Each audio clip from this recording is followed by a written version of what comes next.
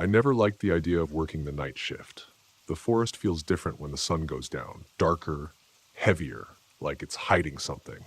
Um, but I didn't have a choice tonight. Too many of the other guys quit the night shift recently and they were short-staffed. So here I am, driving through the winding dirt roads, heading to my post at the fire tower. Normally I work during the day, when the trees look green and peaceful. At night, though, they look like tall, twisted shadows. I packed extra coffee to keep me awake and alert. It wasn't going to be easy. The fire tower is deep in the woods, far from the main road and near this big, foggy lake. Even during the day, that lake gives me the creeps. The mist just hangs over it like something's waiting underneath, ready to crawl out when no one's looking. I try not to think about that as I park the truck and grab my gear. It's just one night, I tell myself. The climb up the fire tower feels longer than usual, maybe because the sky is already so dark. By the time I reach the top, the stars are just beginning to peek through the clouds, and everything is quiet. Too quiet. Usually I can hear crickets or owls by now, but tonight it's just still. I drop my bag inside the small room at the top of the tower and take a deep breath. This is my space for the next 8 hours, a tiny room with windows on all sides overlooking a sea of trees. I've always loved this view during the day. You can see for miles, but at night it's like looking into an endless black ocean with no shore in sight. I do my routine check first, scanning the area with my binoculars. It's my job to keep an eye out for any signs of fire or danger. Usually, I don't see much at night, just the faint outline of trees and maybe the distant shimmer of the lake. But tonight, something feels different. I can't shake this uneasy feeling. Just as I'm about to sit down with my coffee, I catch a glimpse of something on the ridge. At first, I think I'm seeing things, but when I focus the binoculars, I know it's real. There, on the far edge of the ridge, is a figure. A small one, like a kid. They're wearing what looks like a ghost costume. You know, the kind with the white sheet and the dark holes for eyes. But it's June. Who wears a costume in June? A chill runs down my spine. I blink, thinking maybe it's just my eyes playing tricks. But the figure is still there. Standing, perfectly still, staring. Or at least it feels like it's staring right at me. I grab the radio. Dan, you there? I ask, my voice shaking a little. Dan is the only other person out here tonight at a nearby station. He answers, laughing. What's up? You sound spooked. I see something weird on the ridge, like a kid in a costume. Dan chuckles. You're seeing ghosts, man. I'll check it out. I keep my eyes glued to the ridge as Dan's flashlight flickers in the distance, getting closer to where I saw the figure. I wait, my heart pounding. I sit in my chair, gripping the radio tightly, my eyes never leaving the ridge. The flashlight beam from Dan's lantern bounces as he walks closer to the spot where I saw the kid. My heart races, my stomach twists. This doesn't feel right. It's too quiet out here. No wind, no crickets, not even the usual rustling of the trees, just this thick, unsettling silence hanging over everything. I keep replaying what I saw in my head. It wasn't just the figure that was strange, it was how still it was, too still. And the way the ghostly sheet hung over the small body gave it a creepy, unnatural look. I watch as Dan's flashlight gets closer and closer and closer to the ridge. Any second now, he'll reach it. And then we'll figure out what's going on. Maybe it's just some prank, some kid sneaking out for a scare. Yeah, that has to be it. Kids do dumb stuff all the time. Dan, getting close, I ask, my voice breaking the heavy silence. I try to sound calm, but I can't hide the nerves creeping in. Almost there, he answers through the radio. His voice sounds normal, like this is no big deal. Maybe I'm overreacting. Maybe it really is nothing. Then suddenly, Dan's flashlight flickers. It sputters once, twice, and then it dies completely. The light goes out and Dan disappears into the darkness. I lean forward, pressing the radio to my mouth. Dan? Dan, you there? My voice comes out shakier than I wanted it to. No answer. Dan! I shout into the radio, the tension building in my chest. I scan the ridge, but now it's just black. No light, no movement, nothing. My hand tightens around the binoculars as I sweep them over the spot where I last saw him. The eerie stillness is suffocating. The wind should be blowing by now. The trees should be swaying, but everything feels frozen in place. Then, just when I think it can't get any worse, the forest itself seems to react. The quiet becomes louder, if that even makes sense. The absence of sound presses against my ears. It's like the whole forest is holding its breath, waiting. I try the radio again. Dan, come on, man, quit messing around. Still nothing. A sick feeling starts crawling up my spine. Something is wrong. Really wrong. I reach for my flashlight and shine it out over the trees, sweeping it back and forth across the ridge. But as soon as the beam hits the spot where the kid had been standing, I stop. Dead. There's nothing there. The figure, the kid, the ghost. Whatever it was, it's gone. My breath catches in my throat. I should feel relieved that it's not there anymore, but instead, it feels worse. My mind races. Did the kid run off? Was this all some weird prank, or was it something else? I start pacing inside the small room, trying to think, trying to figure out what to do. Every second that Dan doesn't respond feels like a weight pressing down on me. What if something happened to him? What if... Suddenly, a new thought hits me, sending a wave of cold fear through my body. What if that figure I saw wasn't a kid at all? What if it was something else entirely? I grab the radio one last time, my voice shaking. Dan, please answer. This isn't funny anymore. But all I hear is the static of dead air. I stand frozen in the tower, staring out into the pitch-black forest.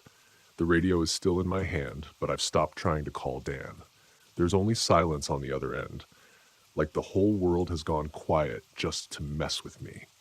My heart pounds so hard I can feel it in my throat. I shine my flashlight down toward the forest below, hoping, praying to catch some sign of Dan. Anything. His flashlight flickering back on, his voice calling out to me. But nothing. The beam of light just cuts through the thick darkness, barely making a dent in the inky black. Then, out of the corner of my eye, I see movement. At first, I think I'm imagining it. I sweep the flashlight back and forth across the base of the tower, searching for what I saw. That's when I spot it. Something, or someone, is moving through the trees. It's slow at first, a shadow gliding between the trunks. I narrow my eyes and aim the light directly at it. My hands start to tremble. A figure steps into view, and my stomach drops. It's not Dan. It's not even close to Dan. It's a woman. At least, I think it's a woman. Her body is all wrong, tall and thin, so thin that her skin looks like it's stretched over her bones, and she's soaking wet. Her eyes glow yellow, and her clothes cling to her in a way that makes my skin crawl. Her skin looks decayed, like she's been dead for days. But it's her eyes that make my blood run cold. They're wide, too wide, and pure yellow. No pupils, just this blank, terrifying stare. Her mouth hangs open in an unnatural way, like she's about to scream, but no sound comes out. For a second, I can't move. I'm locked in place, staring down at her, trying to make sense of what I'm seeing. This can't be real. It just can't. But then, she starts moving. Fast. Too fast. She's at the base of the tower now, looking up at me with that awful blank stare. And then, without warning, she starts to climb. I snap out of my daze, my heart hammering in my chest. She's coming up the stairs. Too fast. Way too fast for something that should even be alive. I slam the door to the cabin shut and lock it, my hands shaking so badly I can barely turn the latch. Footsteps echo up the stairs, heavy and fast, like she's sprinting. My brain races, trying to figure out what to do. There's no way out. I'm trapped up here. I grab a knife from the kitchen drawer, gripping it so tightly my knuckles turn white.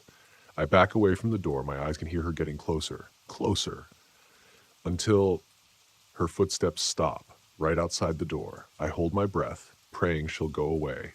But then, the door handle rattles. She's trying to get in.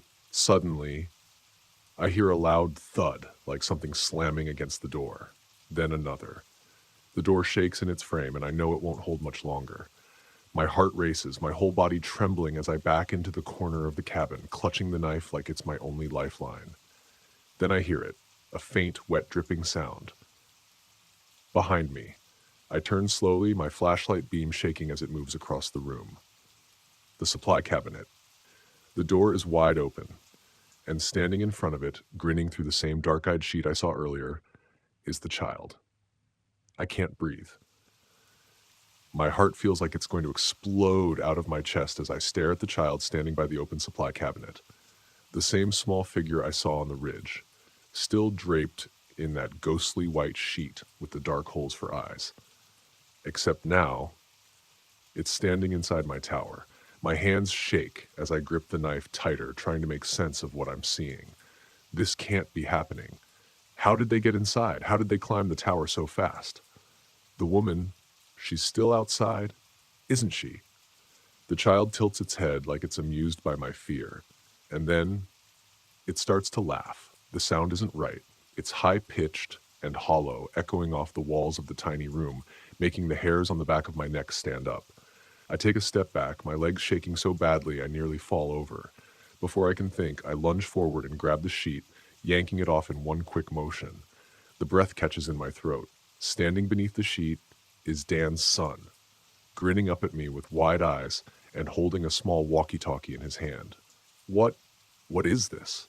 I stammer, trying to make sense of it all. Dan's kid. This was all a joke?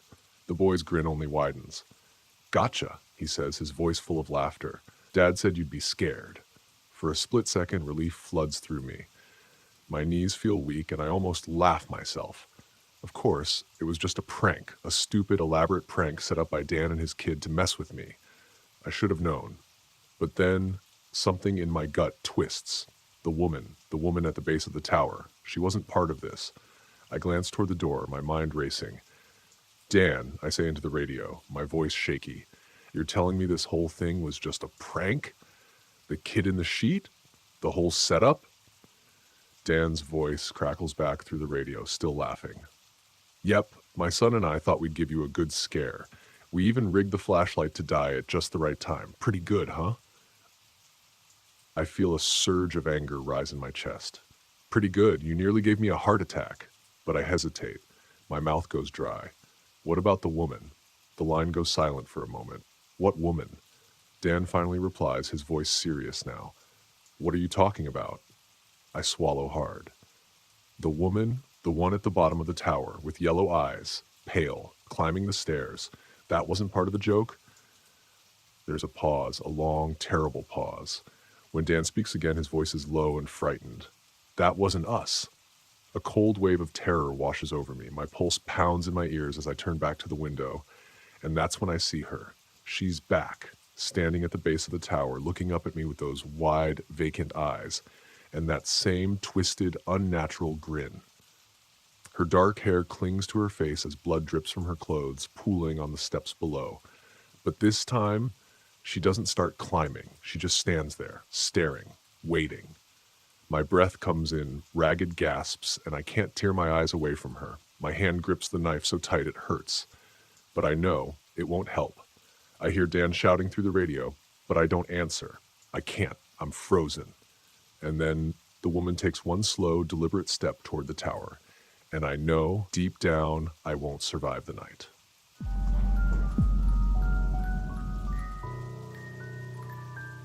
I should have known something was off when my supervisor called me in for an urgent adjustment to my usual shift. A bunch of people had recently bailed on the night schedule without much of an explanation, so it landed in my lap. At first, I wasn't exactly thrilled, but a small part of me was curious about what it would be like to watch the park after dark. I guess I figured it would be hours of quiet, broken up by the occasional hoot of an owl or the flicker of a flashlight. So there I was, hiking up the tower's endless steps with a backpack full of coffee, energy drinks, and whatever courage I thought I had. The night air tasted cool, almost damp, and my boots crunched on the gravel in a way that echoed, like I wasn't the only one listening. By the time I made it to the top, my legs felt like jelly, but I forced myself to shrug it off. The tower's narrow wooden platform led me into a cramped room with 3 walls of glass and a 4th wall hosting a door. There was a rickety bed, a tiny kitchen corner with a mini fridge and a microwave, plus a desk where the radio station sat, blinking. I gave the radio a test. Static popped and hissed, but Donnie's voice eventually came through, saying something about how I'd better make friends with my flashlight because the moon was barely out. That bit of chatter steadied my nerves a little. At least I wasn't alone in the world. I stepped onto the balcony to get a proper look at my surroundings. Trees stretched in nearly every direction, their tops swaying faintly in the breeze. Off to my right was the lagoon, which looked more like a giant puddle choked with algae, lily pads, and random debris. The water sat way too still for my comfort. Meanwhile, the usual nighttime orchestra kicked up. Frogs, crickets, leaves rustling. It was almost soothing. I leaned over the balcony rail, scanning the area with binoculars. At first I spotted nothing except a few moonlit clearings and shadows that I assumed were just logs or rocks. But near one of the ridges, I caught a glimpse of something pale, a shape that stood out against the dark. It looked suspiciously like a person. Maybe a kid wearing a blanket with two big circles where eyes might be, a ghost costume, in the middle of summer, on federal land, with no one else around. It threw me off so hard I nearly dropped the binoculars. I blinked, steadying the lenses again. The little ghost figure was still staring straight at the tower. Part of me wanted to believe it was just some leftover prank, but my gut churned in protest. I pulled out my handheld radio and called Donnie. "Hey man, you in earshot? I don't even know how to say this. There's a kid dressed like a ghost on the ridge right below the big dip in the tree line." Donnie sounded as confused as I was. "A ghost? You serious?" "As a heart attack," I muttered. "Could be some lost camper kid or maybe a runaway. Want to check it out before it becomes our problem?" He sighed but agreed. "Fine, I'll head that way. Keep your eyes on them and let me know if they move." I caught a flicker of Donnie's flashlight weaving through the dark beneath me. He wasn't fast, but at least he was going in the right direction. I stayed on the balcony, sweeping the binoculars around, glancing back at the ridge every few seconds. The figure didn't move at all, like it was a statue with a bedsheet draped over it. Then, just as Donnie's light got close, his flashlight went out. The beam vanished so abruptly that I thought maybe my eyes had tricked me. My radio let out a burst of static, and Donnie's voice cut off mid-sentence. In that exact same instant, the forest dropped every sound it had. Not one chirp, not one rustle. The hush felt alive, like I'd stepped into some bubble of silence. My pulse hammered in my ears, and I stumbled back into the tower, practically yanking the door off its hinges to close it. I tried calling Donnie again. Nothing but static. My flashlight spotlighted the corners of the tower's room, and everything looked normal, but my nerves were lit up. I decided to go back outside, maybe yell into the darkness a few times. That was when I noticed a shape below, next to the first flight of steps. It looked like a woman, but impossibly tall and unnaturally thin, with a soaked dress clinging to her body. Her hair dangled in wet clumps, and she seemed bent at odd angles, like someone had tried putting a puzzle together the wrong way. She wasn't just dripping, she looked swollen with water, her skin a sickly bluish color that glistened in the moonlight. She lifted her face, eyes cloudy like murky pond water. Her mouth stretched open, far too wide. A sound emerged, a high-pitched gurgling, way too loud to be human. My stomach flipped. Every cell in my body demanded I get the hell away from that door. I jumped back inside, locking the knob as fast as I could, though a flimsy piece of metal didn't feel like it could stop anything. The radio squawked uselessly from the desk, providing zero comfort. I stayed there, pressed against the wall, trying to catch my breath, shining my flashlight at the door, in case the woman decided to break it down. I could still sense her presence outside, but I had no idea if she'd left or if she was crawling her way up to the balcony. Then, the closet door creaked open. I nearly dropped my flashlight.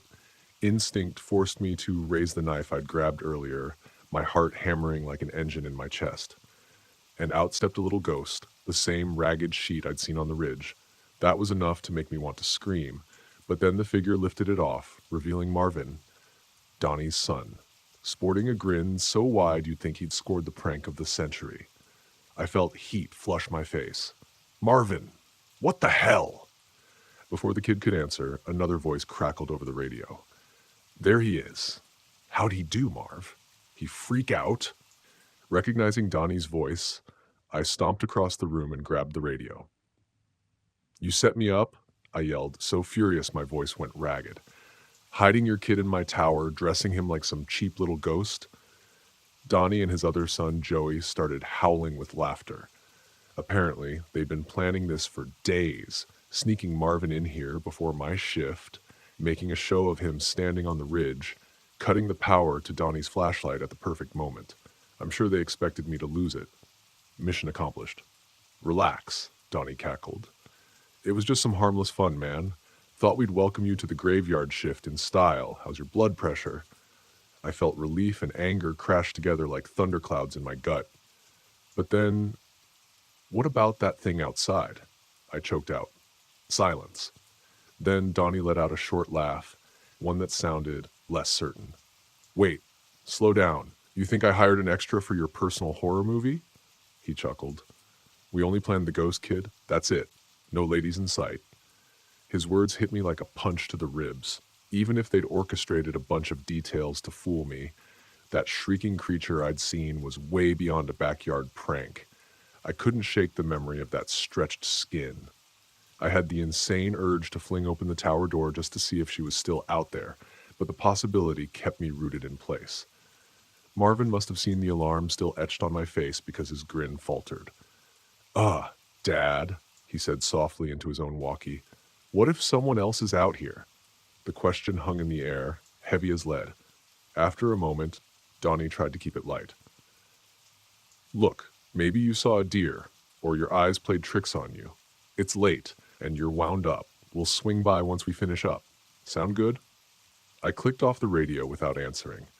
My anger was draining, replaced by an old, deep fear that stuck to my thoughts like tar. Part of me wanted to chase Marvin out with a scolding, but a stronger part, maybe the protective side, wouldn't risk letting him leave alone until this thing was explained or gone. I had zero trust in that black stretch of forest. I paced the tower, double-checking windows and fiddling with the lock on the door. It felt so thin, like a stiff wind could knock it down. Meanwhile, the night outside remained too quiet for comfort. Marvin looked just as jumpy as me now, hugging his arms close to his body, like the joke wasn't so funny anymore. Time crawled. Every so often, I'd catch a glimpse of movement outside, a branch shifting or a swirl of mist over the lagoon, but I never saw that gaunt figure again. It was almost worse, not knowing if it was still lurking beneath the tower. At one point, a faint screech echoed from somewhere in the woods, and I nearly tripped over my own feet, spinning around to face the door. Marvin squeaked, then tried to laugh it off, but his eyes were wide. By the time the first streaks of dawn arrived, I felt shredded. My chest was tight, my muscles stiff from clenching. Donnie came through on the walkie once more to say something about making the rounds, but I barely registered it. All I could think was that if I had to do another shift here, locked in this fishbowl, I'd lose my mind. Jokes were one thing, but that woman's milky gaze was not something you faked with store-bought makeup. I couldn't explain it, and Donnie wouldn't listen. That left me with one real choice. "All right, Marvin, time to go," I said quietly and escorted him down the tower steps in the fragile early light. The two of us jumped at every rustle or bump. I was armed with that kitchen knife, feeling ridiculous but unable to relax. The lagoon looked almost peaceful in daylight, but I was too on edge to appreciate it. By the end of that endless descent, my mind was made up. The moment I got the chance, I'd inform the higher-ups I wasn't staying on nights. Not another hour. Let them call me paranoid. Whatever I'd seen out there, it wasn't just a trick of the dark. Something in those woods had noticed me, and I had no intention of sticking around for round two. Marvin and I trudged toward the ranger station, the first rays of sun hitting the trees in a washed-out glow. Part of me expected to see that soggy figure trailing behind us, but every time I looked over my shoulder, it was only empty space. Maybe that was even scarier. It meant it could still be anywhere. I'd always believed the night shift was nothing but quiet hours, but nothing from this point forward would ever feel normal again. When I glanced back at the tower, all I saw was a lonely shape against the morning sky and the silent, unmoving lagoon. But I remembered that scream. I remembered the hush that followed it too, and I wondered if maybe it was the woods themselves sending a warning. Some things aren't meant to be watched after dark, at least not by anyone who wants to make it home sane.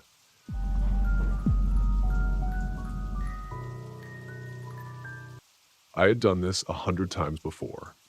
Searching for missing campers was part of my job as a park ranger, and honestly, it usually ended with someone just lost or confused. But this time felt different from the start.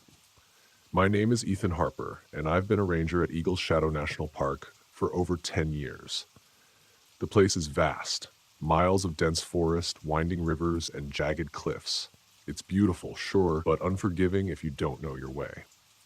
Daniel Clean, the missing camper, had been out there for 3 days now. He hadn't left a single trace behind, which was strange. Most of the time, lost hikers left footprints, scraps of food wrappers, or at least a trail of some sort. But not Daniel. It was as if he had just disappeared. My team for this mission was small but solid. There was Sarah Morales, my second in command and one of the best rangers I knew. Calm under pressure, smart, and someone I could always count on. Then there was Dr. Greg Owens, the park's biologist. He wasn't much of a hiker, but he knew the wilderness like the back of his hand. Jake Donnelly and Mia Caldwell rounded out the team, 2 younger rangers, both eager but pretty green. I wasn't thrilled about taking rookies this deep into the forest, but I didn't have a choice. We set out in the late afternoon, the sun casting long shadows through the towering pines. As we hiked deeper into the Whispering Pines section of the park, I couldn't shake the feeling that something was off. It wasn't just the thick, almost suffocating silence that blanketed the area. It was more than that. An unspoken tension hung in the air, like the forest itself was watching us. "Ethan, look at this," Sarah called out, breaking the silence. I turned to see her crouching over some animal tracks, but there was something wrong with them. They led a few feet into the underbrush, and then nothing. The prints just stopped, as if whatever made them had been lifted straight into the air. "That's not possible," Greg muttered, scratching his head. He bent down to examine the tracks more closely, but even he didn't have an answer. No predator out here could do that. "It doesn't make sense." We pressed on, though the unease was starting to settle in my gut. The deeper we ventured into the forest, the quieter it became. No birds, no rustling leaves, not even the wind. Just silence. And that silence felt wrong. The first real scare came when Jake froze in his tracks. "Did you hear that?" he whispered, his voice barely audible. "Hear what?" I asked, scanning the trees around us. Everything looked normal, but I couldn't shake the feeling that we weren't alone. "A cry. It sounded like someone calling for help," Jake said, his face pale. "But it didn't sound right." "Probably just the wind," I said, as was trying to keep things calm. But inside, I knew something wasn't right. The wind hadn't made a sound all day. We finally reached Daniel's campsite just before the sun dipped below the horizon. His tent was still there, untouched. His supplies were all in order. It didn't make any sense. If Daniel had left, he hadn't taken anything with him. His backpack, his food, even his water bottle. Everything was still in place. "Why would he leave without his gear?" Mia asked, her voice trembling slightly. I didn't have an answer for her. None of this added up. People don't just vanish without a trace. "We'll set up camp here for the night," I said, though I didn't like the idea of staying in this place any more than they did. "We'll keep searching in the morning." As we began to settle in, the light faded, and the forest seemed to change around us. The shadows grew longer, darker, as if they were creeping closer to our camp. Sarah sat by the fire, staring out into the trees. Suddenly, she stood up, her eyes wide. "I saw something," she said, her voice shaky. "Out there, a figure. It was watching us." I grabbed my flashlight and swept it across the tree line. Nothing, just endless trees stretching into the darkness. "Maybe it's Daniel," Jake suggested, though he didn't sound too sure. "Or maybe it's something else," Mia whispered, barely loud enough to hear. The air had grown colder, now the fire flickering weakly against the increasing chill. That's when we heard it. The first howl started low and distant, like the wind, but then it grew. It was a deep, guttural wail, almost human, but warped and wrong. It echoed through the trees, sending shivers down my spine. "Stay close," I ordered, gripping my flashlight tighter. But deep down, I wasn't sure staying close was going to be enough. This wasn't just a search anymore. Something was out there with us. And whatever it wasn't human. I didn't sleep much that night. None of us did. That strange howl echoed through the trees for hours, low and haunting, like something was calling out to us. We huddled by the fire, trying to convince ourselves it was just an animal, maybe a wolf or a coyote, but deep down, I think we all knew better. By morning, the fire had burned down to embers, and the forest was eerily quiet again. Too quiet. No birds, no rustling leaves, nothing. The kind of silence that made your skin crawl. I glanced at Sarah, who was rubbing her arms, her eyes darting to the tree line every few seconds. "We should keep moving," she said, her voice low. "I don't like staying here." I nodded in agreement. The sooner we found Daniel, the better. The campsite had given us no answers, only more questions. Why would he leave his gear? Where did he go? And what was that awful sound we kept hearing? Jake, looking paler than usual, kicked dirt over the fire to put it out. "What do you think it was last night?" he asked, trying to sound casual, but the edge in his voice gave him away. "Just the wind," I lied. But Jake didn't look convinced. Neither was I. As we packed up, Greg tapped me on the shoulder. "Look at this," he said, pointing to the trees surrounding our campsite. I followed his gaze, and my stomach dropped. Deep claw marks gouged the bark, long and jagged. They weren't there when we arrived last night. That doesn't look like anything I've seen before," Greg said, his voice shaking a little. "Too big for any animal around here." I swallowed hard, trying to stay calm. Let's not jump to conclusions. Could have been a bear. But even as I said it, I knew it didn't make sense. Bears didn't come this far into the forest, and these marks were way too big, too deep. We set off again, moving deeper into the whispering pines. But the deeper we went, the more the forest seemed to close in on us. The trees here were taller, their thick branches creating a canopy that blocked out most of the sunlight. Everything was dim, shadowy, like the woods were swallowing us whole. Hours passed, but we hadn't found a single clue about Daniel's whereabouts. Just more silence. And then out of nowhere, Jake stopped dead in his tracks. "Did you hear that?" he whispered, looking around wildly. I frowned. "Hear what?" Someone calling for help," he said, his face pale. It sounded like Daniel. We all stopped, listening, but I couldn't hear anything. "Jake, are you sure?" I asked, even though I knew the answer. "I swear, Ethan, I heard him," he insisted, his hands trembling. He was calling my name. I exchanged a glance with Sarah. Something wasn't right. Jake was jumpy. Too jumpy, and it was starting to get to the others, Ingrid. "Maybe you're just hearing things, Jake," I said gently, though I wasn't sure I believed it. "We're all tired." Jake shook his head furiously. "No, I heard him. He's out there." "Let's keep moving," Sarah said, her voice tense. "Standing around here isn't going to help." Reluctantly, Jake fell in line, but I could tell he was still on edge, glancing over his shoulder every few minutes like he was expecting something or someone to jump out of the shadows. As we trekked further into the forest, the trees grew thicker, darker. The air felt heavy, like it was pressing down on us. I could feel the tension rising in the group, every crack of a branch or rustle of leaves making us all jump. I tried to stay focused, but the forest seemed to twist and turn in ways that didn't make sense. It was like we were being led in circles, and then, just as I was starting to think we'd never find our way out, Jake gasped and pointed ahead. "There! Do you see him?" We all looked, but I didn't see anything at first, just trees, shadows, and the dim light filtering through the branches. But then there was a figure, far off, just barely visible between the trees. "Daniel," I called out, taking a step forward. The figure didn't move, it just stood there, still and silent. I took another step, but Sarah grabbed my arm. "Ethan, wait, something's wrong." She was right. The figure, it wasn't acting like a person. Its posture was off, that twisted in a way that made my stomach turn. And its eyes, they were black, completely black. No whites, no pupils, just empty, soulless darkness. My blood ran cold. "Jake, stay back," I warned. But Jake wasn't listening. He was already moving toward the figure, calling Daniel's name. "Jake, stop!" I shouted, grabbing his arm and pulling him back. The figure didn't move.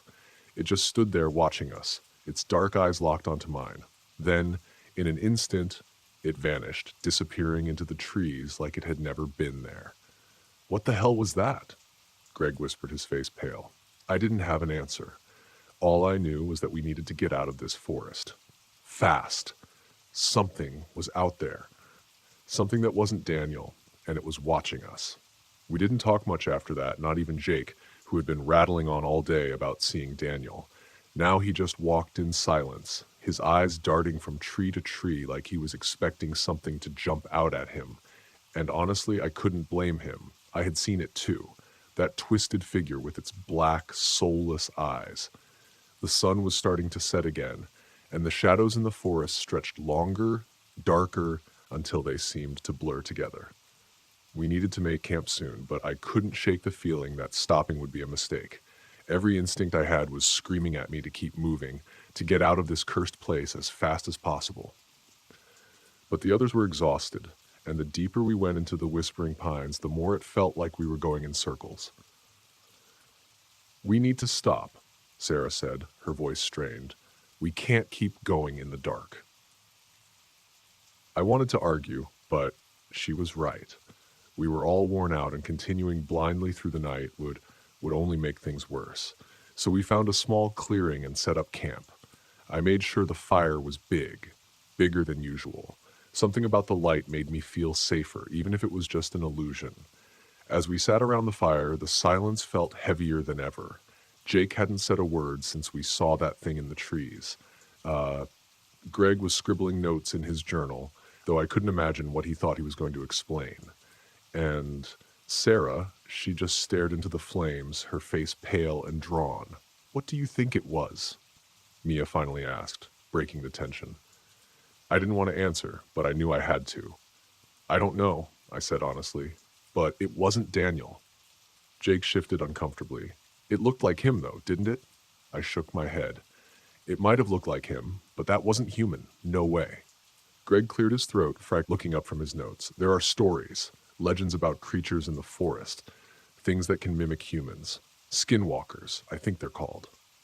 "Skinwalkers?" Mia asked, her voice trembling. "Like from those old Navajo stories?" Greg nodded. "They can take the form of people, animals, whatever they want. It's said they use voices to lure people in." "That's just a myth," Sarah cut in, her tone sharp. "Stories to scare kids around the campfire." "Maybe," Greg said. But what we saw out there, it fits the description." Before we could debate it further, a voice broke through the silence. "Help! Help me!" We all froze. It was a woman's voice calling out from the trees, and not just any voice. Mia's voice. We turned to Mia, who sat with us by the fire, her face draining of all color. That's my voice," she whispered, her eyes wide with fear. The voice called out again, sounding even closer this time. "Please help me. I'm lost." I stood up, heart pounding in my chest. "Stay close to the fire," I warned the others. "It's trying to trick us." "But it sounds so real," Mia whispered, her hands shaking. "How can it sound exactly like me?" "I don't know," I admitted, "but we're not going anywhere." The voice continued, now circling our camp, calling for help in Mia's voice, each time more desperate than the last. But we stayed put, huddled by the fire, refusing to be lured into the dark. And then, without warning, the voice stopped. The silence that followed was even worse. For a few minutes, no one moved, no one spoke. We just sat there, listening to the crackling fire and the eerie quiet of the forest. And then, out of nowhere, Mia screamed. We all turned to see her being dragged away into the darkness, her legs kicking wildly, her hands clawing at the ground. Her scream echoed through the trees, and then, just like that, it was replaced by an awful, twisted version of her own voice, calling back to us. "Help! Help me! I'm lost." I grabbed a flashlight and ran toward where Mia had been dragged, but there was nothing. No sign of her, just more of that horrible silence. And the sound of her voice, no, the creature's voice, calling out from deeper in the forest. "It's playing with us." Sarah whispered, her face pale. "It's taking us one by one." I felt panic rising in my chest, but I pushed it down. "We need to get to the old watchtower," I said, my voice firm. "If there's any chance of getting help, that's our best shot." Greg looked doubtful. "What makes you think we'll make it?" "We don't have a choice," I snapped, trying to keep control of the situation. "It's either that or we sit here and wait for it to come back." Sarah nodded, standing up. "Ethan's right. We need to move." We packed up quickly, the fire still burning behind us as we plunged back into the darkness of the forest. The creature's voice followed us the entire way, calling our names in familiar voices, always just out of sight. But no matter how fast we moved, I could feel it closing in. We were being hunted, and I had no idea how we were going to survive. We made it to the old watchtower just as the last light of the day faded behind the mountains. The wooden structure loomed above us, tall and weathered, with broken windows and a door that hung crooked on its hinges. It wasn't much, but it was our only chance.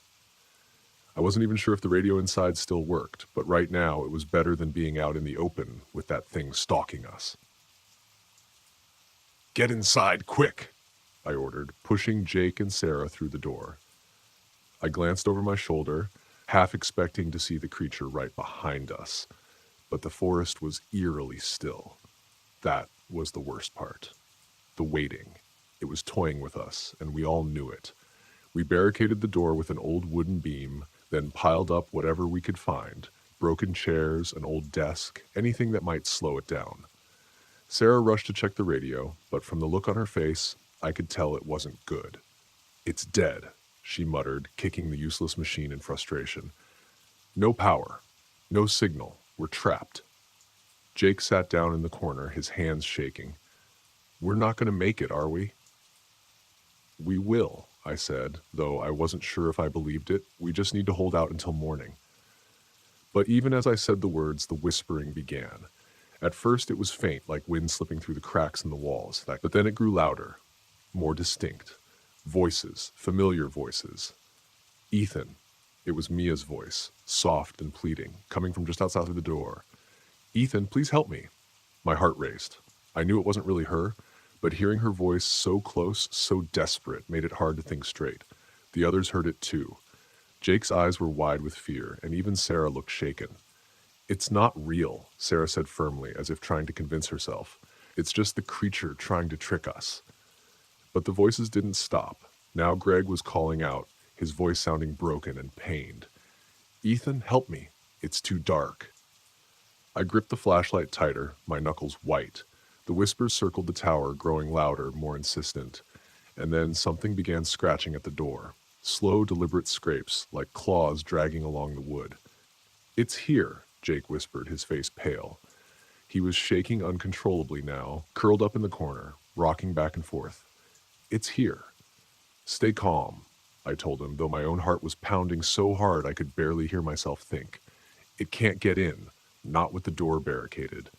But the scratching grew louder. It sounded like nails raking across the wood.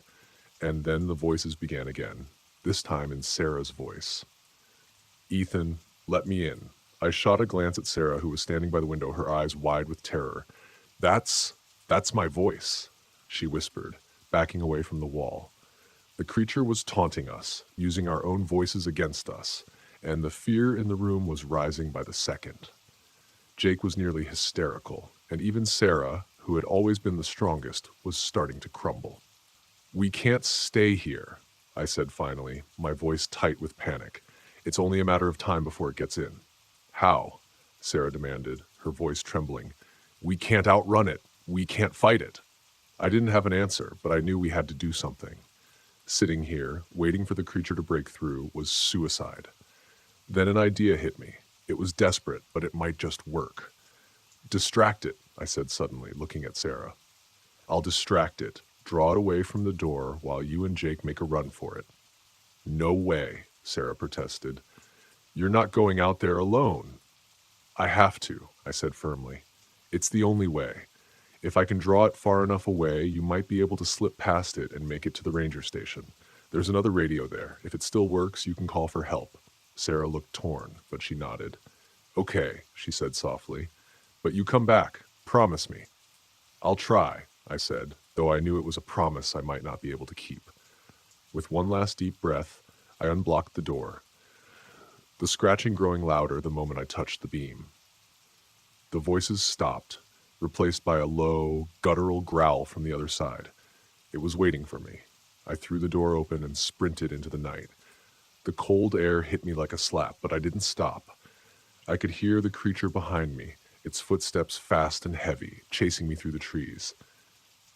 But I didn't look back. I couldn't. "Come on," I yelled, my voice hoarse. "You want me? Here I am." I heard a snarl, close now. Too close. My legs burned, but I pushed harder, darting between the trees, trying to lead it away from the watchtower. Then from the corner of my eye, I saw it. A figure running alongside me. It was the creature. Its body shifted, its face twisted, until it looked just like me. For the first time in my life, I felt true terror. It was wearing my face, and then it lunged.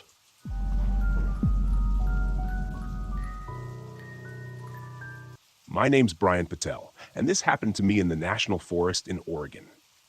I grew up in Portland and spent most weekends hiking the trails with my dad. After he passed away, I kept the tradition alive, even though the solitude wasn't quite the same. I wasn't the sentimental type, but being out there brought some quiet to my otherwise loud, chaotic life as an electrician. That particular weekend, and I'd planned a 2-day solo trek, something to clear my head and test out some new gear. I wasn't an ultralight fanatic or anything, but I liked keeping things minimal. Just me, the trail, and whatever nature threw at me. My route started at Timberline Lodge and cut through some backcountry trails that didn't see much traffic. It was early morning when I set out, a thermos of black coffee in one hand and a map in the other. The first few hours were uneventful. The trails were damp from rain earlier in the week, and the scent of pine mixed with the occasional waft of mushrooms kept things pleasant. Around noon, I passed an older couple hiking with trekking poles. They waved but didn't stop to chat, which was fine by me. Solitude was the point. It was late afternoon when I noticed the first odd thing. I'd stopped at a clearing to refill my water from a nearby creek. The silence was too perfect. No birds, no rustling, nothing. It wasn't unusual for animals to scatter when a human came stomping through, but this was eerie, like the forest was holding its breath. I joked to myself that maybe I'd finally reached that perfect peace people were always yapping about in self-help books. As I climbed higher into the denser part of the forest, the feeling lingered. Every so often, I'd hear a snapping twig or see a flash of movement out of the corner of my eye, but I chalked it up to squirrels or deer. That changed when I reached the ridge. There was a campsite up there, or at least what was left of one. A collapsed tent lay flattened against the dirt, its poles bent at odd angles. Gear was scattered around like someone had emptied a backpack in a panic. What caught my attention was the cooler, one of those sturdy, bear-resistant kinds. Its lid was wrenched open, and deep claw marks gouged the plastic. I didn't recognize the pattern. It didn't look like bear claws. Whatever did it had talons. I poked around cautiously. A jacket with a name tag, Franklin, hung on a low branch, ripped down the middle like someone had tried to peel it off. That's when I saw the blood. Not a lot, but enough to know something had gone wrong.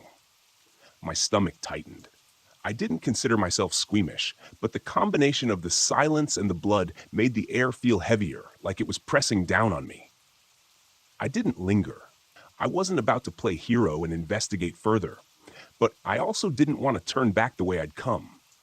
The campsite had a bad vibe, and if someone was injured, I wasn't eager to meet whatever or whoever had caused it. I decided to push forward toward a secondary trailhead about 5 miles out. It wasn't on my original route, but it would get me out of there quicker. The trail narrowed as I descended into a gully. Thick undergrowth swallowed most of the light, and the temperature seemed to drop. My boots squelched in the damp earth as I pushed past ferns that slapped against my legs. About halfway down, I caught a foul odor, like rotting meat mixed with damp fur. My first thought was a dead animal, maybe a cougar kill left to rot, but it was strong enough to make my eyes water. Then I heard it, a low, deep rumbling noise that didn't sound natural. It wasn't a growl, But it wasn't mechanical either. It reverberated through the trees, making it impossible to pinpoint the direction. My fight or flight instincts kicked in, and I chose the third option, freeze. I crouched low, scanning the trees, my heart hammering in my chest. The noise came again, closer this time, followed by the crunch of heavy footsteps. I forced myself to move, creeping forward as quietly as possible. The trail curved ahead, and just as I rounded the bend, I saw it, or at least part of it. A massive, hulking shape loomed through the trees, crouched over something on the ground. Its limbs were grotesquely long, the joints bending in ways that didn't make sense. It had patches of wiry fur mottled with bare, pale skin. What struck me most was its posture, like a predator that had evolved to ambush. I stayed hidden behind a tree, trying not to breathe.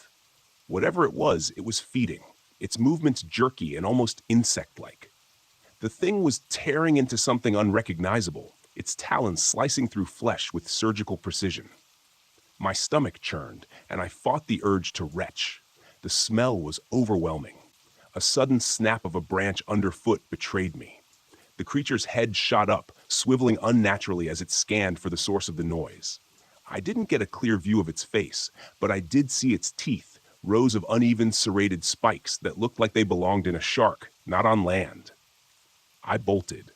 Stealth be damned, I sprinted down the trail, branches clawing at my face and arms. The sound of pursuit was immediate, heavy footfalls crashing through the undergrowth. I didn't dare look back. My pack jostled against my shoulders as I weaved through the narrow trail, adrenaline pushing me faster than I thought possible. The trail forked ahead, and I veered left without thinking. Bad move. The path led to a dead end, a sheer drop-off into a ravine. My options were limited. Jump and risk breaking something, or turn and face the thing head-on. Neither seemed appealing. I scrambled up a boulder, hoping to gain some height and buy myself time.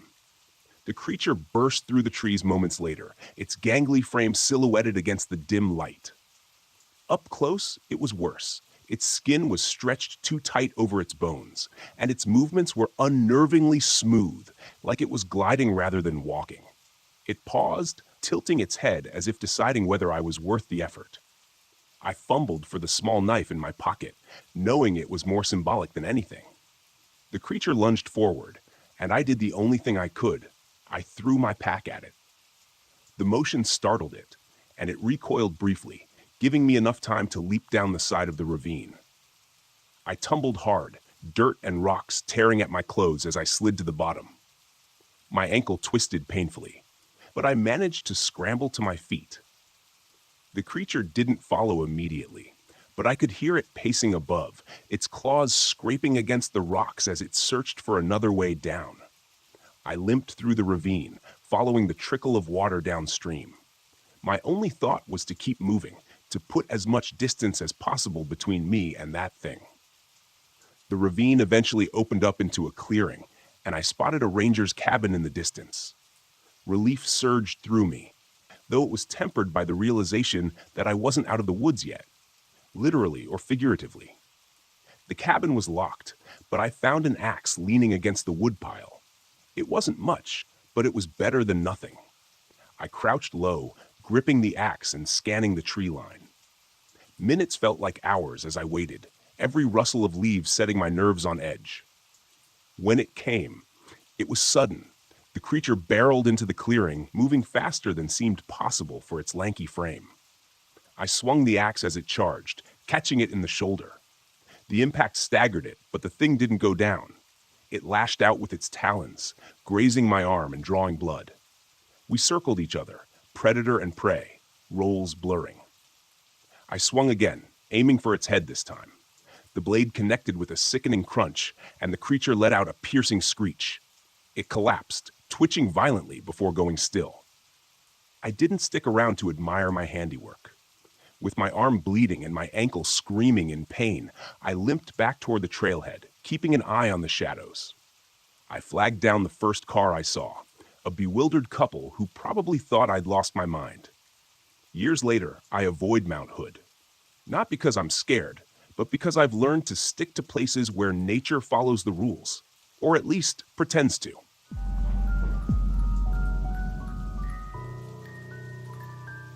I'm going to be honest with you.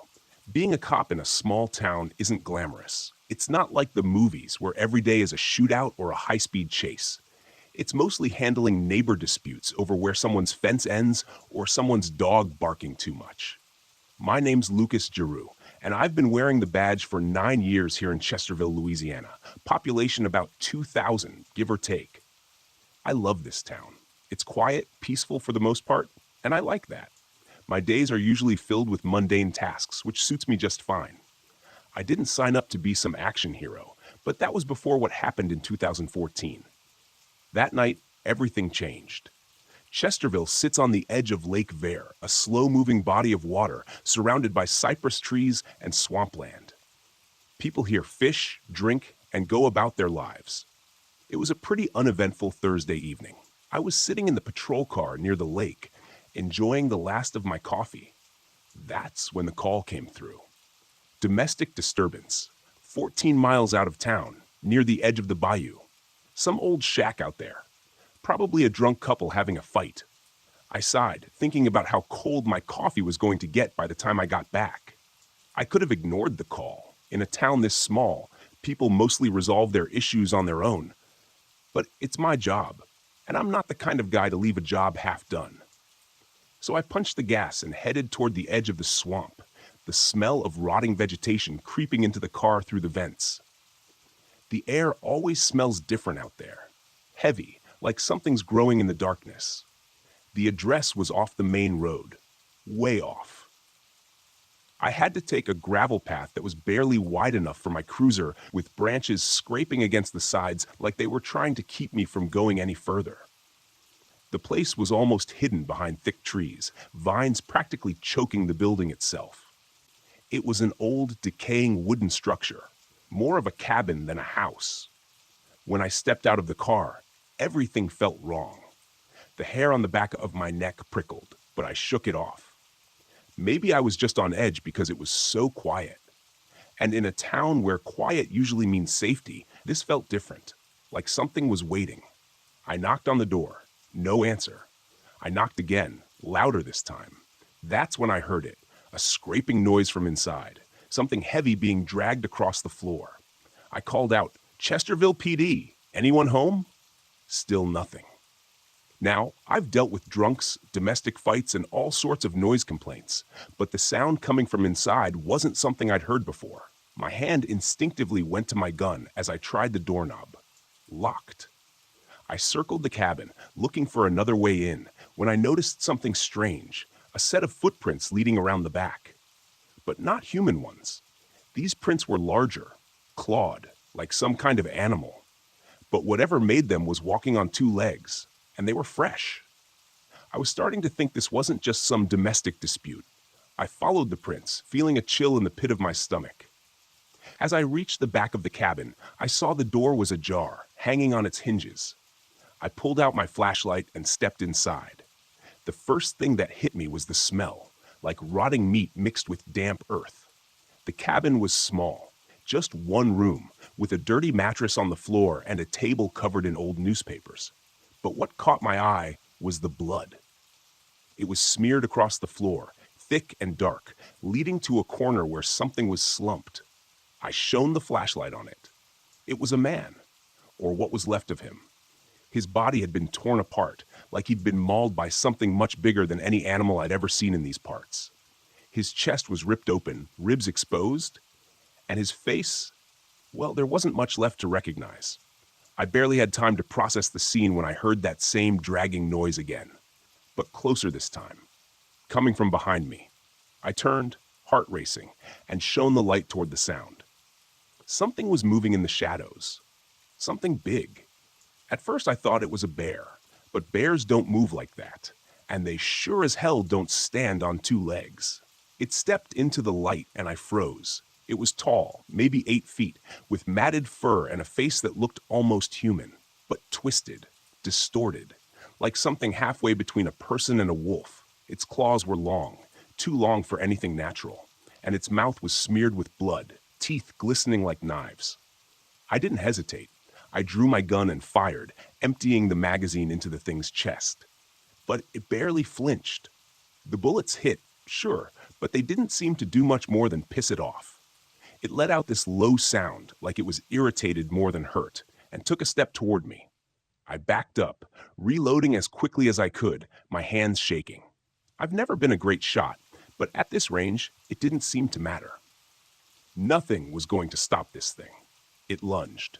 I dove out of the way, crashing into a shelf that sent bottles and cans scattering across the floor. My head was spinning, but I managed to scramble to my feet and run for the door.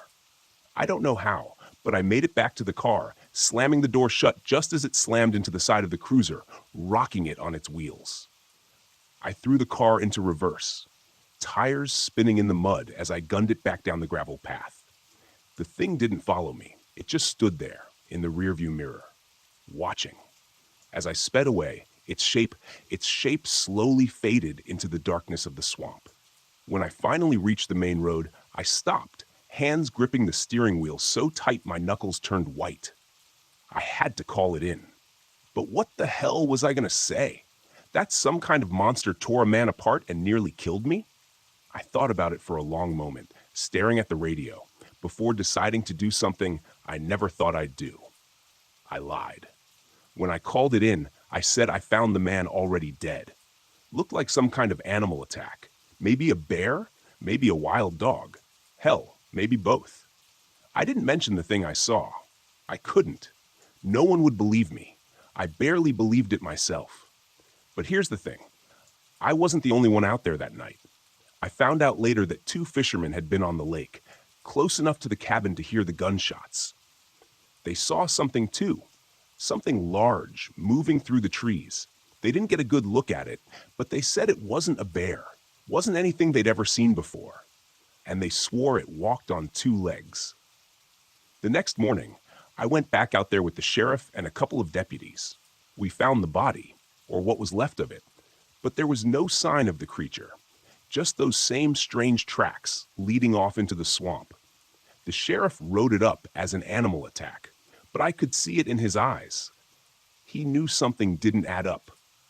I've thought about that night a lot since then, about how close I came to ending up like that poor bastard in the cabin, and about what's still out there, lurking in the swamp. Some nights, when it's real quiet, I wonder if it's still watching. But I've learned not to go looking for answers. Sometimes, in a place like this, it's better to let the mysteries stay buried.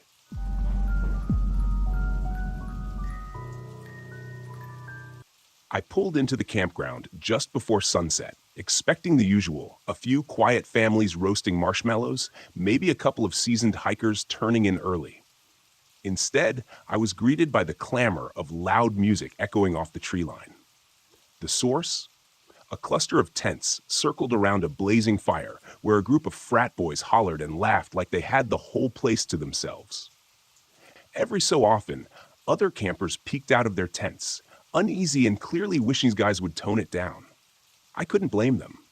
Noise doesn't just shatter the calm of a campsite, it draws attention from things best left undisturbed. Out here, folks whisper about the ghost cats, those local mountain lions known to slip into camps without warning. I'd seen enough tracks in eerily close proximity to sleeping bags to know these stories were more than just rumors. I parked my rig a little ways off and walked over, picking my path carefully around scattered coolers and folding chairs. As I got close, the frat boys paused their banter, giving me that half-attentive look. They were mostly older teens or early 20-somethings, still buzzing with alcohol and late-night bravado. Evening, I started, trying to keep it friendly but firm. I'm the ranger on duty. Got some other campers worried you're attracting unwanted attention. I motioned toward the looming tree line. These woods have a reputation, and it's not for the best sing-alongs. They laughed it off at first, so I leaned in, lowering my voice. I described how mountain lions sometimes stalk the perimeter of noisy camps, how you won't spot them until they're practically brushing against your tent walls. I explained how we call them ghost cats because of their uncanny silence, the way they seem to appear out of nowhere. They sobered up a bit. A couple exchanged uncertain glances, but one just shrugged, muttering that they'd keep it down. I issued a final warning anyway. Stay quiet. Don't wander off, and if you hear anything odd outside in the dark, make no sound. I only hoped they'd actually listen. Once I'd done all I could, I headed back to the station. My buddy Jim was there, flipping through some old wildlife photos. He raised an eyebrow when I told him about the frat boys. Let me guess, blasting music, ignoring every rule we've got, right? He said, clearly unimpressed. Bingo, I replied. And they're not taking the mountain lion threat seriously. He let out a quiet laugh that contained zero humor. We both knew this was more than a minor annoyance. If something did happen, we'd be the ones hauling them out, or dealing with an injured cat that got too comfortable around humans. That's when we started talking about a plan. Not to harm anyone, obviously, but to rattle them enough that they'd finally grasp the gravity of a place like this. Jim reminded me about the old lion pelt in our interpretive center. Used it once or twice for educational tours, though it always gave me the creeps. Its glass eyes caught the light in this unnerving way, like it was still alive. We also had night vision goggles stashed away, thanks to a budget splurge before the new fiscal year.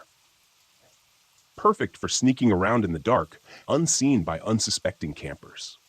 Over the next half hour, we pieced together a strategy: fake prints, hidden growls, and a well-timed appearance of a lion silhouette. It might just be the jolt they needed to pack up, or at the very least, dial down the party volume. Grabbing the pelt from a dusty storage closet, I noticed the faint, musty smell of fur mixed with something almost medicinal. I ran my hand over the stiff mane, shivering at how realistic it still felt. Next, we tested the night vision goggles.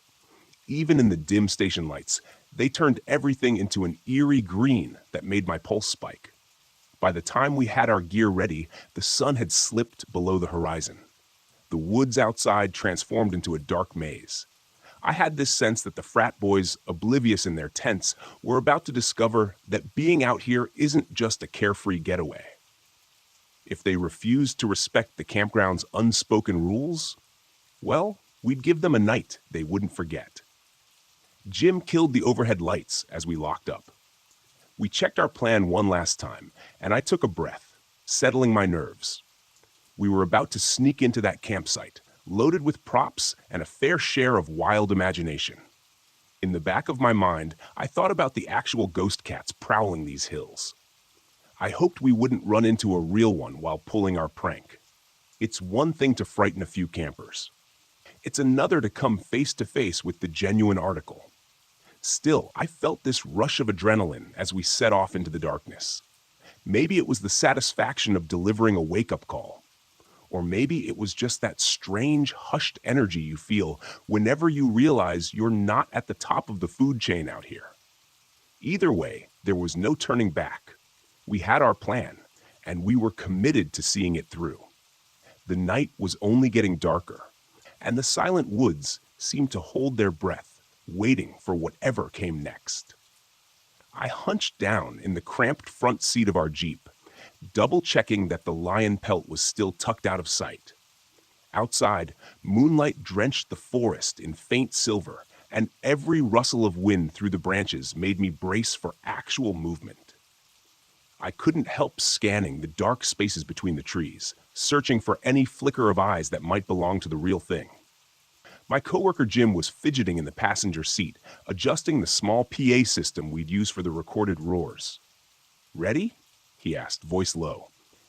"As I'll ever be," I replied, half hoping those frat kids were already asleep and half itching to put our plan into action. Either way, we needed to move quickly.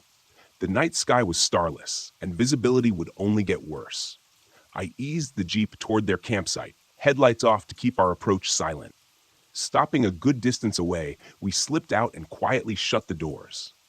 The path under our boots was damp from an earlier drizzle, which made our footfalls softer, but also gave the soil a perfect texture for stamping fake tracks. One by one, we planted oversized paw prints in the mud, making sure to press deeply near the tents. Every so often, we paused to listen, worried someone inside might stir and peek outside. But all we heard was the faint crackle of a dying fire. Next, Jim propped the lion pelt onto two sturdy sticks we duct taped together. Seen straight on, it was eerily convincing, Massive head, snarling mouth, and the kind of glassy eyes that appeared to stare into your soul. I caught myself glancing over my shoulder, half expecting an actual animal to emerge, drawn by the uncanny shape. With the pelt set up, we turned to the other part of our plan, the roars. We'd preloaded the PA system with a series of snarls and growls from real mountain lion recordings. Jim started them at a low volume from across the clearing.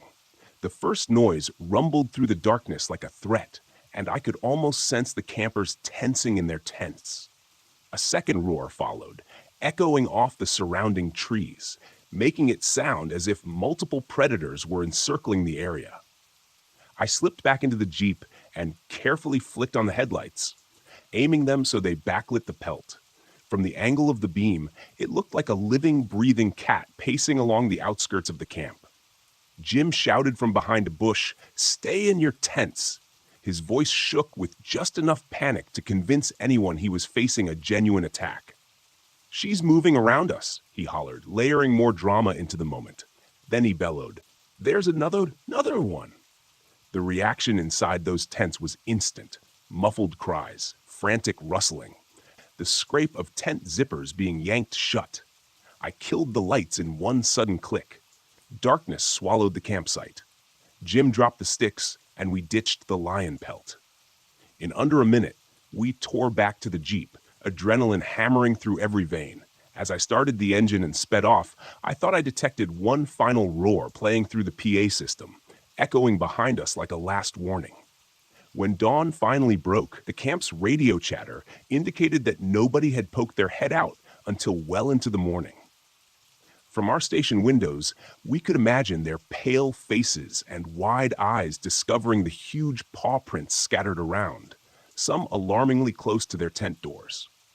We heard they packed up not long after, throwing nervous glances over their shoulders at the looming forest. No doubt, they were rattled to the core. Jim and I swapped glances, both relieved to hear they were safe, but also satisfied we'd given them something to think about. We'd wanted them to respect these woods, or at least remember that nature doesn't tolerate fools. From what we heard later, they told everyone about the mountain lion attack they'd barely survived. Maybe next time, they'd remember that out here. Silence can be the difference between a peaceful night and something far more dangerous.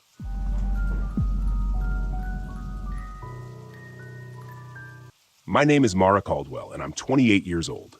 This happened along Paint Creek Scenic Trail in West Virginia during a trip I'd planned to reconnect with my art, and frankly, myself.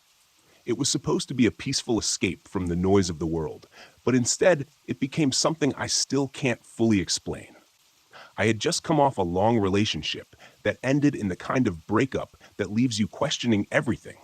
Your choices, your direction, your worth. Art was the only thing that felt steady, so I packed up my RV and hit the road. Paint Creek had come up in my research as a serene, lesser-known spot for nature lovers. I thought it would be the perfect place to spend a few days sketching and painting in solitude. When I arrived, the place was exactly as described, quiet, secluded, and hauntingly beautiful. The creek meandered through dense woods, its surface catching the sunlight like shards of glass. The leaves were just starting to turn, and the air carried a faint chill that hinted at the coming fall. I parked my RV near an old wooden bridge that crossed the creek. The bridge looked like it belonged in a ghost story, its weathered boards sagging slightly, but I couldn't resist its charm. I set up camp and spent the first day wandering the trails and sketching the landscape. The stillness was almost too perfect, but I chalked it up to being unused to this level of isolation. That night, I sat by the creek, working on a watercolor of the bridge as the sun dipped below the horizon. The forest around me grew darker, and the silence became oppressive. There were no birds, no insects, just the sound of the water trickling over rocks. I tried to focus on my painting, but a strange unease crept over me. It was like the air had shifted, growing heavier, colder. And then I heard it, a faint humming. It was soft at first, almost melodic, but it didn't seem to have a source. It wasn't coming from the creek or the woods, it was just there. I froze, my brush hovering over the paper. The sound grew louder, more distinct, and I realized it was a woman's voice, humming a tune I didn't recognize. "Hello?" I called out, my voice breaking the stillness. The humming stopped abruptly, as if I'd startled it. For a long moment, there was nothing but silence. I told myself it must have been the wind or some trick of acoustics, packed up my supplies, and hurried back to the RV. The next morning, I woke to find my art supplies scattered across the ground outside the RV. My brushes were snapped in half, my paint spilled and smeared across the dirt. My first thought was that an animal had gotten into them, but there were no paw prints, no signs of disturbance other than the destruction itself. It didn't make sense. I spent the day trying to paint, but something felt off. The colors didn't look right. The lines felt shaky. Frustrated, I decided to take a break and explore more of the area. The old bridge drew me in again, its weathered planks creaking under my boots as I crossed it. The creek below was impossibly still, its surface like a mirror reflecting the gnarled trees overhead. On the far side of the bridge, I noticed something etched into one of the trees. A name and a date carved deep into the bark. Margaret, 1893. The letters were uneven, as if done in haste. But what caught my attention was the feeling that swept over me as I touched the carving. A sudden, overwhelming sadness that didn't feel like my own. That night, the humming returned. I was inside the RV, trying to sketch, when I heard it again, drifting through the stillness. It was louder this time, unmistakable. The sound seemed to seep through the walls, wrapping around me like a cold embrace. I grabbed my flashlight and stepped outside, my heart pounding. The air was icy, much colder than it had been earlier, and the forest was eerily quiet. The humming led me to the bridge, where the fog had thickened, shrouding the creek in an otherworldly glow. And then I saw her. She stood at the edge of the creek, her back to me. She wore a long dress, the kind you'd see in old photographs, and her hair cascaded down her back in dark waves. She was humming that same mournful tune, the sound weaving through the air like a spell. "Hello?" I called out, my voice trembling. She stopped humming, but didn't turn around. I took a hesitant step closer, and as I did, she began to dissolve, her form breaking apart like mist until there was nothing left but the fog. I stood there, frozen, unsure if what I'd seen was real or some trick of the light and my overactive imagination. The next day, I decided to drive into town to clear my head. At a small gas station, I struck up a conversation with the attendant, an older man who seemed to know the area well. "You're camping by the bridge, aren't you?" he asked when I mentioned Paint Creek. "Yeah, why?" He hesitated, then said, "People say it's haunted. They call her the Lady of Paint Creek. Story goes, she was abandoned by her husband during a harsh winter. He promised to come back for her, but he never did. She waited by that bridge until she froze to death. Now she haunts the creek, looking for people to join her." I laughed nervously, but his expression remained serious. "I'd avoid that bridge if I were you," he added, "especially at night." That evening, I couldn't stay away. Something about the Lady of Paint Creek drew me in, like a moth to a flame. I set up my easel near the bridge, determined to capture her essence in my painting. As the hours passed and the sun dipped below the horizon, the fog rolled in again, and the humming returned. This time it was louder, more insistent. The air around me grew colder, and when I looked up, there she was, standing in the middle of the bridge. Her face was pale, almost translucent, and her hollow eyes bore into mine. She didn't move, but the humming turned into words, a whisper that sent chills down my spine. "Stay with me." I backed away, but my foot slipped on the wet grass, and I fell. When I looked up, she was gone, but the feeling of her presence lingered, heavy and suffocating. I grabbed my supplies and ran back to the RV, locking the door behind me. That night, I dreamed of her.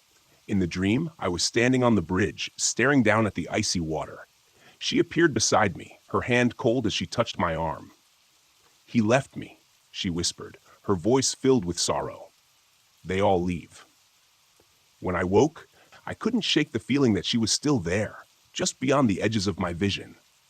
I knew I had to do something to end this, to break her hold on me. On my final night at Paint Creek, I returned to the bridge with my sketchbook and paints. The fog was thicker than ever, and the cold seeped into my bones. I set up my supplies and began to paint, my hands trembling as I worked. I painted her story, the bridge, the creek, her lonely figure, waiting in the snow. As I finished, the humming surrounded me, and she appeared again, this time closer. Her hollow eyes were filled with tears, and she reached out a hand toward the painting. I stepped back, unsure of what to do. "You're remembered now?" I said, my voice breaking. "You're not forgotten." She stared at the painting for what felt like an eternity, then dissolved into the mist. Her presence lifted, like a weight from my chest. The forest grew quiet again, and for the first time, I felt a sense of peace. I left Paint Creek the next morning, the painting tucked safely in the RV. It's one of my best works, but I've never been able to sell it. Something about it feels sacred, like it belongs to her. Even now, I hear her humming in my dreams, but it's softer now, almost peaceful, as if she's finally found rest. And maybe in a way, so have I.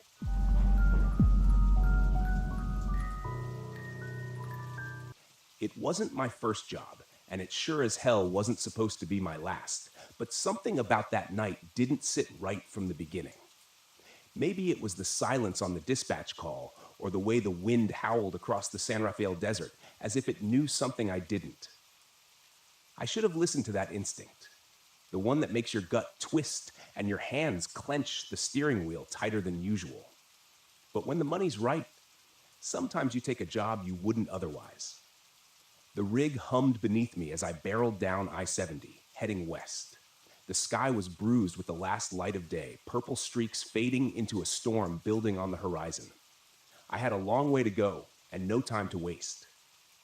They said the cargo was sensitive. He needed to be kept at exactly 20 degrees, and if I messed up, there'd be hell to pay. That wasn't what bothered me, though. What bothered me was not knowing what the hell I was hauling. When they don't tell you what's in the trailer, it's never good. My name's Roy Mallister. Bones to the few truckers who still know me on the road.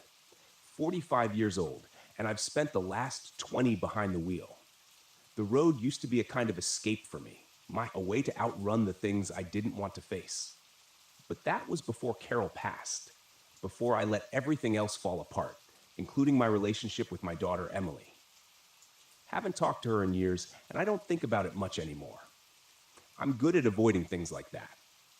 But tonight, something felt different. The desert stretched out endlessly on either side of me. Just red rock and dry air as far as the eye could see. I hadn't seen another car in miles, which was fine by me. The last thing I needed was distractions. That is, until the dashboard flashed red and the trailer's cooling unit flickered for the first time. I muttered a curse, pulling the rig over onto the shoulder. I cut the engine, grabbed my flashlight, and climbed out into the gathering dusk. The wind hit me hard, dust swirling around my boots as I made my way to the back of the trailer. I could hear the cooling unit working and stuttering like it was trying to fight off some kind of malfunction. Fumbling with the latch, I yanked open the back door and was greeted with a gust of frigid air. It smelled wrong in there, like cold metal and something decayed, the kind of smell that sticks in your nose and won't leave. I shined my light into the back, trying to figure out what was causing the problem. That's when I heard it. A soft tapping. No, not tapping. Scratching. It was coming from the crate, a large wooden crate strapped down in the center of the trailer, covered in heavy chains. My heart started to pound in my chest, the kind of adrenaline spike that tells you to get the hell out of there. But my feet wouldn't move. I inched closer, flashlight trembling in my grip.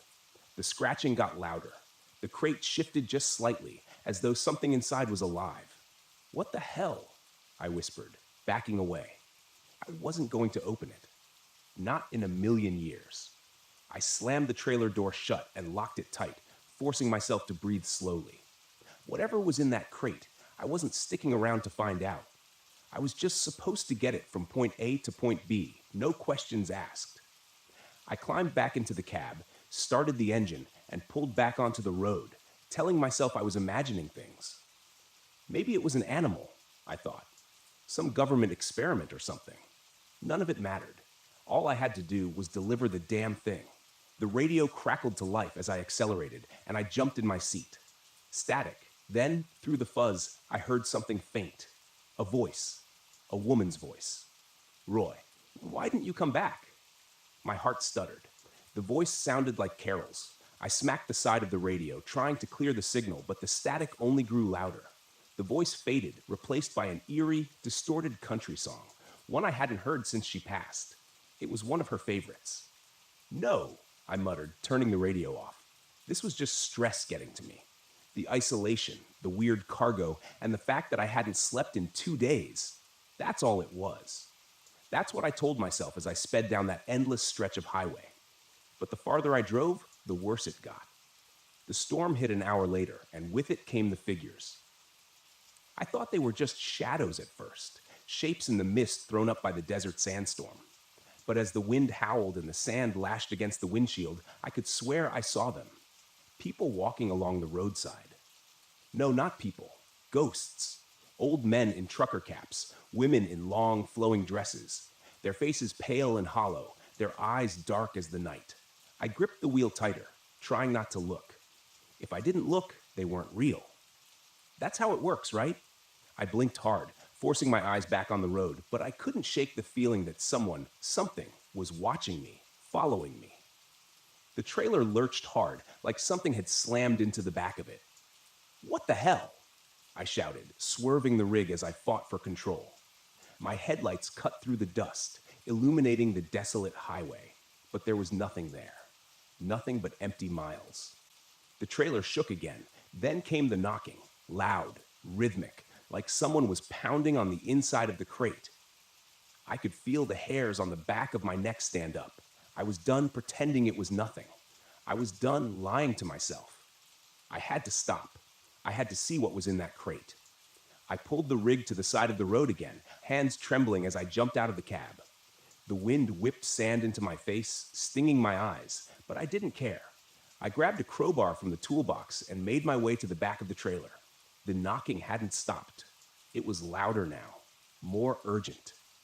With a deep breath, I unlocked the trailer and threw the doors open. The cold hit me again, but this time it wasn't just the refrigeration. There was something wrong about it. The air inside was thick, oppressive, like it was pressing down on me. I raised the crowbar, jammed it under the lid of the crate, and pried it open. And then everything stopped. The wind, the knocking, even the pounding of my own heart.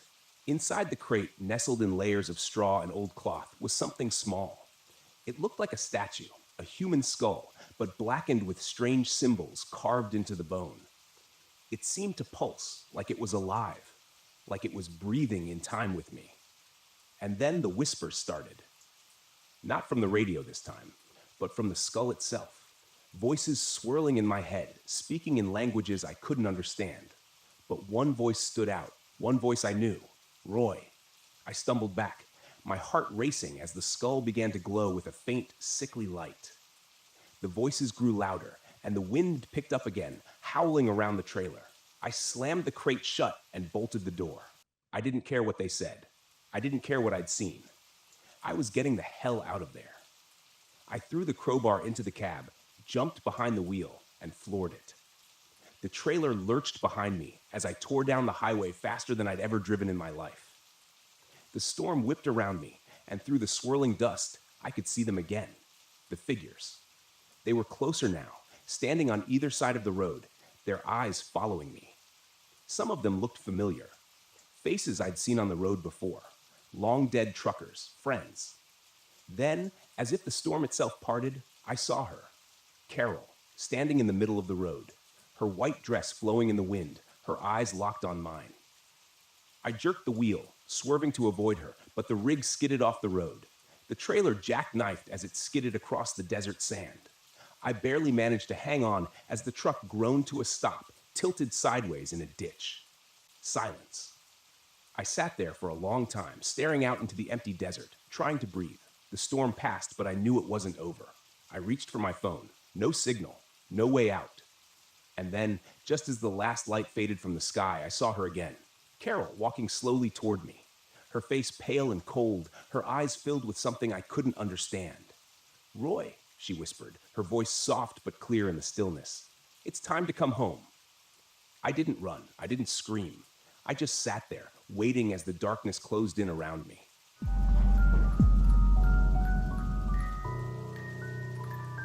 I didn't believe in ghosts, UFOs, or anything supernatural.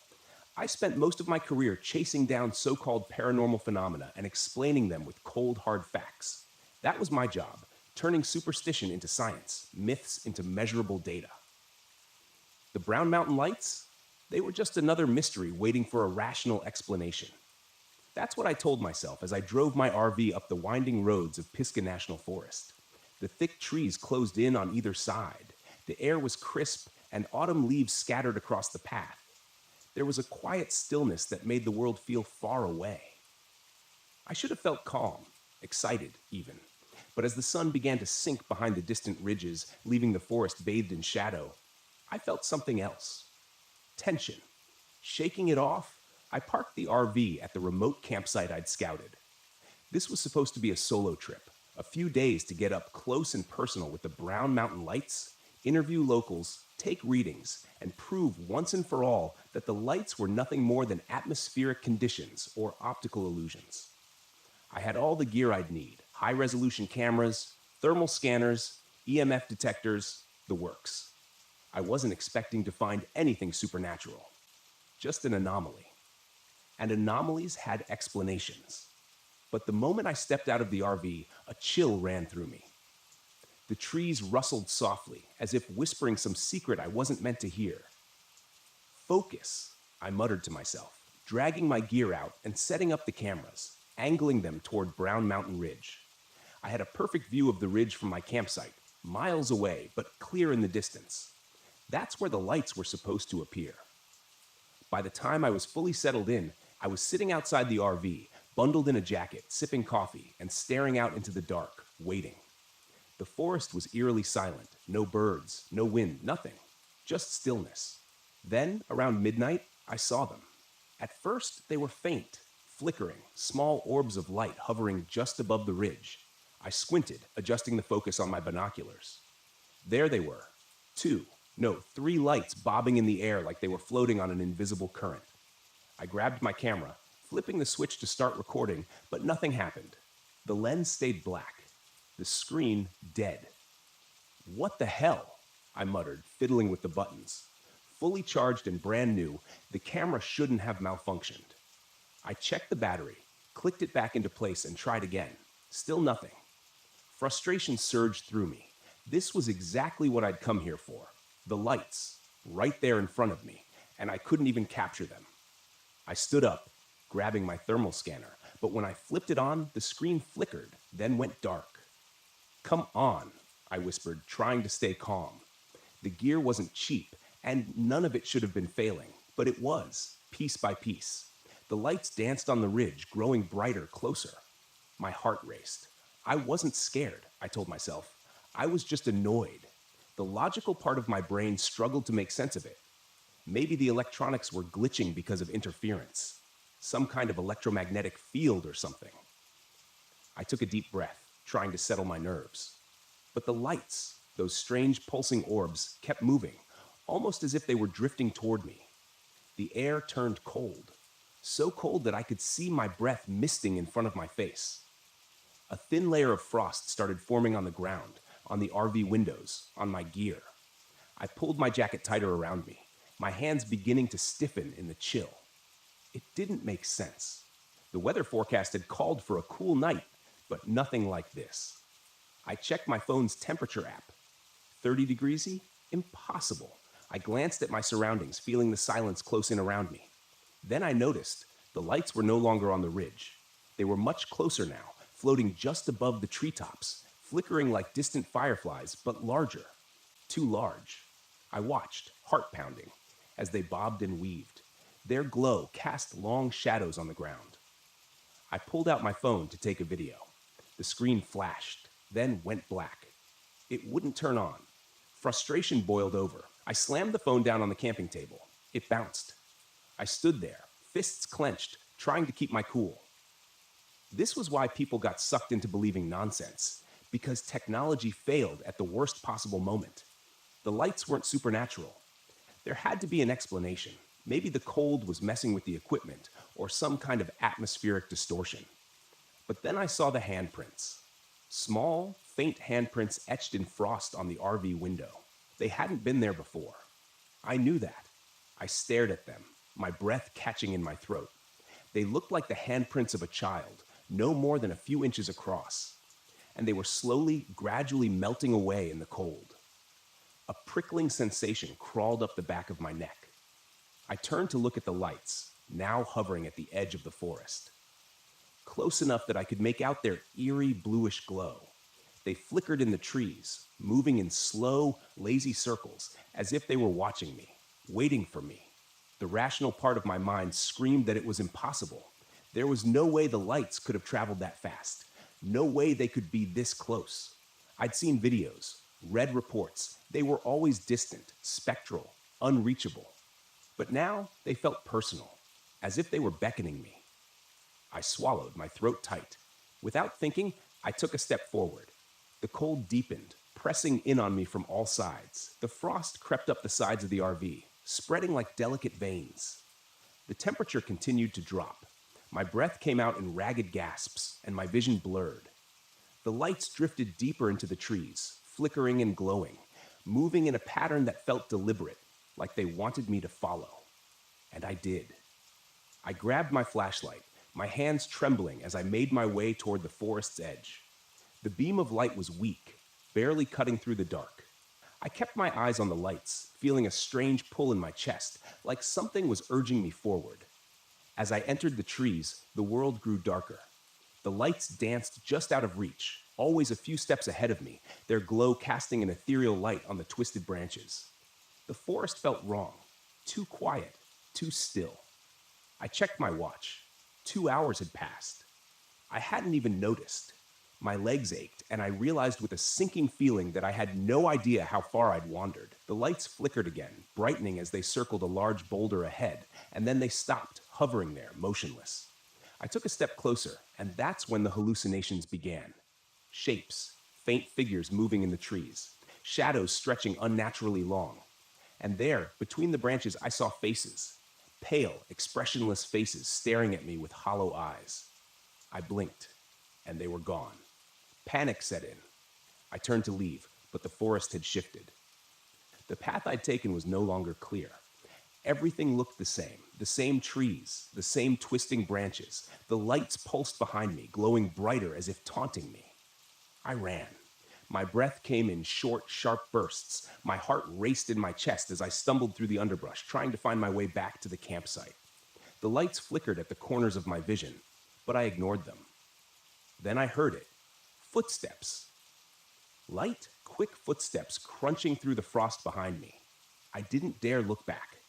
I ran faster, my flashlight flickering and dying in my hand. I broke through the tree line, gasping for air, and saw the RV ahead. A welcome sight. But the air around it was colder than ever. The frost was so thick on the windows that it looked like snow. And there, pressed against the glass, were more handprints. Dozens of them.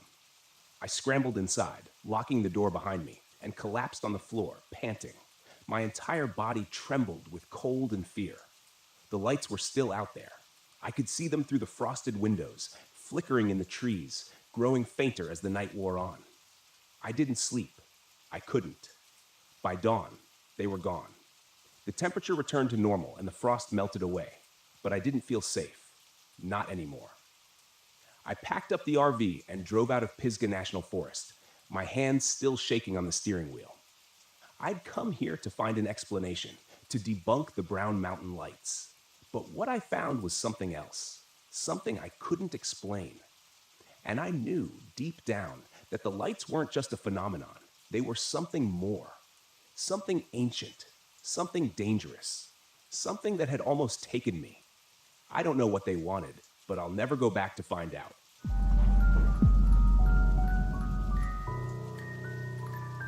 It had been 4 months since the divorce was finalized, and I was still trying to wrap my head around it. The life I had imagined, the woman I thought I would grow old with, it was all gone. That's why I decided to take the RV out to Mount Hood National Forest for a long weekend. I needed to get away from everything.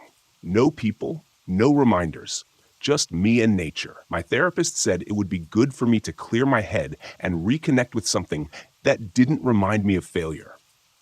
Honestly, I didn't know if it would work, but I had to try something. If I stayed home, I would have just drowned myself in the silence of my empty apartment. This trip, I told myself, would be different. I could handle the quiet out here. I arrived in the late afternoon, pulling the RV into a spot near Timothy Lake. It was a beautiful area. Tall Douglas firs surrounded the lake like silent sentinels, the water reflecting the sky like a mirror. There were no other campers nearby, which was exactly what I wanted: solitude. I parked, shut off the engine, and took a deep breath. The air was cool, crisp, with that faint scent of pine needles. Perfect. For a moment, I thought I could finally breathe again. After setting up a small campfire, I sat back in my foldable chair, staring at the fading light over the mountains. The only sound was the crackle of the fire and the occasional rustle of leaves in the breeze. Peace. That's what I needed. But as the sun dipped lower, the quiet became overwhelming. There was no wind now, no rustling, no animal sounds. Just me, sitting in a bubble of silence. I checked my watch. It was just after 6 p.m. That's when I noticed it. It was too quiet. The forest around me, which should have been alive with the sounds of birds and insects, was dead silent. At first, I figured it was just a lull, but as the minutes dragged on, the silence pressed down on me like a weight. I could hear the blood pumping in my ears, the soft crunch of every movement I made in my chair. It was like the whole forest was holding its breath. I shrugged it off. Maybe this was what true isolation felt like. No noise, no distractions, just me and my thoughts. But then, out of the corner of my eye, I saw movement between the trees. It was subtle, a shadow slipping between the trunks, just far enough away that I couldn't get a good look. I froze, squinting into the woods. The firelight flickered, casting long shadows that played tricks on my mind. I scanned the tree line, waiting for the shadow to return, but saw nothing. The trees stood still, their branches unmoving in the dead air. "Must be a deer," I muttered, forcing myself to relax. The wind picked up briefly, rustling the leaves. I sighed, relieved to hear some kind of noise again. I grabbed a few more logs and threw them onto the fire. The crackling wood was comforting, a reminder that I wasn't completely alone. I told myself I was just on edge from being out here, alone, with too much time to think. After eating a quick meal, I decided to call it an early night. The silence was getting under my skin, so I climbed into the RV, locked the door behind me, and settled into the small bed in the back. My phone had no signal, of course, but I wasn't planning on talking to anyone anyway. I lay there, staring at the ceiling, trying to let my mind go blank, but the silence didn't let me rest. The RV was soundproofed, but even then I felt like something was missing. No crickets, no owls, nothing, just the absence of sound. I felt trapped inside my own head. Every little shift of the mattress or rustle of my blanket amplified in the quiet. Eventually, I drifted off. Sometime in the middle of the night, I woke up with a start. I wasn't sure why at first. There hadn't been any loud noises or nightmares, just silence. But something was wrong. My skin prickled with unease. I sat up, rubbing my eyes, and glanced around the RV. The windows were fogged up, and the air felt heavier, somehow oppressive. I heard something outside. No, that wasn't right. I heard nothing outside. I swung my legs out of bed and stood, listening closely. It was the strangest sensation, like my own breathing was distant, muffled, as though I wasn't entirely in my own body. I moved toward the window and wiped away some of the condensation with my sleeve, peering into the blackness beyond the RV. For a long time, I saw nothing, just trees and shadows, and then movement. This time, I was sure. A figure stood at the edge of the clearing, just barely visible in the moonlight. Tall, unnaturally still, like it was waiting for something. My heart leapt into my throat as I strained to see more clearly. It didn't move, just stood there watching. "Hello?" I called, my voice shaky. The figure didn't respond. I backed away from the window, heart pounding, my mind racing. Was it another camper? Some kind of ranger? No, there was no way anyone would be out here this late without a sound. I checked the door. It was still locked. Good. But I felt exposed, vulnerable, knowing that whatever was out there was watching me. I grabbed the flashlight and shined it out the window, sweeping the beam across the clearing. The figure was gone. Just like that. Vanished. As if it had never been there. The next morning, the forest was still eerily quiet. No birds, no animals, just the constant oppressive silence. I tried to shake off the unease from the night before, but it clung to me like a wet blanket. I told myself I was just paranoid, that the solitude was messing with my head, but something about the way the air felt today, something was off. I decided to take a short hike to clear my mind, hoping that getting out of the RV would make me feel better. But as I ventured down the trail, that feeling of being watched grew stronger. Every few minutes, I'd glance over my shoulder, expecting to see someone or something behind me, but the trail was empty. That's when I saw it again, a figure, this time in the distance, standing between the trees just off the trail. It was the same one from last night, tall, gaunt, and still.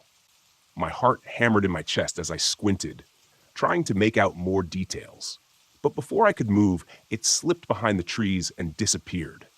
I ran toward the spot where I'd seen it, my boots pounding against the damp earth. When I reached the trees, there was nothing. No footprints, no broken branches, nothing to show that anyone had been there at all. I stood there, catching my breath, feeling the silence pressing down on me like a vice. That's when I noticed something strange. The forest around me was completely still. Even my footsteps had stopped making noise. I stopped my boot on the ground, but I heard nothing, not even the crunch of leaves beneath my feet. Panic surged through me. I clapped my hands together. Nothing. No sound. My breathing was shallow, frantic, but it was like I was listening to it from far away. The world had gone completely, impossibly silent. And then I saw them. Not just one figure, but several, moving between the trees. Their bodies blended with the shadows. They were everywhere, circling me in complete silence. My heart raced, but I couldn't hear it. I couldn't hear anything. I ran. I didn't know where I was going, just that I needed to get away. My legs felt heavy, every step muted, like I was running underwater. The forest shifted around me, the trail disappearing into the thick fog that had rolled in, disorienting me further. Somehow I made it back to the RV. I slammed the door shut, locking it, my breath coming in ragged gasps, but still no sound. I grabbed my phone, hoping to call for help, but it was useless. The screen flickered, the GPS spinning in circles. I was trapped. For the next few hours, I stayed inside the RV, pacing back and forth, trying to calm myself down, but the silence never lifted. I couldn't even hear my own thoughts anymore. Just the crushing weight of nothingness. And then, as the light began to fade, I saw them again, the silent ones.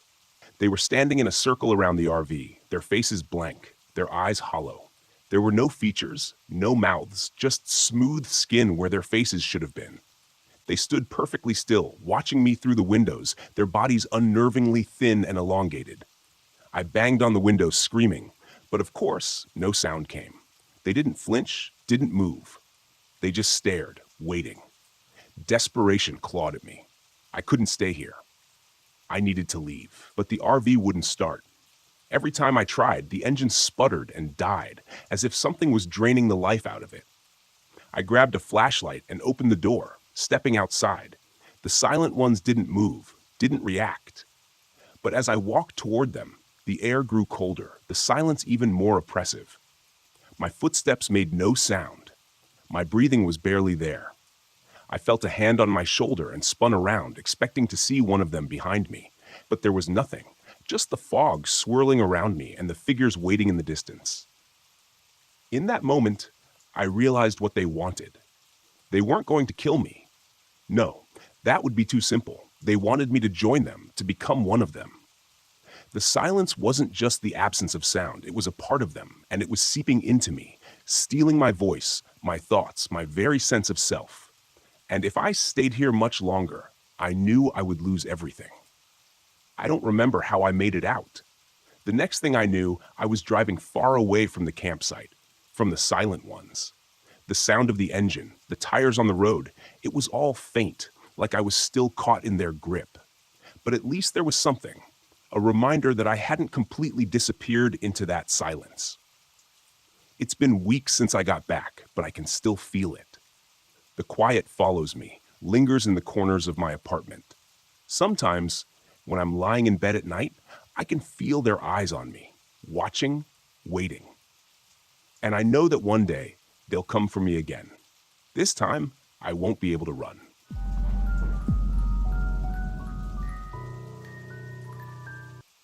My name is Jacob Johnson, and this happened back in 1996 out near the ragged coastline of Maine. I had this idea of finding some peace, so I borrowed my uncle's RV for the summer, thinking I'd get some fresh air, recharge from life. I figured I'd get in some solo time, a few fishing trips, some quiet nights. That's how I ended up at a park near Black Harbor, a little nowhere town that didn't even get cell reception back then. This wasn't a famous national park or even one of those scenic overlooks that people make pilgrimages to. It was just woods, rough and thick, fading into a rocky coastline that nobody seemed to care about. I was a few days into my quiet escape, living off canned beans on a half-empty propane stove that hissed with a little too much attitude for my taste. The most exciting part of my day was waiting for the rain to pass so I could take out my fishing rod. I didn't expect much more than sea salt air and seagulls.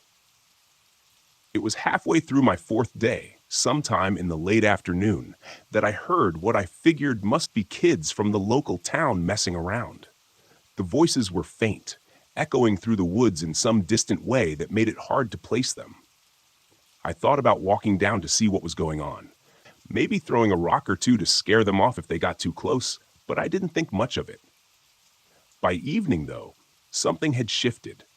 I heard footsteps, not the quick, careless crunch of sneakers, but deliberate, slow steps. I was in the RV, scratching down a grocery list of things I'd need on my next trip back to town when I caught the sound. It was steady, creeping up around the corner of the RV. It hit me that I hadn't seen another soul out here since I'd arrived, and that didn't sit right. I mean, who comes out to this kind of place aside from someone with a taste for quiet or trouble? I kept still, waiting for the person to pass or show themselves, but there was only the slow, shuffling drag of footsteps. I tried to listen for the sound of multiple feet or voices, but it was dead silent except for that single shuffle. Against my better judgment, I opened the RV door and stepped outside. Nothing, just trees swaying in the evening light. But my instinct told me to keep quiet. I could still feel something out there, hiding, the kind of presence that prickles the hair on your neck and makes you regret stepping out of safety. I stayed there, scanning the tree line, listening. I almost thought I'd imagined it until I spotted something strange, half hidden between the trees, a figure, still as stone, facing away from me. The guy looked like he was part of the forest itself, cloaked in grime, with torn, mud-stained clothes hanging off him like a loose second skin. He didn't move. He didn't breathe. Just stood there, as if rooted to the ground. Now, I don't scare easy, but something about this man felt like a bad omen. I cleared my throat, thinking maybe he was some lost hiker or drifter, but he didn't flinch, didn't even look at me. Finally, I called out something casual, like asking if he needed directions. Still nothing. After a long moment, he turned, slow, like he was trying to remember how to move. His face was something I'll never forget, but not because it was scary exactly. It was hollow, if that makes any sense. This blank expression, like he'd forgotten what it meant to be human. He took a step forward, just one, like he was testing the ground. I backed up so fast I almost tripped. I tried to laugh it off, told myself he was just some messed up camper, but the way he looked at me, it was like he wasn't looking at me at all, just through me. I ducked back into the RV, my heart racing, and locked the door. It felt stupid, locking up, but something about him felt off, like he wasn't just some regular guy lost in the woods. I figured he'd wander off, but minutes later, I heard him shuffling again, this time closer to the RV. I looked out the window and saw him standing right there, not more than 10 feet away. His face twisted into this deadpan stare that sent a chill down my spine. Then came the whispering. Low, muttering sounds, barely audible, like he was talking to someone only he could hear. At first, I thought he was addressing me, but then I realized he wasn't looking at the RV at all. His head tilted, and he mumbled something about payment and lost souls. The words were scattered, fragmented, like someone trying to piece together a broken sentence. I sat there watching him, my heart pounding so loud I thought he'd hear it, but he just kept muttering, almost in a trance. At that point, I was just about ready to pack it up and find somewhere else to park. I reached for my bag, ready to throw some stuff together, when the RV suddenly rocked. I heard metal groaning, and something slammed into the side with a force that shook the whole rig. I was paralyzed for a second, gripping the edge of the table as the guy outside went silent. All I could hear was his breathing, loud and ragged against the thin walls of the RV. I heard a scratching sound, nails or something, scraping along the side, followed by a soft thud, as if he was testing the edges, feeling out the RV like it was some sort of animal he was trying to corner. I kept still, my back pressed against the wall, listening to every sound. I'd never felt fear like that. This primal kind of terror that kicks in when you realize you're trapped. The scratching stopped, and in the silence that followed, I heard the distinct sound of footsteps receding. I took a breath, thinking maybe he'd finally left, but then I smelled something foul. It was a metallic, rotten scent that crept through the vents, filling the air inside with a stench so bad it turned my stomach. I gagged, covering my nose, and nearly bolted for the door. Before I could, I heard him speak again. His voice was low and guttural this time. He muttered louder, "Must be paid." I froze, not sure if he was talking to himself or if he was giving some kind of twisted warning. Either way, I wasn't sticking around to find out. I grabbed my bag and edged toward the door, every instinct screaming at me to get out of there. I took a quick look through the window and saw him walking away, his figure disappearing into the trees. I bolted, taking off through the woods in the opposite direction.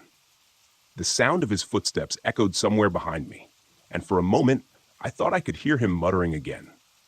I didn't look back. I didn't stop until I'd cleared the tree line and hit the gravel road.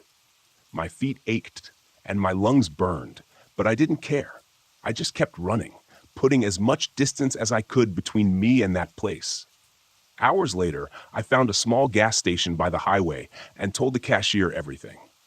He gave me this look, like he'd heard it before, then mumbled something about an old man who'd gone crazy years ago, back when the town was still booming. He said the guy used to wander the woods, talking to himself about debts and payments, claiming to be some sort of collector. Local legend had it that he went mad after his family drowned in a storm. The story was that he'd gone feral, taking to the woods, driven by some twisted sense of revenge or justice. I don't know if I believe in all that. All I know is that I saw him, heard him, and every time I think of that muttering, "Debt must be paid," I feel a chill that doesn't fade. I don't know who he thought I was or what debt he imagined I owed, but I'll tell you one thing. I'm never setting foot near Black Harbor again. Some debts you just don't pay.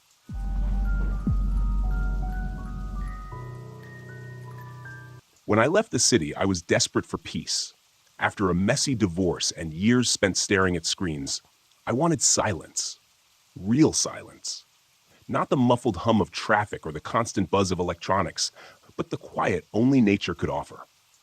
That's how I ended up in Mohan State Park, alone in my old RV, parked on the edge of the Clear Fork Gorge. The park was stunning, especially in the late afternoon light. Trees stretched endlessly in every direction, their leaves a tapestry of green and gold. The air smelled clean, untouched by asphalt or fumes. It was perfect, at least at first. The first day was uneventful. I hiked the main trails, snapping a few photos with my phone, and spent the evening cooking a simple meal on my RV's small stove. As the sun dipped below the horizon, I felt a rare kind of contentment. This was what I needed. No emails, no ex-wife, no one telling me what to do or who to be. Just me in the woods. But by the second day, things began to feel off. It started when I noticed the trail. I had been walking back to my RV after a long hike when I spotted it. a faint path branching off the main one, almost hidden by overgrown bushes. It was narrow, barely more than a line of packed dirt, and it twisted sharply into the woods. Something about it tugged at me. Maybe it was curiosity, or maybe I was just tired of the predictability of the main trails. Whatever it was, I stepped off the beaten path and onto the faint trail. The air felt different as I walked, heavier, quieter. The usual sounds of the forest, birds chirping, leaves rustling, seemed muted, as if the trees themselves were holding their breath. After a few minutes, I found the ruins. At first, I thought it was just a pile of rocks, but as I got closer, I saw the remains of a chimney and the rotting beams of what must have been a small cabin. A rusted metal lantern sat in the dirt, its handle broken. The ground was littered with shards of pottery and what looked like animal bones. A shiver crawled up my spine. Someone lived out here, I muttered to myself. The idea seemed impossible. This part of the park was miles from any road, and the trail was nearly invisible. Why would anyone build a cabin here? I snapped a photo and turned back toward the RV, eager to put the strange scene behind me. That night, the noises started. I had just crawled into bed when I heard it, a faint snapping sound, like someone stepping on a twig. I froze, my heart pounding. Raccoons, I told myself. Or maybe deer. I wasn't exactly deep in the wilderness, so wildlife was normal. Then came the footsteps, slow, deliberate, and far too heavy to belong to an animal. They circled the RV, crunching the dry leaves and stopping occasionally, as if whoever or whatever was out there was listening. I grabbed my flashlight and swung open the door, shining the beam into the trees. "Hello?" I called, trying to sound more confident than I felt. "Is someone out there?" The forest stared back at me, silent and empty. After a few minutes, I retreated inside, locking the door and double-checking the windows. Eventually, the footsteps faded, and I convinced myself it was just a hiker passing through. Nothing to worry about. The next morning, I stopped by the visitor center to report the strange noises. Leah, the park guide on duty, greeted me with a friendly smile, but it faltered when I described what I'd heard. "You were near the old trapper's cabin, weren't you?" she asked, her voice low. I blinked. "Trapper's cabin?" she nodded. "It's an old story. Back in the early 1900s, a man built a cabin deep in the woods, far from anyone else. They say he was reclusive, didn't trust people. One day, he just vanished. No one knows what happened, but some locals think his ghost still wanders the forest." I couldn't help but laugh. "Ghosts? Come on." Leah shrugged. "Believe what you want, but I'd stay away from that area if I were you. People say the forest gets strange near the cabin." I left the visitor center feeling annoyed. Ghost stories were fine for campfire entertainment, but I wasn't about to let a local legend ruin my weekend. That night, the disturbances grew worse. I was halfway through dinner when the lights in the RV flickered and went out. I swore under my breath, grabbing a flashlight to check the breaker. As I fumbled with the panel, I heard the footsteps again. Closer this time, circling the RV like a predator sizing up its prey. The flashlight beam caught something on the ground. Footprints. Human footprints. Large and deep, as if whoever made them was heavy. My breath caught in my throat. "Okay," I muttered, trying to steady myself. "Someone's messing with me." Grabbing my hiking boots, I stepped outside, determined to confront whoever was out there. But the second I stepped into the clearing, the forest fell silent. No footsteps, no rustling leaves, just an oppressive stillness that pressed against my ears. That's when I saw the first figure. It was pale and thin, barely more than a shadow against the trees. It stood perfectly still, its face obscured by darkness. Then it moved, not toward me, but away, disappearing into the woods without a sound. I didn't follow. Instead, I locked myself in the RV, sat by the window, gripping a kitchen knife, and watched the forest until dawn. By the time the sun rose, I'd made up my mind. I had to go back to the cabin. I needed answers. The trail felt even more oppressive in the daylight. The air was thick, and the silence was absolute. When I reached the clearing, I saw something I hadn't noticed before. A small, rusted knife lying in the dirt. Next to it was a notebook, its cover warped with age. I picked it up carefully, flipping through the yellowed pages. Most of the writing was illegible, but a few sentences stood out, scrawled in jagged letters. It watches from the trees. Don't disturb the woods. The forest is alive. A chill ran down my spine. As I turned to leave, the ground beneath me seemed to shift, the dirt rippling like water. The trees creaked, their branches twisting unnaturally. And then I felt it. A presence. Something unseen, massive, and ancient. Watching me from every direction. I ran. The RV was my only sanctuary, but even there I wasn't safe. The lights flickered. The floor trembled. The air grew thick with the stench of damp earth. Through the window, I saw the pale figure again, joined by others, shadows slipping between the trees, their eyes glowing faintly in the dim light. The ground beneath the RV began to groan, roots writhing like snakes. I turned the key in the ignition, praying the engine would start. It roared to life. I slammed my foot on the gas.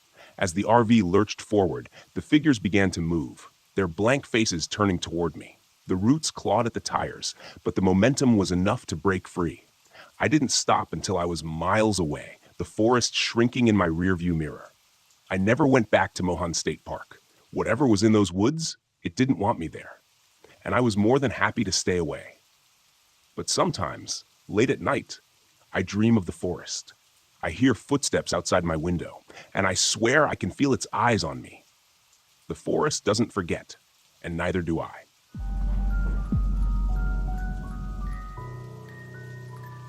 My name is Noah Brown, and I'm 36 years old.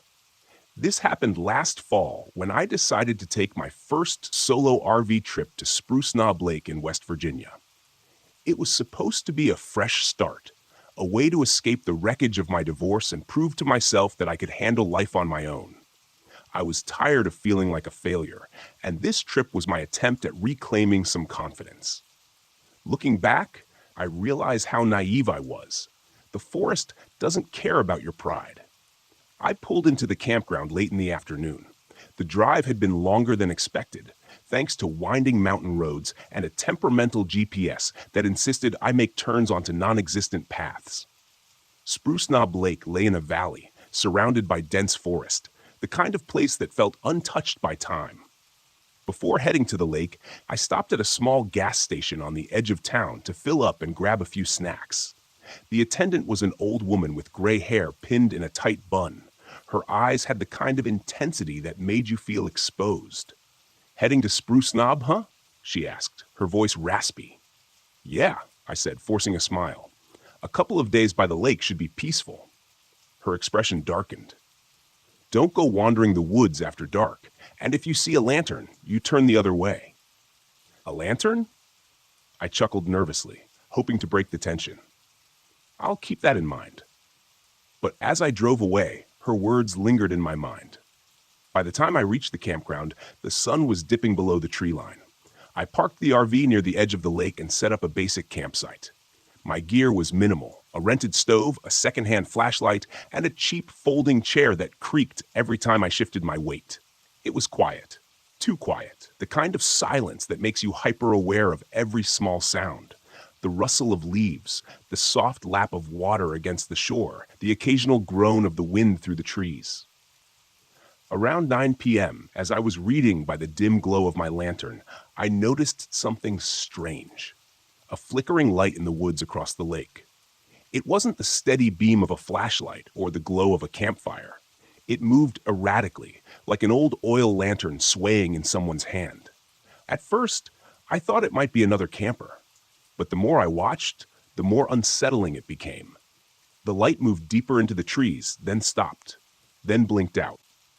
I told myself it was nothing, just my imagination playing tricks on me. But that night, as I tried to sleep, I couldn't shake the feeling that something was out there, watching. The next morning, I decided to explore one of the trails that looped around the lake. The air was crisp, the leaves a vibrant mix of red and gold, and for a while, I felt like I'd made the right choice coming here. About an hour into my hike, I heard it. Soft, rhythmic giggling. A child's laughter coming from somewhere ahead. "Hello?" I called out, my voice echoing through the trees. No response. As I rounded a bend, I saw her, a little girl sitting on a rock by the trail. She looked about 10 years old, with dark hair and a pale face, She was wearing old-fashioned clothes, a long skirt and a cardigan that seemed out of place. "Are you okay?" I asked, stepping closer. She didn't answer. Her eyes stayed fixed on something in the distance. "Are you lost?" I tried again. She turned her head slightly, just enough to look at me out of the corner of her eye. Then she stood and walked into the forest without a word. "Wait," I called, hurrying after her. But when I reached the spot where she disappeared, there was no sign of her. Just a muddy child's shoe sitting on the ground. By the time I got back to the RV, the clouds had rolled in, turning the afternoon gray and heavy. I tried to push the encounter with the girl out of my mind, telling myself it was just a weird coincidence. Maybe she was a local kid playing in the woods. That night, things got worse. The electrical system in the RV started acting up. The lights flickered erratically, and the radio turned on by itself, blasting static. My flashlight died, even though I had just put in fresh batteries. I lit my lantern for some semblance of control, but the flame cast dancing shadows on the walls, making the RV feel smaller, more claustrophobic. Then came the sound of footsteps. They circled the RV, slow and deliberate. I peered out the window but saw nothing. Still, the sound continued, crunching leaves and snapping twigs just outside. I locked the door and sat on the bed, gripping a kitchen knife I'd brought for cooking. The footsteps stopped, and for a moment, the silence was almost worse. Then a voice broke the stillness. "Stephen," it said, a child's voice. Against every instinct, I opened the door. The forest beyond was shrouded in darkness, but there it was again, the flickering light. The lantern hovered at the edge of the woods, swaying gently as if beckoning me closer. And then I saw her, the little girl, standing beneath the light. "Help me," she whispered, her voice carrying through the still air. I stepped out of the RV. My legs moved almost against my will. The lantern retreated into the forest, and I followed. The girl's figure was always just out of reach. The trail grew steeper and more treacherous, the ground soft and uneven beneath my boots. The lantern led me to the edge of a ravine, its rocky walls plunging into darkness. At the bottom, I saw something glinting, a small mirror, cracked and streaked with dirt. The little girl stood beside it, her pale face illuminated by the lantern's eerie glow. "Jump," she said softly. "What?" I stammered, my voice trembling. "You have to jump," she repeated. Her voice wasn't pleading anymore. It was cold, commanding. I looked down at the ravine, at the jagged rocks below. The lantern hovered above the abyss, flickering like it was waiting for me to obey. Something in me snapped.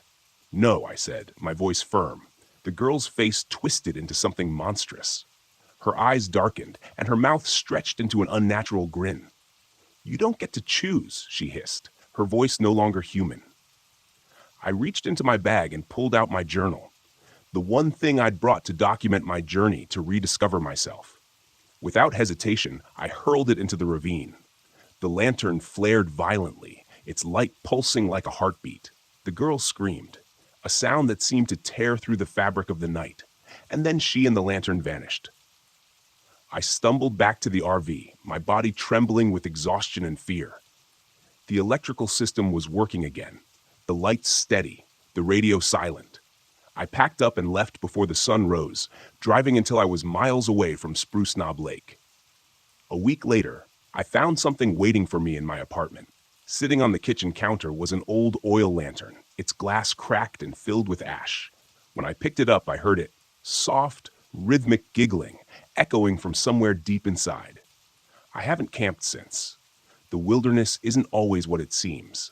Sometimes it's better to stay lost in the chaos of the city than risk finding what waits in the silence of the woods.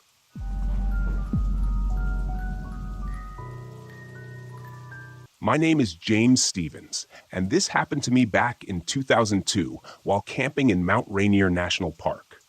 I'd borrowed my cousin's RV for the first time. He said I was due for some real scenery therapy, as he called it, away from the stress and noise of the city. I had just wrapped up a divorce, and my mind was cluttered. Nature felt like a good reset button. I set up at Cougar Rock Campground, a secluded part of the park with tall pines and a stream that burbled quietly just out of sight. Peaceful, until the silence starts creeping up on you. The kind of silence that makes every sound, like a twig snapping or water trickling, seem 10 times louder. I parked the RV near the forest's edge, half a mile from the nearest camper, figuring the solitude would be good for me. Less human interaction, more time staring at clouds and mountains. Around mid-afternoon, I met another camper. His name was Russell, an older guy with a scraggly beard and a perpetual frown. He told me he'd been camping there for years, always alone. He said he liked the solitude, the natural rhythm of the place, whatever that meant. He had this rough way of talking, every word thick like he was chewing on gravel. Friendly enough, though, and I thought it was kind of nice to have a fellow loner around. We talked a bit about the area, and then he mentioned something about strange folks drifting into the park lately. People who didn't seem to belong, as he put it. I shrugged it off, but I did notice that Russell's campsite was a mess, with empty cans and old camping gear scattered around like he'd set up for the long haul. I got this off feeling, like he wasn't there just for the peace and quiet, but I brushed it off. He was just another stranger in the woods. No more, no less. By sundown, I was back at my RV, thinking a quick dinner of instant noodles would do just fine. I cranked up the little camping stove, ate in silence, then decided to go for a short walk by the water, flashlight in hand. The stream was a faint line of silver under the moonlight, but everything else had fallen into darkness. I'd taken just a few steps when I saw someone else on the trail. Not Russell. This guy was tall, with wild hair, clothes that were patched and frayed, and a scar that ran from his left cheek down to his neck. I gave him a nod, the casual, keep your distance nod people give in the wilderness. He didn't respond, just stared back, his eyes lingering a bit too long. I kept walking, but I could feel his gaze following me. It was like the guy was sizing me up. Back at my RV, I locked the door and made sure the windows were secure. I had just settled in to get some sleep when I heard footsteps. Light ones at first, like someone trying not to be heard. I thought maybe it was Russell. Maybe he'd had a bit too much of whatever he was drinking by the fire earlier. So I ignored it. But then the footsteps grew louder, then stopped, right by the side of the RV. A minute later, there was a light knock on the door. I froze, listening, my mind racing through who it could be. No one else was around. Not this late. I ignored it, hoping whoever it was would take the hint. But then came another knock, louder this time. I crept up to the small window by the door and peered out, just enough to catch a glimpse. It was the scarred man from earlier. He was standing there, his head tilted, a sick smile stretching his mouth like he'd found exactly what he was looking for. I forced myself to breathe slowly, to keep calm. I hadn't brought a gun, something I was seriously regretting at this point. But the guy hadn't seen me yet. Maybe he'd just leave if I stayed quiet. Then, in a voice just loud enough to cut through the walls, he said, "Hey, Brandon, I know you're in there." The blood drained from my face. How the hell did he know my name? I didn't remember mentioning it to anyone except Russell, and even then, it was in passing. My mind scrambled through every option. Stay silent? Open the door and try to talk him down? Grab something heavy and defend myself? I reached for a frying pan, the heaviest thing within arm's reach. Not exactly a weapon, but better than nothing. I crept toward the door, thinking maybe I could give him a hard enough swing to make him rethink his plans. But just as I was about to take a breath and steady myself, the guy pounded on the door. Hard. Enough force to shake the whole RV. "Brandon, open up. I'm not leaving until we talk," he said. His tone was calm, like he was asking for a cup of sugar instead of trying to break into my camper. Then I heard it. A scraping sound, like metal against metal. I looked down and saw a thin blade, maybe a pocket knife, slowly working its way through the RV door lock. A wave of panic surged through me, and I did the only thing I could think of. I pushed against the door as hard as I could, holding it in place with my weight. The blade slipped, and I heard him curse under his breath. For a second, I thought maybe I'd scared him off. But then, the guy's face appeared in the window, eyeing me with a mix of annoyance and amusement. "You don't make this easy, do you?" he muttered. I must have looked terrified because he laughed, low and hollow. He tapped the window, pointing at me like I was a bug in a jar. That's when I caught the movement behind him. A dark figure moving out of the tree line. Slowly, deliberately. Russell, he must have heard the noise and come over to check things out. Russell didn't say a word. He just stood there, watching. For a second, I thought he was going to help me, that he'd scare this guy off. But he didn't. He just watched. His face expressionless, as the guy kept trying to force his way in. I pounded on the window, yelling for Russell to help, to do something. But he stood there, unmoved. And then I realized, Russell was in on it. Suddenly, I was a trapped animal. The frying pan felt absurd in my hands, 2 against 1, and I was stuck inside a fiberglass cage. There was no way I'd make it if they got in. My only shot was to run. I dropped the pan, shoved open the emergency hatch in the roof, and scrambled up. The cold air bit against my face. I heard them both cursing below as I climbed, stumbling over myself in the darkness. I was barefoot, the sharp gravel digging into my feet as I ran for the tree line, my heart hammering like a drum. The RV was small, but in that moment, it felt like an ocean between me and those 2 maniacs. I didn't stop to look back. I just kept running. Eventually, I reached the ranger station, my feet bloody, my body trembling from exhaustion and adrenaline. They found Russell and his friend later that night, hiding out near the campsite with a whole stash of stolen camping gear and weapons. Turns out they'd been robbing campers for months, using the park's seclusion to get away with it. In the end, Russell claimed he'd just been there by coincidence when the scarred guy attacked me. But the scarred man wasn't so lucky. After a short scuffle with the cops, he was arrested, with enough evidence of his outdoor exploits to keep him locked up for life. It turned out he had a habit of finding interesting campers to mess with, using the solitude of the park as his own twisted playground. That's what went down that night at Mount Rainier.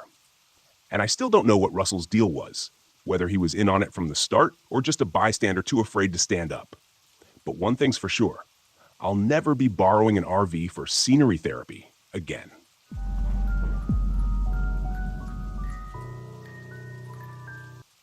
The fog was thicker than I'd expected. I pulled my RV into a secluded clearing in Pisgah National Forest and stepped out into the damp air, the smell of wet earth heavy in my nose. Everything was muffled, as if the forest were holding its breath.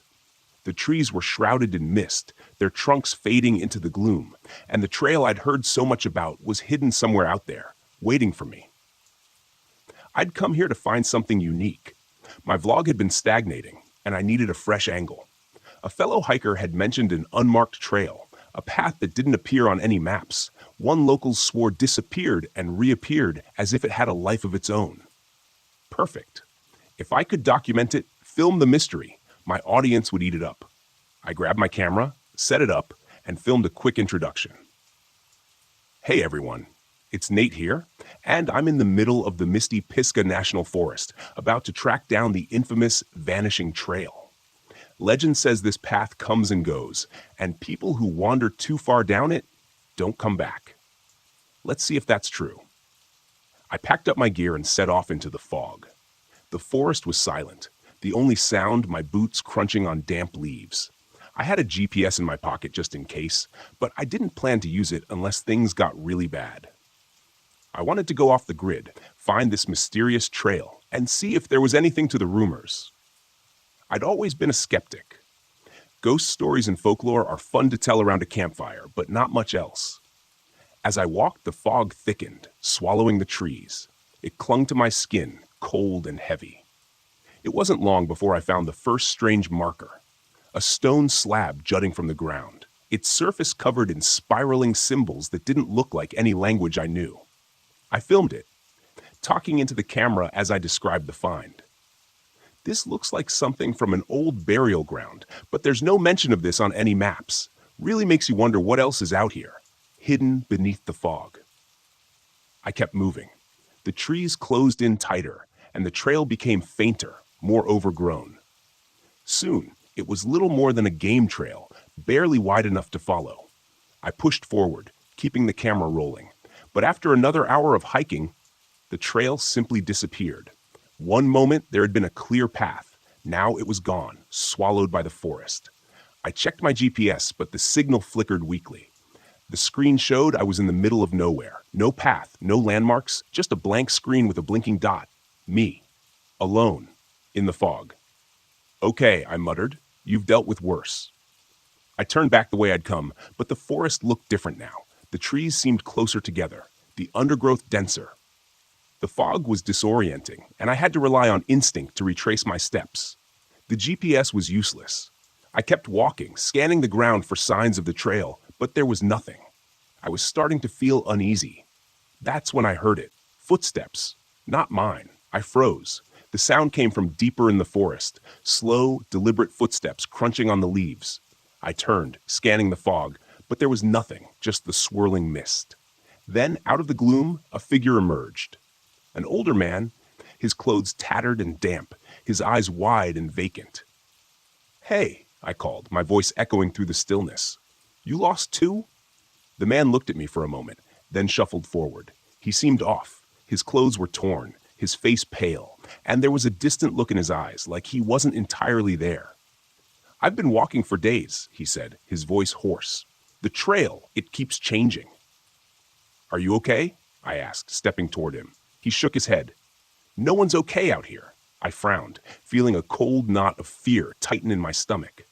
"What do you mean?" "The trail, it moves. I've seen it, watched it disappear and reappear. It's not just a path, it's the forest. It doesn't want us to leave." I stared at him, my mind racing. This guy was either delirious or onto something. Either way, I didn't like the way he was talking. "Look, I have a GPS," I said, pulling it out. "We can find our way back." The man glanced at the GPS, then back at me. "It won't help. The forest is messing with it." I didn't believe him. I couldn't. I was a rational guy, and this was just a forest. I'd get us back to my RV, get this guy some help, and be done with it. But as we walked, things got stranger. The mist thickened, wrapping around the trees like a living thing. The forest seemed to shift with every step. What had been an open path a moment ago would be choked with brambles. When I looked back, trees seemed to loom closer, twisting into unfamiliar shapes. The man, whose name I learned was Eli, grew more agitated with every passing minute. "It's watching us," he muttered. "It knows we're here." "Who's watching?" I asked, growing impatient. "The forest," he said, his voice barely a whisper. "It's alive, and it's been here long before we were." I ignored him, focusing on the GPS, but even that was failing me. The screen flickered, the signal cutting in and out. At one point, it showed me standing on a clear path, but when I looked up, there was nothing but trees, thick, twisted trees that looked like they had grown there for centuries. We kept walking, the fog growing thicker, pressing in on us. The air felt heavy, almost suffocating, and the whispers started. Faint at first, like the wind through the leaves, but then more distinct voices calling out from the mist. "Nate," I froze, my heart hammering in my chest. "Did you hear that?" I asked Eli. He nodded, his eyes wide. "It's calling us." "The forest." I tried to shake it off, tell myself it was just the wind, but deep down, I knew that wasn't true. The voice had spoken my name. We came across a backpack tangled in the branches of a tree, high above our heads. It was old, covered in dirt and torn, but when I climbed up to retrieve it, I found fresh supplies inside, water, food, like someone had packed it yesterday. I felt a chill run down my spine. How had it gotten there? Eli was growing more paranoid, his eyes darting around like he expected the trees to come alive at any moment. "We need to leave," he kept saying, "before it's too late." We pushed forward, but no matter which direction we went, we ended up back where we started. The fog seemed to pulse with an unnatural energy. The whispers grew louder. Then, without warning, Eli was gone. I turned around and he was just gone. The forest had swallowed him whole without a sound. I called out his name, but there was no response, only the dense mist pressing in on me. Panic set in. I was alone, lost in a forest that didn't want me to leave. The GPS was useless, and my camera was flickering, showing distorted footage of things I hadn't seen. Shadows moving in the trees, figures lurking just out of sight. I started running, my breath coming in sharp gasps. The trees twisted and shifted around me. The fog was so thick I couldn't see more than a few feet ahead. Every time I thought I'd found a way out, the forest closed in, trapping me in a maze of branches and brambles. The whispers were louder now, calling my name over and over. My camera caught glimpses of movement, dark figures moving through the mist, vanishing before I could focus on them. I didn't know what was real anymore. The forest seemed to warp around me, bending reality to its will. Then, just as suddenly as it had begun, the fog broke. I stumbled out of the trees and found myself back at my RV. The mist lingered at the edge of the forest, but it didn't follow. I didn't wait. I grabbed my keys, threw my gear into the RV, and drove, my hands shaking on the wheel. I didn't stop until I was miles away, the forest a distant memory in the rearview mirror. Back home, I reviewed the footage. I expected to see the horror I'd witnessed, the proof of the vanishing trail and the strange, shifting forest. But the videos showed nothing. The trail looked normal. The mist wasn't as thick, and Eli wasn't in the footage at all. It was like he'd never existed. I tried to tell myself it had been a bad trip, that my mind had played tricks on me. But deep down, I knew the truth. The forest had let me leave, but it hadn't forgotten me. And I had a feeling it was waiting somewhere in the mist for me to return.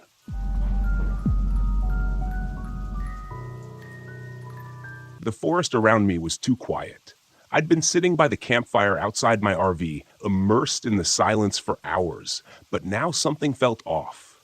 The kind of off you feel in your gut before your brain catches up to what's happening. No wind, no rustling in the leaves, just dead stillness. That was the first thing I noticed when I pulled up to this remote campsite deep in Mount Hood National Forest. A place like this should have been full of life. Birds, insects, something. But the only sound was the crackle of the fire and the distant hum of the radio I'd brought along.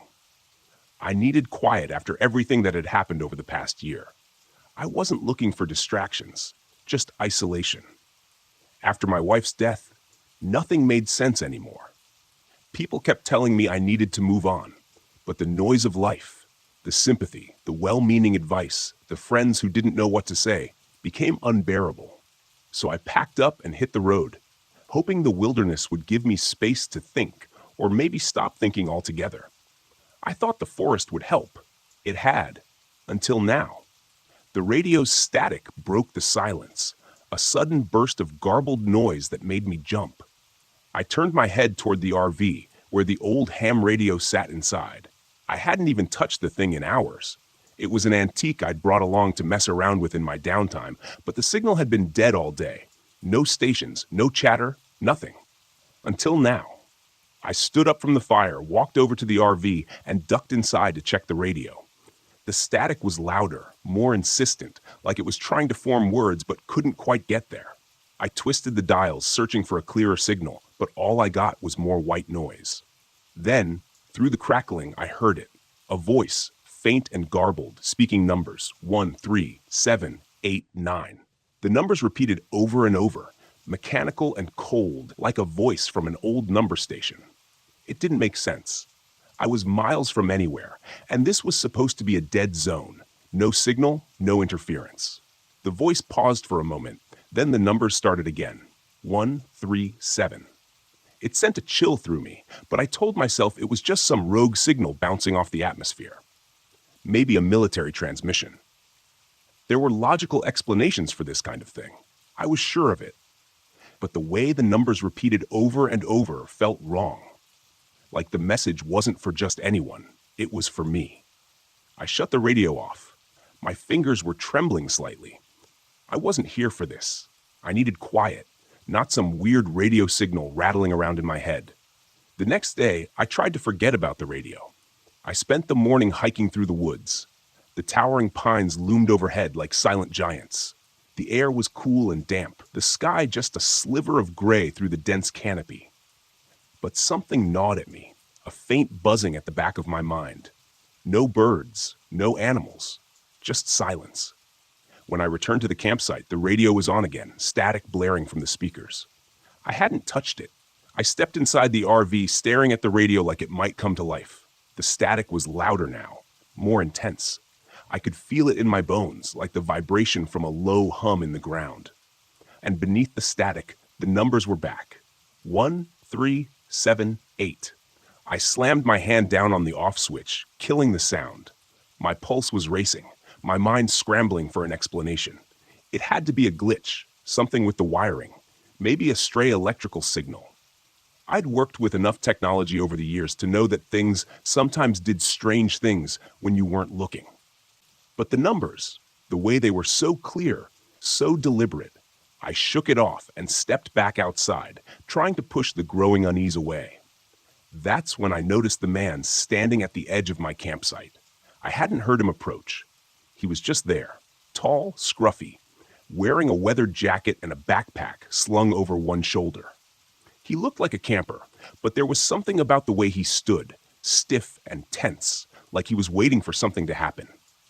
"Hey!" I called out, trying to keep my voice steady. "You lost?" The man looked at me, his face tight with anxiety. "I heard it too," he said. I froze, my heart skipping a beat. "Heard what?" "The signal, the numbers," he said, glancing toward the RV. "I've been picking it up on my own radio. It's not normal." My mouth went dry. "You've heard it too?" The man nodded. "I'm Ben," he said, stepping closer, his voice low. "I was camping a few miles down the road. I've been getting static, voices, weird electrical interference. My GPS stopped working. My cell phone drained to 0 in minutes." I swallowed hard, my mind racing. "What do you think it is?" Ben shook his head, his eyes darting toward the trees. "I don't know, but it's not natural. The way the signal moves, it's like it's getting closer." I didn't know how to respond to that. I was a man of logic, of science. Signals were signals. Glitches were glitches. But there was something about the way Ben spoke, the fear in his eyes, that made my skin crawl. That night, the radio came to life again. I tried to ignore it, tried to focus on the campfire and the peaceful silence of the woods, but the static was louder than before. The numbers were clearer, more insistent. 1, 3, 7, 8. Ben was sitting across from me, his hands wrapped around a cup of coffee. His eyes constantly scanned the dark forest around us. He hadn't relaxed since he showed up, and I couldn't blame him. There was something wrong here, something I couldn't explain. "You think it's some kind of broadcast?" I asked, more to fill the silence than anything. Ben shook his head. "I don't think it's a broadcast at all." "What do you mean?" He hesitated, then leaned closer, lowering his voice. "I think it's a warning, or a signal from something out there." I stared at him, trying to process what he was saying. A warning from what? Before I could ask, the static on the radio cut out for a moment. There was only silence, the kind of silence that presses down on you, that makes your skin prickle with anticipation. Then a sound, a soft rhythmic clicking, like something metallic tapping against wood.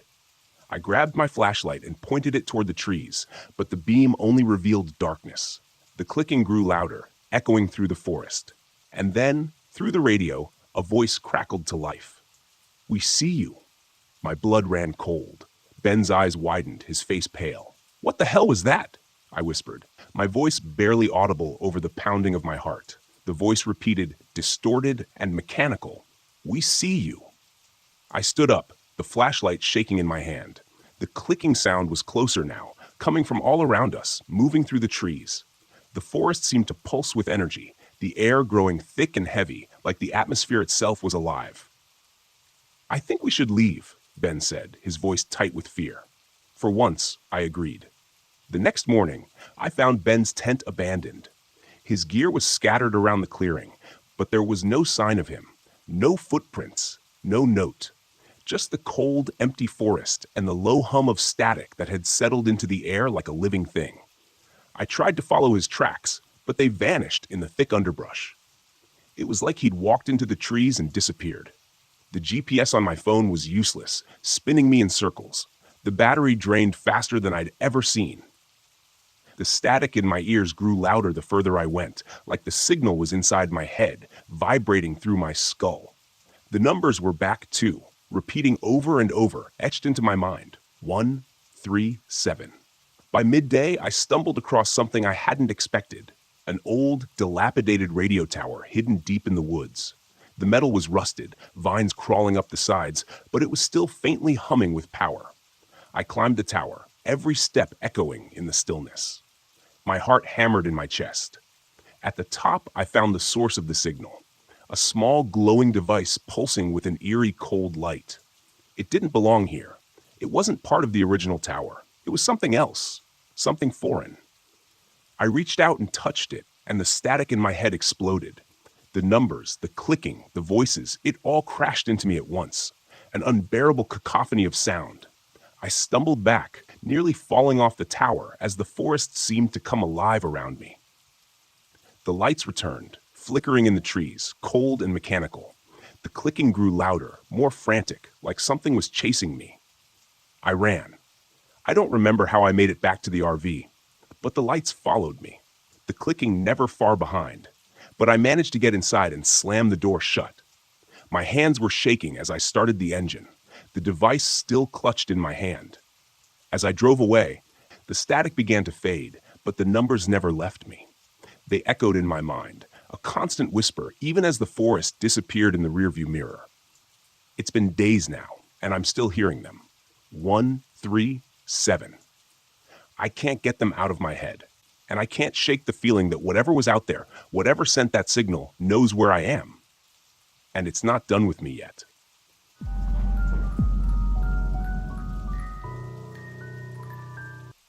My name is Stephen Miller. I'm 51 years old, a retired high school teacher, and a widower. What I'm about to tell you happened just last month during a solo camping trip off Old King Road in Flagler County, Florida. I thought I was looking for peace and quiet, maybe even a little closure.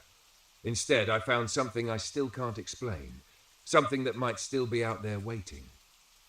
I arrived at the campsite in the late afternoon. The drive down Old King Road was scenic but desolate, with tall oaks draped in Spanish moss and palmettos crowding the edges of the narrow dirt road. My RV, a beaten-up 1994 Winnebago, rattled over every bump, but I was used to it. This wasn't my first trip, but something about the stillness unsettled me. I stopped at a convenience store a few miles before the campsite to grab some firewood and snacks. The woman behind the counter, Maggie, looked up from a magazine as I approached. "Camping out on King Road?" she asked, her tone casual but her eyes sharp. "Yeah," I said. "I heard it's quiet out there. Good stargazing." She hesitated. "It's quiet, all right. Just don't wander too far from your RV, and if you hear anything strange, don't go looking for it." I laughed it off, but her words stayed with me as I drove the final stretch to the campsite. The sun was low, and I parked near a pond. The water was dark and still, the air smelling of damp earth and decaying leaves. I liked the solitude, at least that's what I told myself. The first sign that something wasn't right came that night. I had a small fire going, and the RV's generator was humming softly. I was sitting by the fire nursing a cup of instant coffee when the generator sputtered and died. The sudden silence was jarring. "Damn thing," I muttered, grabbing a flashlight to check it out. Everything looked fine. No loose wires, no obvious problems. When I flipped the switch, it roared back to life as if nothing had happened. I returned to my chair, but the unease lingered. The forest around me felt too quiet, like the wildlife had been holding its breath. Then I heard it, a faint rustling in the bushes behind me. I turned, the flashlight beam cutting through the darkness, but there was nothing there. Probably a raccoon, I thought, but I couldn't shake the feeling that I was being watched. The next morning, I decided to explore the area. The pond looked serene in the daylight, its surface reflecting the grey sky. As I circled it, I noticed something strange, footprints in the mud. They were large, clawed, and definitely not human. A chill ran down my spine. That's when I saw him, a teenage boy, maybe 15 or 16, standing at the edge of the trees. He was thin, with dirty clothes and wild, unkempt hair. His eyes darted nervously as if he didn't want to be seen. "Hey there," I called out. "Are you lost?" The boy flinched, but he didn't run. "You shouldn't be here," he said, his voice barely above a whisper. "What do you mean?" I asked, stepping closer. "Do you live out here?" He shook his head. "It's watching you. It watches everyone. You have to leave before it gets dark." Before I could ask more, he turned and bolted into the woods. I considered going after him, but something in his voice, pure, raw fear, stopped me. I returned to the RV, uneasy. That evening, I found a mutilated deer near the edge of the pond. Its body was torn apart, the flesh twisted and shredded as if by massive claws. I've seen animal attacks before, but this was different. It looked deliberate. I decided to stay inside the RV that night. The generator kept cutting out, leaving me in darkness for minutes at a time. Each time the lights flickered back on, I thought I saw movement outside the windows, shadows darting just out of sight. Around midnight, I heard a sound that froze me in place. My late wife's voice. "Stephen," Dana whispered, "come outside." I knew it wasn't real. I'd been dreaming of Dana ever since she passed, but this was different. Her voice was so clear, so close. When it called again, I almost opened the door before catching myself. "No," I whispered, backing away. "You're not real." The whispers stopped, but the RV shuddered violently as if something heavy had slammed into it. I grabbed a kitchen knife and held it tight, my heart racing. The shuddering stopped, leaving me in silence. The next morning I found deep scratches on the RV's door, like claw marks. The boy, Ethan, appeared again, standing at a distance. His eyes were wide, his face pale. "It's hungry," he said. "It doesn't stop." "What is it?" I demanded, approaching him. "What's out there?" He hesitated, then muttered, "It's old. It was here before us. It feeds on fear, on grief. If you don't leave, it'll take you." I tried to get him to explain, but he ran off again. This time I followed him. He led me deeper into the woods, where the trees grew denser and the air colder. Finally, we reached a clearing with strange symbols carved into the trunks. Ethan pointed at them. "This keeps it out," he said. "Stay here if you want to live." Before I could ask more, he vanished into the trees. I looked around, my pulse hammering. The forest felt alive, the air thick with an oppressive energy. The whispers started again, louder this time, coming from all directions. I returned to the RV, but the hunger followed. That night, it showed itself. I was sitting by the fire when the forest went silent. Then I saw it, a shadowy figure at the edge of the trees. It was humanoid, but wrong, its limbs too long, its movements jerky and unnatural. Its eyes glowed yellow, fixed on me. "Dana," it said, its voice distorted and hollow. "Come to me." I stood frozen as it stepped closer. The firelight flickered, and I saw its face, or what was left of it. The flesh was stretched and rotting, its mouth too wide, filled with jagged teeth. I grabbed a can of lighter fluid and dashed it onto the fire pit, igniting a massive flame. The creature recoiled, letting out an unearthly shriek. I ran toward the symbols Ethan had shown me, the hunger chasing me through the trees. The moment I crossed the boundary of the symbols, the hunger stopped. It paced back and forth, hissing and snarling, but unable to cross. I stayed there until dawn, clutching the knife and listening to its guttural growls. When the sun rose, the hunger vanished. I returned to the RV, packed up, and drove away without looking back. I stopped at Maggie's store on the way out. She took one look at me and nodded. "You saw it, didn't you?" I nodded, too shaken to speak. "You're lucky," she said. "Most people don't make it out." Later I tried to find information about Ethan, but no one had seen a boy matching his description in years. Some said he was a ghost, a victim of the hunger long ago.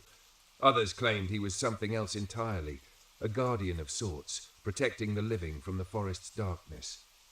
Whatever the truth, I know one thing for certain. The hunger is real, and it's still out there, waiting.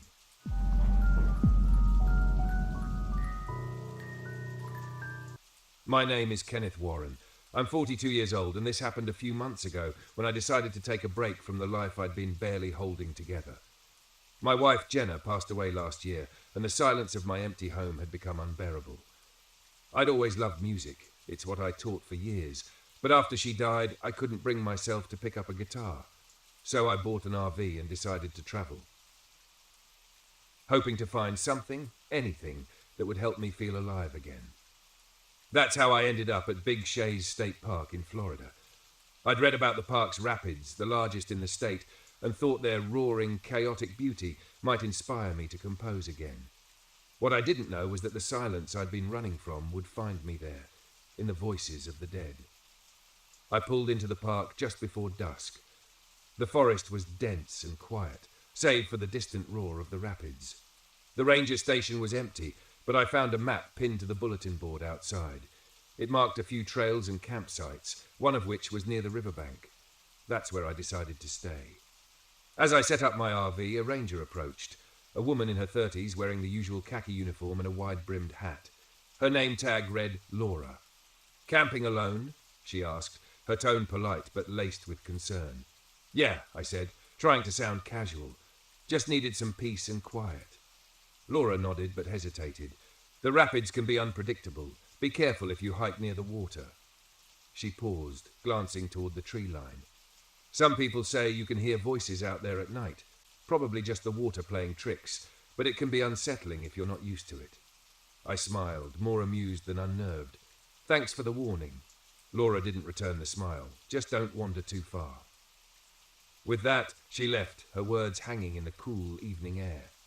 After dinner, I sat outside the RV with my guitar, strumming idly as the last light faded from the sky. The sound of the rapids was louder now, a constant rush that drowned out the usual nighttime symphony of crickets and frogs. For the first time in months, I felt a flicker of inspiration. Maybe this trip wasn't such a bad idea. Then I heard it, a faint giggle like a child's, carried on the wind. I froze, my fingers stilling on the strings. It was faint, almost drowned out by the river, but unmistakable. I scanned the tree line, but there was nothing there. "Hello?"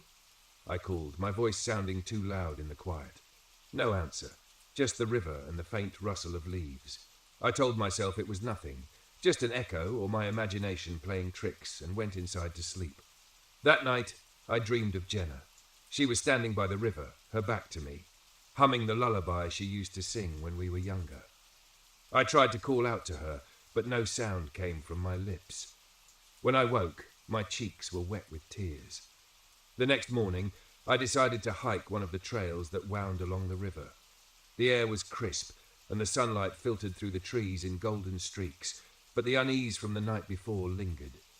I couldn't shake the feeling that I was being watched. About halfway down the trail, I noticed something odd, small footprints in the mud, too small to belong to an adult. They ran alongside my own for a few steps before veering off toward the river. There were no other campers around, and the sight sent a chill down my spine. As I followed the trail, the roar of the rapids grew louder, almost deafening. Then I heard it again, a child's laughter, clear and sharp, cutting through the noise. I stopped in my tracks, my heart pounding. "Who's there?" I called. Again, no answer.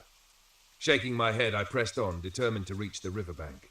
When I got there, I found something even stranger, a small, moss-covered doll lying on the rocks. Its face was faded and weathered, but its eyes seemed to glint in the sunlight, almost as if they were watching me. I picked it up, examining it closely. As I turned it over, a faint melody began to play, a music box tune, soft and haunting. My breath caught in my throat. The tune was the same lullaby Jenna used to hum. That evening, I couldn't shake the melody from my head. It felt like the forest was closing in, the shadows growing longer, the air heavier. As I sat in the RV, the music box tune began to play again, faint at first, then louder. I searched the RV, convinced I'd accidentally brought the doll inside, but it wasn't there. The tune stopped abruptly, replaced by a soft knock at the door. I froze. My hands trembled as I reached for the handle and yanked the door open. No one was there, just the empty forest bathed in moonlight. Then I saw them, shadows flitting between the trees. They were small, childlike, moving too quickly to be human. My stomach churned as I realized they were circling the RV. I slammed the door shut and locked it, my breath coming in shallow gasps. The RV began to shake as if something, or many somethings, were pounding on the sides. I shouted for them to stop, but the noise only grew louder, the whispers and laughter blending into a chaotic cacophony.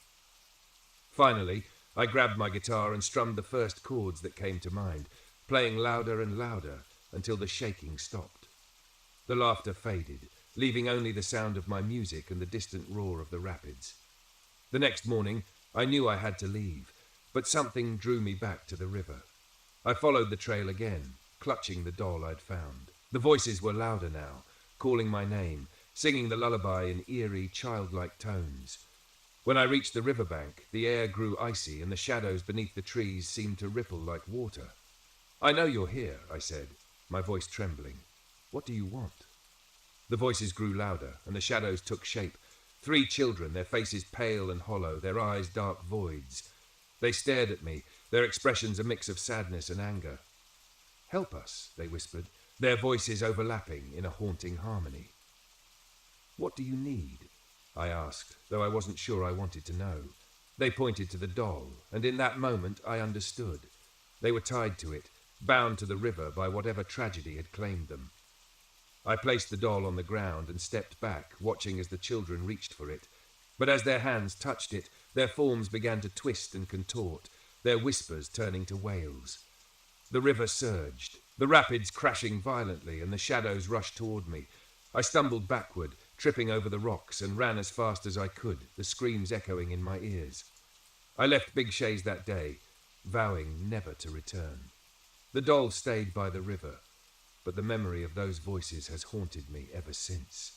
I tried to write about it, to turn it into a piece of music, but every time I play, I hear their whispers in the background. A week after I got home, I found the doll on my porch. Its music box was broken, but sometimes in the dead of night, I swear I can still hear it playing.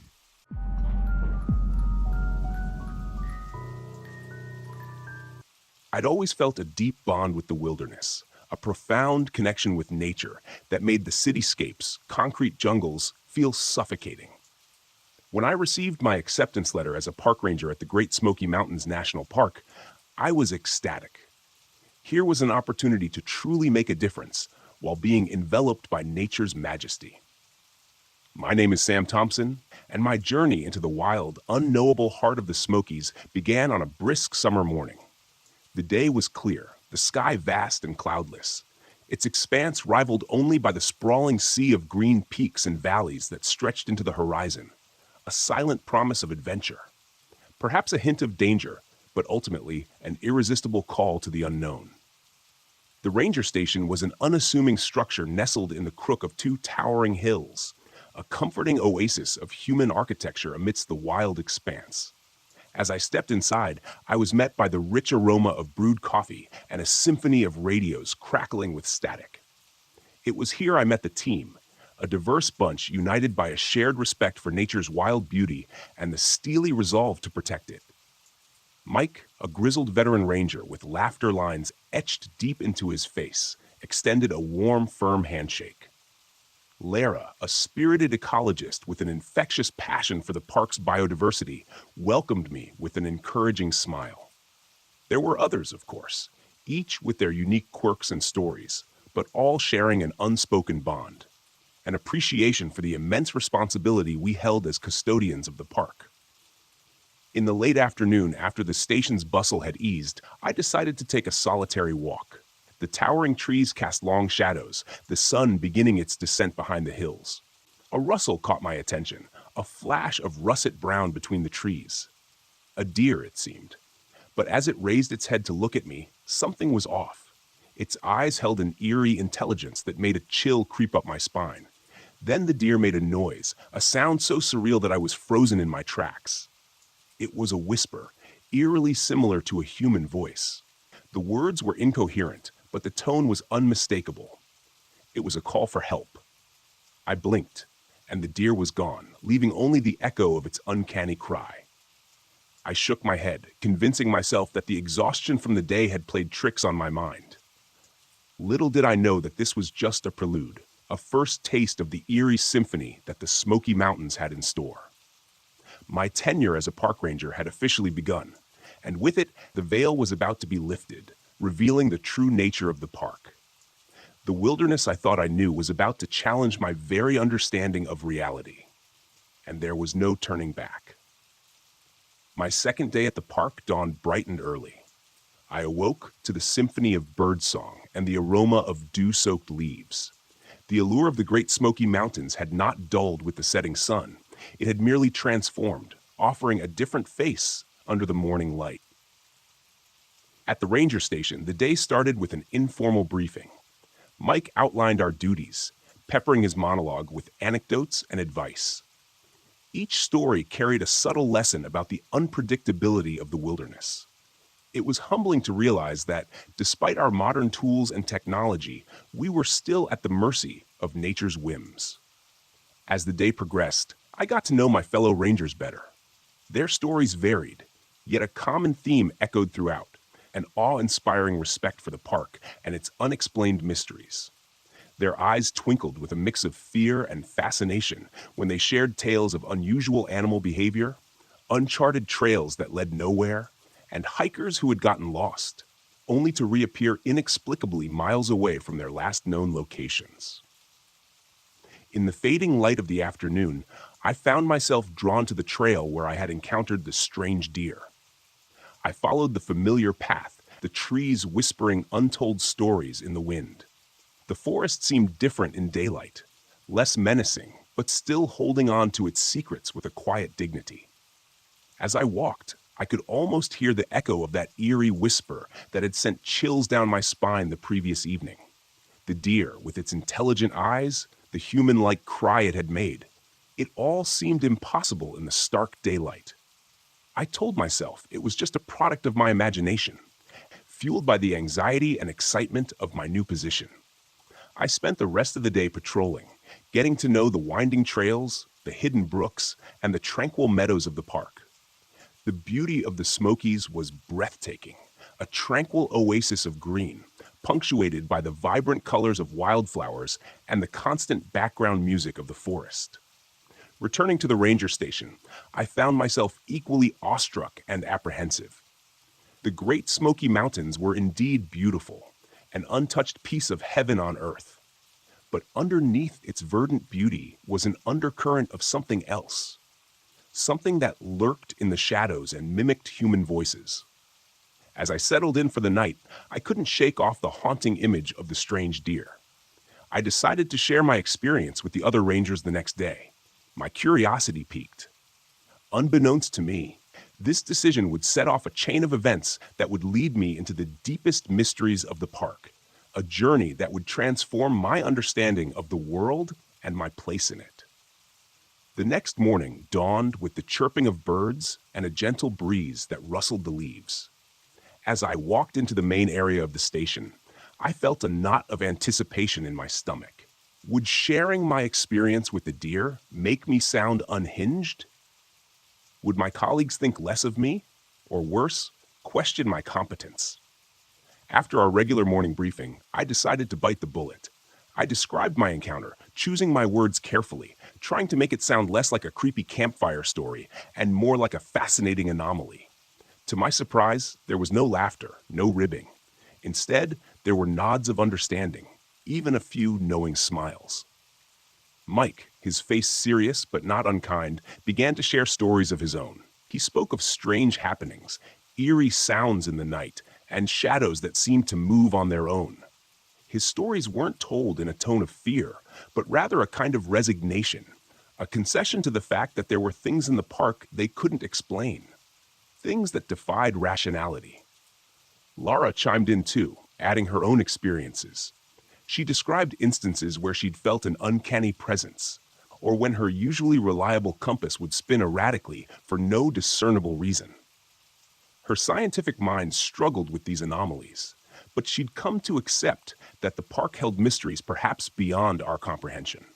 These revelations, rather than alleviating my unease, intensified it.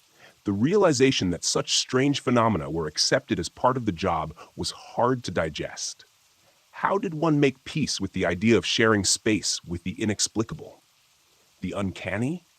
Yet, there was a strange comfort in knowing my experience wasn't an isolated incident. It was as if a veil had lifted, revealing a world that existed parallel to ours, intertwining with our reality in the most unexpected ways. It was daunting, but at the same time undeniably fascinating. As I lay in bed that night, the forest's usual serenade of cricket chirps and rustling leaves seemed to carry a different note. Each echo was a whisper of untold stories, each shadow a concealed mystery. I wondered about the strange deer, its eerie mimicry, and what it could possibly signify. The unease was still there, a dull thrum in the back of my mind. Yet alongside it, a newfound resolve was beginning to take shape. I was here for a reason, and I would do my best to uncover the truth behind these mysteries, to ensure the safety of the park's visitors, and perhaps come to terms with the uncanny in my own way. After all, I was a park ranger. I was here to protect and understand the wilderness in all its beauty and terror. And this was just the beginning. As days turned into weeks, my life at the Smokies settled into a pattern. Each day brought new challenges, and with them, an ever-deepening respect for the wilderness. But along with the quiet satisfaction of fulfilling my duties came the persistent undercurrent of unease. One day, while digging through old reports in the station's cramped archive room, I stumbled upon a thick folder labeled Missing Persons. Out of curiosity, I leafed through the files, each one detailing disturbingly similar cases of park visitors who had vanished without a trace. Names, ages, last known locations, speculated paths, all meticulously recorded, but with no conclusive explanations or outcomes. As the number of files grew, so did my concern. It wasn't unusual for inexperienced hikers to lose their way, but the frequency of these incidents and the fact that many happened in well-charted areas was unsettling. I brought this up with Mike later that evening. He glanced at me, his expression grave, and sighed. Yes, he knew about them. The disappearances had been a troubling part of the park's history for as long as he could remember. They were the whispers that echoed through the trees, the chill that hung in the air long after a search party returned empty-handed. But it's not just the disappearances, Mike added, his voice barely above a whisper. Sometimes they come back, disoriented, with no memory of their lost time, as if they walked through a veil into another world and then slipped back in after hours. His words sent shivers down my spine. I thought of the strange deer, the oddities we'd all experienced, the feeling of an unseen presence. Was there a connection? That night, as I lay in bed, I found sleep elusive. The wilderness outside, once a comforting presence, now seemed to hide untold dangers. Yet amidst the fear, a sense of determination welled up within me. I was here not just as a bystander, but as a protector, a guardian. If there was a threat, it was my duty to understand and counter it. However, the Smokies had their own rhythm and secrets. Their majestic peaks and lush forests were a testament to nature's untamed beauty. But within their shadows lurked mysteries that were as unnerving as they were captivating. How did one seek answers in a world that defied understanding? As the moon bathed the park in its silvery glow, I decided to make it my mission to unravel these mysteries, to find the link between the strange occurrences, the vanishing visitors, and the park's unknown entity, to find the missing pieces of this enigma and fit them together. I was a park ranger. I was here to protect, to serve, and to understand, no matter how deep the shadows, how eerie the whispers, or how uncanny the phenomena. I would face them head on. After all, as the saying goes, not all those who wander are lost. Some of us are just seeking answers. 2 weeks into my journey as a park ranger, I found myself navigating the sprawling expanse of the Smokies with growing confidence. My initial unease had given way to a quiet resolve. I was here to unravel the park's mysteries, and I had begun to see every anomaly, every unexplained incident as a clue. One day, we received news that a seasoned hiker named George had not returned from his usual trail. A knot of apprehension formed in my stomach. I had met George on a few occasions, a cheerful man with a ready smile, well acquainted with the park's trails. Something was wrong. We quickly formed a search party. Mike, Laura, a few others, and I packed our gear and set off toward George's usual trail. As we delved deeper into the wilderness, I couldn't shake off the sense of being watched. It was an intangible feeling, a shiver that ran down my spine every so often as we followed the trail George was known to frequent. Our reliable tools began to falter. My GPS, usually accurate to the meter, spun aimlessly, its needle dancing in erratic circles. Our radios, our lifelines back to the station, filled with static, reducing our communications to indecipherable gibberish. Panic fluttered in my chest, but I pushed it down. We needed to stay calm, focused. Yet even as I put on a brave face, I couldn't ignore the distinct sensation of time slipping away from us, as though we'd crossed an invisible threshold into an alternate realm. Hours seemed to blend into each other, the afternoon sun hanging in the sky like a frozen celestial body. Our search yielded no results, just a deepening sense of unease. Eventually, we decided to return, our hearts heavy with the grim possibility of George's fate.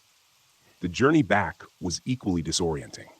Our faulty devices continued to play tricks, and the forest seemed to shift around us, familiar landmarks appearing out of place. When we finally stumbled upon the ranger station, it felt like surfacing from a deep dive, gasping for breath. That night, as I lay in bed, I replayed the day's events over and over in my head. The eerie stillness of the forest, the faulty devices, the inexplicable stretch of time. It was as if the Smokies themselves were keeping us away from something, guiding us off a path we were not meant to tread. My encounter with the strange deer, the tales of unexplained phenomena, the disappearances, and now George. A pattern was emerging, a chilling narrative of a hidden presence in the park. It was elusive, powerful, and seemingly capable of bending reality to its will. As fear battled with fascination within me, I was beginning to realize the magnitude of my mission. This was not just about solving a mystery. It was about understanding a force that existed outside the realm of our comprehension. And somewhere in the midst of this tangled enigma, I felt a personal stake. I was a part of this narrative, and I was determined to see it through. For George, for the park, and for myself. The days following George's disappearance were a blur. The park, usually a bustling hub of activity, fell into a subdued silence. His absence echoed louder than the whispers in the trees, louder than the haunting call of the strange deer. We were united in our silent vigil, waiting for George to reemerge from the forest's embrace. 3 days later, just as the last vestiges of hope were beginning to flicker out, George reappeared. He was found by a group of early morning hikers, dazed and disoriented, standing at the edge of a well-trodden path he should have easily recognized. We were overjoyed, relieved, but also deeply perplexed. George had no recollection of his lost time. He remembered setting off on his hike, the sun warming his face as he took the familiar trail. His next memory was of waking up to the concerned faces of the hikers who found him. We listened with rapt attention as he narrated his fragmented experience. His confusion, his fear, mirrored our own. And amidst his disjointed memories, he recalled one peculiar detail. A deer, a seemingly ordinary deer that had looked at him with a strange intensity, its call echoing in his mind, even though he couldn't quite remember the sound. The room fell into a profound silence as he shared this detail. It was a chilling confirmation of our fears. The uncanny link we'd suspected, the strange deer was not just an anomaly. It was an integral part of the park's mysteries, a key to the unsettling phenomena that were becoming increasingly hard to ignore. George's return only strengthened my resolve to uncover the truth. The park and its secrets were more than just unexplained anomalies. They were now an active threat to the people we had sworn to protect. And while the fear was still there, it was now overshadowed by a firm resolve, a determination to confront the unexplainable. In the days that followed, I immersed myself in the mission. I meticulously documented every detail of George's case, cross-referencing his experience with past incidents, creating a detailed map of occurrences in an attempt to find a pattern. The park had become my life. The mountains, the trees, the rivers, they were not just landscapes anymore. They were pieces of a complex puzzle waiting to be deciphered. The whispers in the wind, the fleeting shadows, the uncanny sense of being watched. I was now attuned to them all, each strange occurrence a signpost on this extraordinary journey. As I looked out into the verdant expanse, bathed in the ethereal glow of the setting sun, I felt a renewed sense of purpose. Yes, there was fear, but also an overwhelming fascination, a relentless curiosity that propelled me forward. And although I was in uncharted territory, I was no longer a passive observer. I was an explorer seeking answers in a wilderness that straddled the fine line between the known and the unknown. I was a park ranger. I was a guardian of the Smokies. And I would not back down until I unearthed the truth behind its enigmatic mysteries. Weeks turned into months. My initial wonder at the beauty of the Smokies had evolved into a profound respect for the mysteries they harbored. The strange occurrences, the disorienting time loss, the vanishing visitors. These anomalies had become a part of my everyday life. But instead of unsettling me, they now fueled my determination to get to the bottom of this. Late one evening, after a long day of routine checks and patrols, I settled down in the ranger station with a map of the park, reports of previous disappearances, and George's testimony. I began to plot each strange event, every missing person, every anomalous sighting. A pattern started to emerge. There was a clustering of incidents around certain areas. Specific trails, dense forest sections, remote campsites, the same spots that were frequented by the uncanny deer. Could there be a direct correlation? As I sat back and surveyed the map, a thought struck me. What if this creature wasn't just a witness to these events, but somehow the cause? An unsettling possibility, but the frequency and consistency of its appearance could not be overlooked. Fueled by this newfound realization, I began to delve deeper into the park's lore. Late-night discussions with Mike and Laura gave me insights into native legends, stories passed down through generations that hinted at a voice mimic, a creature capable of imitating any sound, any voice it heard. This eerily resonated with our experiences. The deer, its human-like cry, the mimicry. Could this creature from the lore and our experiences be one and the same? However, the more I discovered, the more questions I had.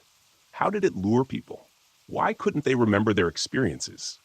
Was it guarding something, keeping us away from certain areas of the park? As the lines between folklore and reality blurred, I grappled with the implications. The Smokies were not just a park. They were a realm that housed an entity beyond our understanding, an entity that could influence our reality. And it was my mission to understand this, to navigate the delicate balance between fear and fascination, the known and the unknown. Night after night, I pored over the map, studying the patterns, cross-referencing legends with incidents. Each clue, each piece of the puzzle was bringing me closer to the truth. I felt like a detective on the trail of a mystery that was as intriguing as it was terrifying. Yet I was not alone in this quest. I had my fellow rangers, brave individuals who shared my commitment to safeguarding the park and its visitors. Our resolve was a beacon that shone through the murkiness of uncertainty, guiding us as we traversed this challenging path. And while the journey was daunting, I found myself fueled by an indomitable spirit of adventure. As a park ranger, I was entrusted with the protection of the Smokies and its secrets. But I was also an explorer, venturing into the realm of the unknown, seeking to unravel the mysteries that the park cradled in its bosom. It was a mission I was determined to fulfill. With every passing day, my connection to the Smokies deepened. My senses had grown acutely attuned to its rhythms, its subtle nuances. The park was no longer just a workplace. It had become my world. Each whispering tree, chattering brook, and rustling undergrowth was part of a grand symphony that played out its enigmatic melody in the heart of the wilderness. One night, as I was winding down after a particularly challenging day, an unsettling sound echoed through the dense silence of the forest. It was a cry, disturbingly human, yet uncannily animalistic. A chilling mimicry that froze the blood in my veins. Instantly alert, I grabbed my flashlight and radio and followed the sound into the enveloping darkness. The usually comforting forest now felt alien and foreboding, each twisted shadow appearing more menacing than the last. But I pressed on, drawn toward the cry like a moth to a flame. As I ventured deeper, a shape emerged from the undergrowth, the strange deer. Its eyes gleamed with an almost sentient intelligence. It was eerily still, its gaze fixed on me with an intensity that was almost palpable. I stood my ground, heart pounding in my chest, as we held a silent standoff. The creature then issued the same human-like cry, a wailing call that echoed off the trees and sent a shiver down my spine. Just then, the radio crackled to life, Mike's voice filtering through the static, asking about my location. I relayed my coordinates, my voice steadier than I felt. As the radio crackled out, I turned back to the deer. But it was gone, vanished, as if it had never been there. I spent the rest of the night patrolling the area, my mind buzzing with questions. Was the deer calling out to me? Was it trying to communicate? Or was it another instance of it luring in the unwary? As dawn broke, painting the sky with hues of orange and pink, I returned to the ranger station, exhausted yet restless. The encounter with the strange deer was a clear indication that I was getting closer to unraveling the mystery of the park. The incident only served to strengthen my resolve, my research, my interactions with the creature, the patterns I had observed. They were all leading me to an inescapable truth. The Smokies were home to an entity that existed beyond our comprehension, an entity that could influence our reality. While this truth was intimidating, it also fueled my curiosity. As a park ranger, I had taken an oath to protect this place and its secrets. This was my mission, my purpose. And no matter how uncanny the phenomena or how daunting the path, I was determined to see it through to the end. After all, I was not just a park ranger. I was an explorer, a seeker of truths in a world that straddled the known and the unknown. And as the sun rose, casting a golden glow over the park, I found myself eager to continue my journey into the heart of the Smokies and its mysteries. In the wake of my chilling encounter with the strange deer, I sought wisdom from the only source that seemed to grasp the gravity of the enigma, the Native American elders. Their tales of the voice mimic, which I had initially dismissed as folklore, were aligning too closely with my own experiences. It was time to listen with an open mind. As I sat in the circle of elders, their wizened faces lined with wisdom and resilience, I felt a profound sense of respect. They spoke of an ancient spirit that dwelled in the park, a spirit capable of imitating any sound, any voice it heard. It was seen as a guardian, a gatekeeper of the Smokies' deepest secrets. The elders described its form as that of a deer, a familiar creature in the park. It had the power to influence time, leading those it chose into a realm where minutes could stretch into hours, where reality as we knew it was distorted. As they spoke, their words resonated with the truth of my experiences. The lost hikers, the strange deer, the distortion of time. It was becoming clear that the entity and the phenomena were one and the same. Yet the elders didn't view the entity as malicious. They believed it was protecting something, preserving the balance between the park and the outside world. Those who went missing were not victims, but chosen ones, individuals who were led to the realm and then returned with no memory of their experience. Listening to the elders, I felt a mix of emotions: fear, fascination, and a strange sense of relief. I wasn't losing my mind. The events weren't mere anomalies. There was an explanation, as fantastic as it seemed. As I left the gathering, I looked out toward the Great Smoky Mountains, their peaks bathed in the glow of the setting sun. They seemed serene, unassuming, yet I knew they were teeming with secrets that had survived centuries. Secrets that I was just beginning to understand. The knowledge I gained from the elders fueled my resolve. I would do my utmost to respect and protect the balance the entity was guarding. The park wasn't just a tourist attraction or even a wildlife haven. It was the dwelling of an ancient spirit, a being beyond human comprehension. As a park ranger, my mission was evolving. I was no longer just a guardian of the park. I was a liaison between two worlds, the known and the unknown. It was a daunting responsibility, but one I was ready to shoulder. That night, as I lay in my bed at the ranger station, the whispers of the forest seemed less ominous, more familiar. I wasn't a stranger in the Smokies anymore. I was part of its intricate web, its ancient lore, its extraordinary reality, and I was ready to fulfill my role, ready to protect its mysteries while striving to comprehend them. As summer turned to fall, I found myself more immersed in the park than ever before. Each rustling leaf, each whispering wind seemed to carry a hidden message, a secret waiting to be discovered. My meetings with the elders had given me a deeper understanding, but there were still countless questions that lingered in my mind. One evening, while on patrol, I came across a part of the park that felt eerily familiar. It was the same spot where I had encountered the strange deer, the area where the veil between our world and the entities seemed thinnest. A shiver ran down my spine as a chilling sense of déjà vu washed over me. I felt watched, observed by unseen eyes. I turned around to see the strange deer standing at the edge of the clearing, its gaze focused on me. But this time, There was no fear, only a profound sense of recognition. I could not communicate with it, but I felt an understanding pass between us. It knew. I knew. That night, as I made my way back to the ranger station, I felt a peculiar shift in the atmosphere.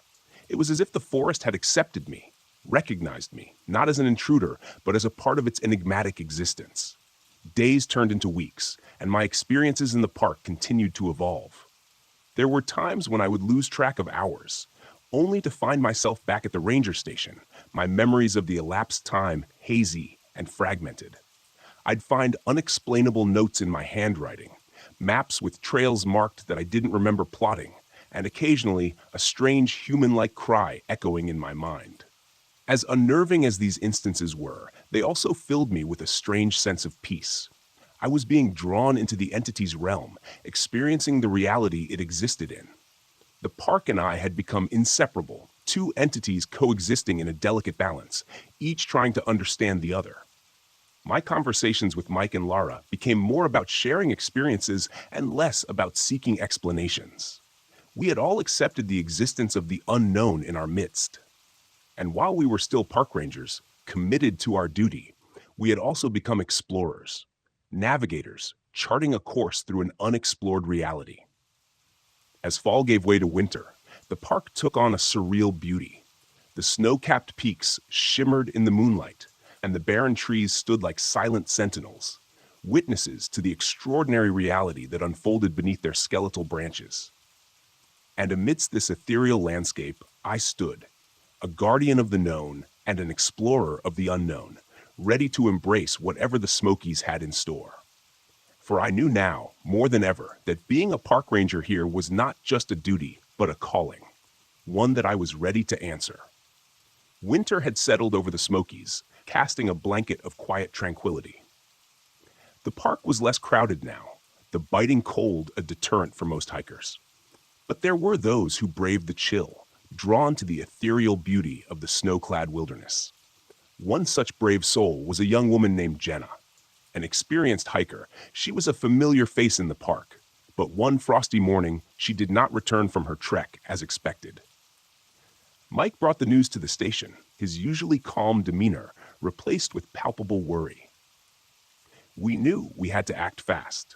Equipped with flashlights, radios, and an annoying sense of déjà vu, we ventured into the cold wilderness.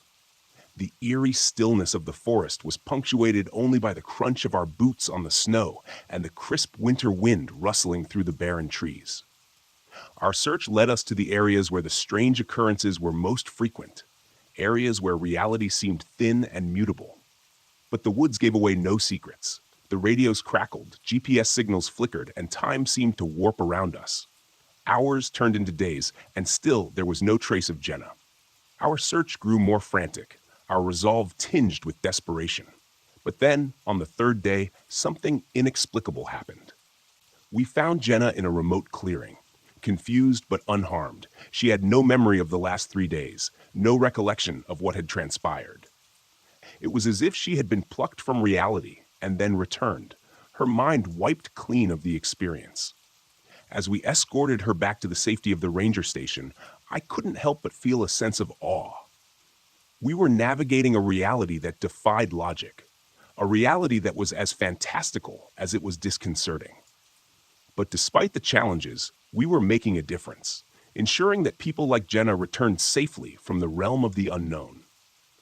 That night, as I sat in the ranger station reflecting on the day's events, I realized how far we had come. We had started as park rangers, guardians of the wilderness. Now, we were also guardians of an extraordinary secret, protectors of a delicate balance between two worlds. As the moon shone down on the tranquil expanse of the park, I couldn't help but feel a sense of contentment. This was my world, a world of towering peaks and whispering winds, a world of lost hikers and enigmatic entities, a world that balanced on the fine line between reality and folklore. And despite its challenges, despite its enigmas, it was a world I was proud to be a part of. For I was not just a park ranger.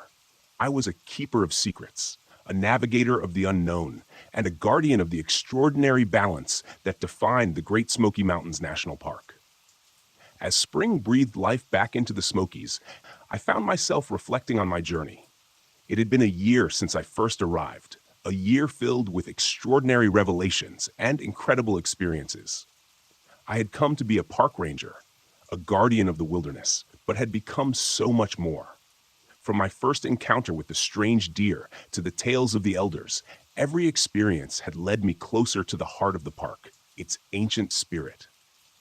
I had been chosen, just like Jenna and the others, to walk the line between two worlds, to protect and understand the extraordinary balance of the park. As I stood on the porch of the ranger station, gazing out at the vast expanse of wilderness, I felt a profound sense of belonging. The park was more than just a workplace, it was home. And I, in my role as a ranger, was more than just a guardian. I was a part of the park, its lore and its reality. The strange deer, the voice mimic, it was a constant presence, a reminder of the extraordinary entity that dwelled in the park. Its calls no longer filled me with fear, but with understanding, a reminder of the delicate balance we shared. Mike, Lara, and I continued our roles, guardians navigating the extraordinary.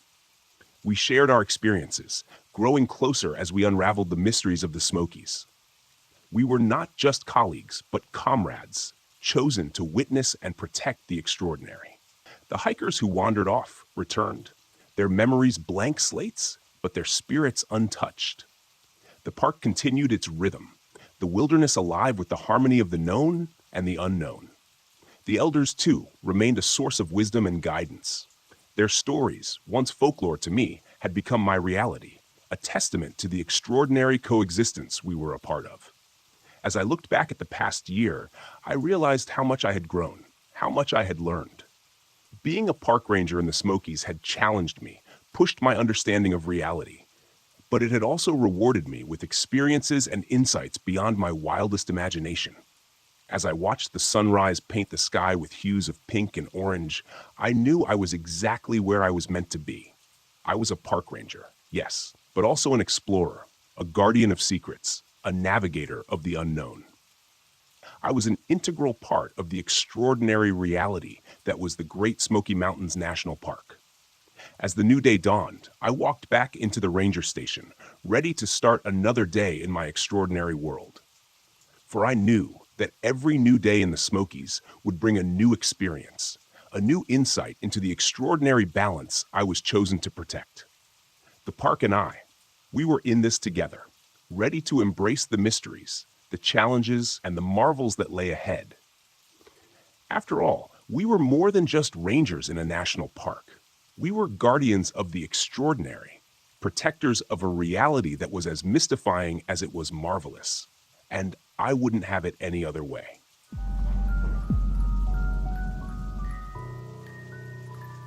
I've been a cop in this small town for about 15 years now. It's a quiet place, tucked between rolling hills and dense woods. The kind of town where everyone knows everyone, where people leave their doors unlocked at night, and where nothing ever seems to happen. At least, that's what most folks think. But I've seen things that no one talks about, things that don't make sense. Most of the time, I just keep my mouth shut. People around here don't like hearing about what's really lurking in the dark, and I can't blame them. But some nights, like tonight, I feel like I need to get it off my chest. It all started about 5 years ago. I was working the night shift, patrolling the outskirts of town. It was one of those cold, misty nights where the fog clings to the ground, making everything look like a ghost town. I was driving down an old back road when I saw it, a figure darting across the road in the beam of my headlights.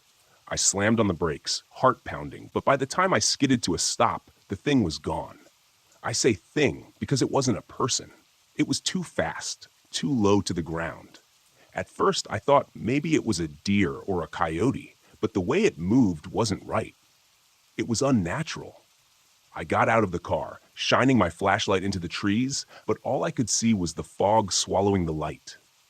That night, I chalked it up to my imagination. Maybe I was tired. Maybe I'd just seen a shadow, I told myself. But I couldn't shake the feeling that something had been out there, something watching me from the trees. A few weeks later, a call came in from one of the farms on the edge of town. A couple of cows had been killed, mauled actually.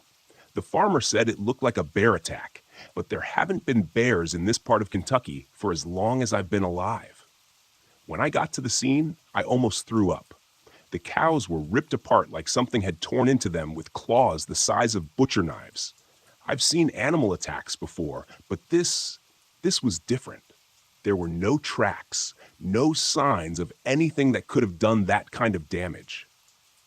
We filed the report as a wild animal attack and told the farmer to keep his livestock locked up at night, but something about it didn't sit right with me. Over the next few months, more reports started coming in. Livestock disappearing, pets going missing, strange sounds in the woods at night.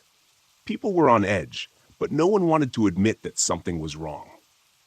This town is built on denial, on pretending everything's fine, even when it isn't. Then one night, I got a call from Old Man Jenkins. Now, Jenkins is a bit of a town legend, a recluse who lives way out in the woods, never really bothering anyone. He doesn't call for help unless he absolutely has to. So when I got the call, I knew something serious had gone down. I drove out to his place, my gut churning the whole way. The road leading up to his cabin was overgrown, barely more than a dirt path. And by the time I got there, the fog was so thick I could barely see. Jenkins was waiting for me on his porch, shotgun in hand, pale as a ghost. "It's out there," he whispered as I got out of the car. "It's been watching me." I tried to get more out of him, but he wouldn't say much, just that something had been stalking his cabin for the past few nights. He'd seen it out of the corner of his eye, darting between the trees, circling his place, waiting. He didn't know what it was, but he knew it wasn't any animal he'd ever seen. We stayed out there for a couple of hours, watching the tree line. Every now and then, I'd hear something, a branch snapping, the rustle of leaves, but I didn't see anything. Just as I was about to tell Jenkins we should call it a night, I saw it. It was fast, just a blur of movement at the edge of the woods, but it was enough to make my blood run cold. I couldn't make out much, but it was tall, taller than any human, with long, spindly limbs and eyes that glowed in the darkness. Jenkins fired off a shot, but whatever it was didn't even flinch. It just disappeared into the fog, leaving us standing there, hearts pounding, breath catching in our throats. I tried to tell myself it was a trick of the light, but deep down, I knew better. I didn't sleep that night. Neither did Jenkins. The sightings kept happening after that, more frequent, more intense. People started whispering about the creatures in the woods, but no one wanted to admit it was real. Not out loud, anyway. One night, I was driving home from another late shift when I saw something in the middle of the road. It was standing there, tall and thin, with those same glowing eyes. I slammed on the brakes, my heart hammering in my chest, and for a moment, it just stared at me, like it was trying to decide whether or not to come closer. And then, in the blink of an eye, it vanished into the woods. I've tried to explain it away, believe me, but I can't. There's something out here in these hills, something that doesn't belong. People go missing sometimes, and we always blame it on accidents or wild animals. But I know the truth. I've seen them. So if you ever find yourself in the backwoods of Kentucky, do yourself a favor. Stay inside after dark. Don't go wandering off into the trees. And if you hear something rustling in the woods, don't go looking for it. Because out here, there are things in the dark. And they're watching. They're always watching. About a year ago, I moved my family and me to a home way out in the woods in Tennessee. I wanted to be brief here, but I need to get this off my chest. And after looking into this matter a little more, I have a lot more details that I think will paint a clear picture in the end. So please bear with me. The nights here can be extremely loud. Between the crickets, the tree frogs, and the cicadas, it can almost be deafening. One night, not too long after we moved in, I had forgotten something in my car and headed outside to get it. The first thing that struck me as odd was that my dog wouldn't go outside with me. My dog goes everywhere with me, as I am her whole world. But not this night. As I held the door open, she looked out, then looked up at me like, nope. So I walked out and shut the door behind me. The second thing that caught me off guard was that there wasn't a peep. It was dead silent. Still, I shrugged this off and walked down my front steps and headed to my car. When I had gotten about 10 feet from my car, the hairs on the back of my neck stood up. I felt as though something was watching me. I looked around, but saw nothing. After I reached into my car for what I had forgotten earlier, I had this feeling like something was moving toward me. I took a step back and checked around me. All of a sudden, I heard one of my hedges next to me, ones that line the walkway to our front door, rattle. At first, I thought it was a rabbit that I had spooked, as I had seen one just earlier in the day right where this was. A few seconds later, I heard the sound of a large rock, about the size of a cantaloupe, landing a few feet away from me. It hit the walkway and bounced into a shrub. I drew my gun, called out, and said, "Whoever this is about to be shot." After a few seconds of nothing, I began to think that maybe it was some local teenagers messing with the new people. I holstered my sidearm, turned, and started walking back to my front door. Almost as soon as I turned toward my house, I heard this deep panting sound. It sounded like a huge dog, but what made me note back to my front door was that it sounded like it was right behind me. I leapt up onto my porch, turned, and drew my gun again, expecting something right there. But again, there was nothing. A couple of weeks later, I was on my porch at night, sitting on a bench with my wife. She got up and walked inside to get something. And as soon as she shut the door, I heard that panting sound again. I couldn't see anything, yet it sounded like it was right on top of me. The sound was coming from everywhere, and it was very loud. Again, I couldn't see anything, so I noped it back inside the house. At this point, I was questioning moving here, but after nothing else really happened, I let it go. A month or so later, it was a really rainy and stormy night. It was around 9 p.m., and my wife and I enjoy listening to the rain and talking about how relaxing it is. Me, growing up in Oregon, I loved the rain. And for the past 10 years, we lived in Vegas, where it would dump the entire year's worth of rain in one day, then be bone dry for the rest of the year. For my wife, who grew up in Nevada, rain was a rare thing. She loved going outside and watching it. So for us, this was an enjoyable experience. Except this night, in particular, things took a weird turn. As we were sitting there talking about the rain and relaxing, my wife stopped me and said, "Did you hear that?" I said, "No." "What did you hear?" She said, "I swear it sounded like a small child calling for help out in the woods beside our house." I said, "No, I didn't hear anything." After a few moments of us listening intently, she said, "There it is again." I said, "I didn't hear a thing, sweetie. Are you sure you're not just hearing things?" She looked at me, offended that I didn't hear it, and said, "No, I am positive. How could you not hear that? It was our son. I think he's out there and got lost." I said, "No, he's in the house, sleeping on the couch." We then both looked through the blinds that were open right behind us, and we could see all of our children laying there. She said, "That's so weird. I swear it sounds like our son." I said, "Well, it isn't him. He's right there. Besides, I don't hear anything." She then stood up and said, "Wow, he's really crying out for help. I need to go look for him." Now, at this point, if you knew my wife, you'd know she is absolutely creeped out by the woods and wouldn't be caught dead walking into them during daylight, much less at night during a storm. I grabbed her hand and said, "I've been listening intently, and there is absolutely nobody calling out for help. You need to stay here." At this point, I was getting worried about her. She was acting completely out of character. Not to mention, she was 8 months pregnant with our baby daughter.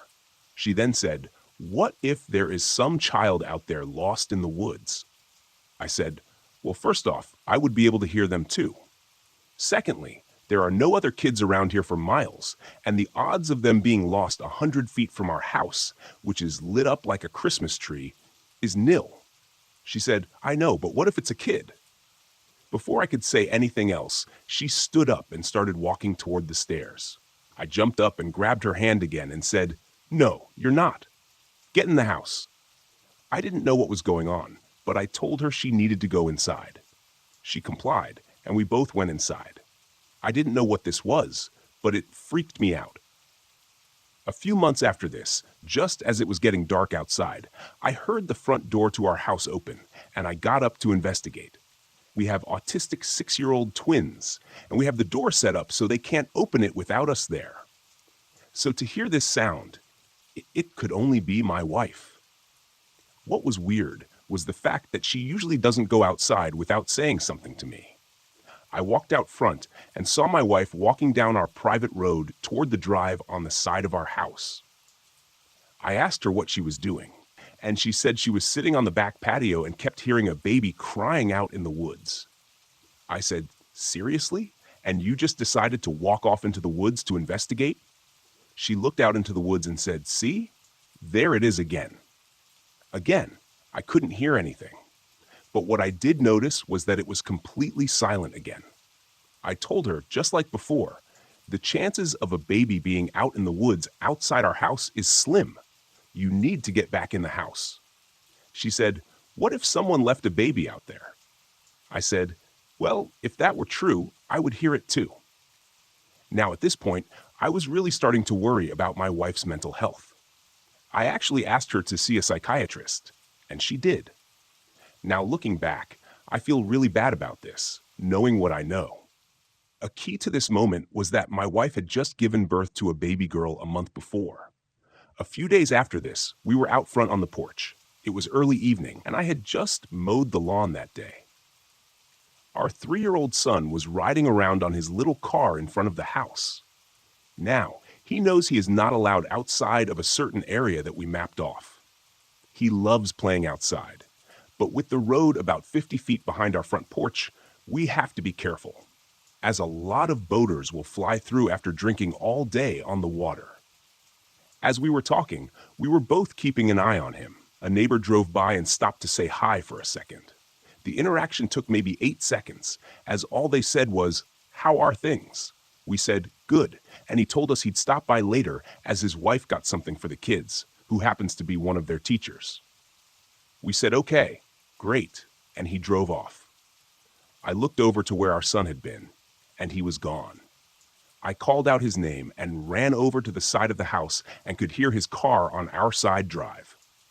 I scolded him for leaving the area, and he said something in his 3-year-old gibberish and pointed to the woods behind our house.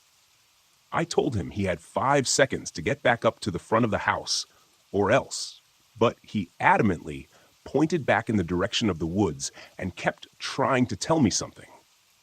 I looked off in that direction and just assumed he saw a deer or a squirrel or something and wanted to see it up close. I walked him back up to the front of the house and he cried the whole way there. He got really upset that I wouldn't let him go into the woods. But I just wrote this off as him being curious. Most 3-year-old boys are. Now, this instance isn't isolated, as our twins have done similar things, but nothing quite as extreme as this.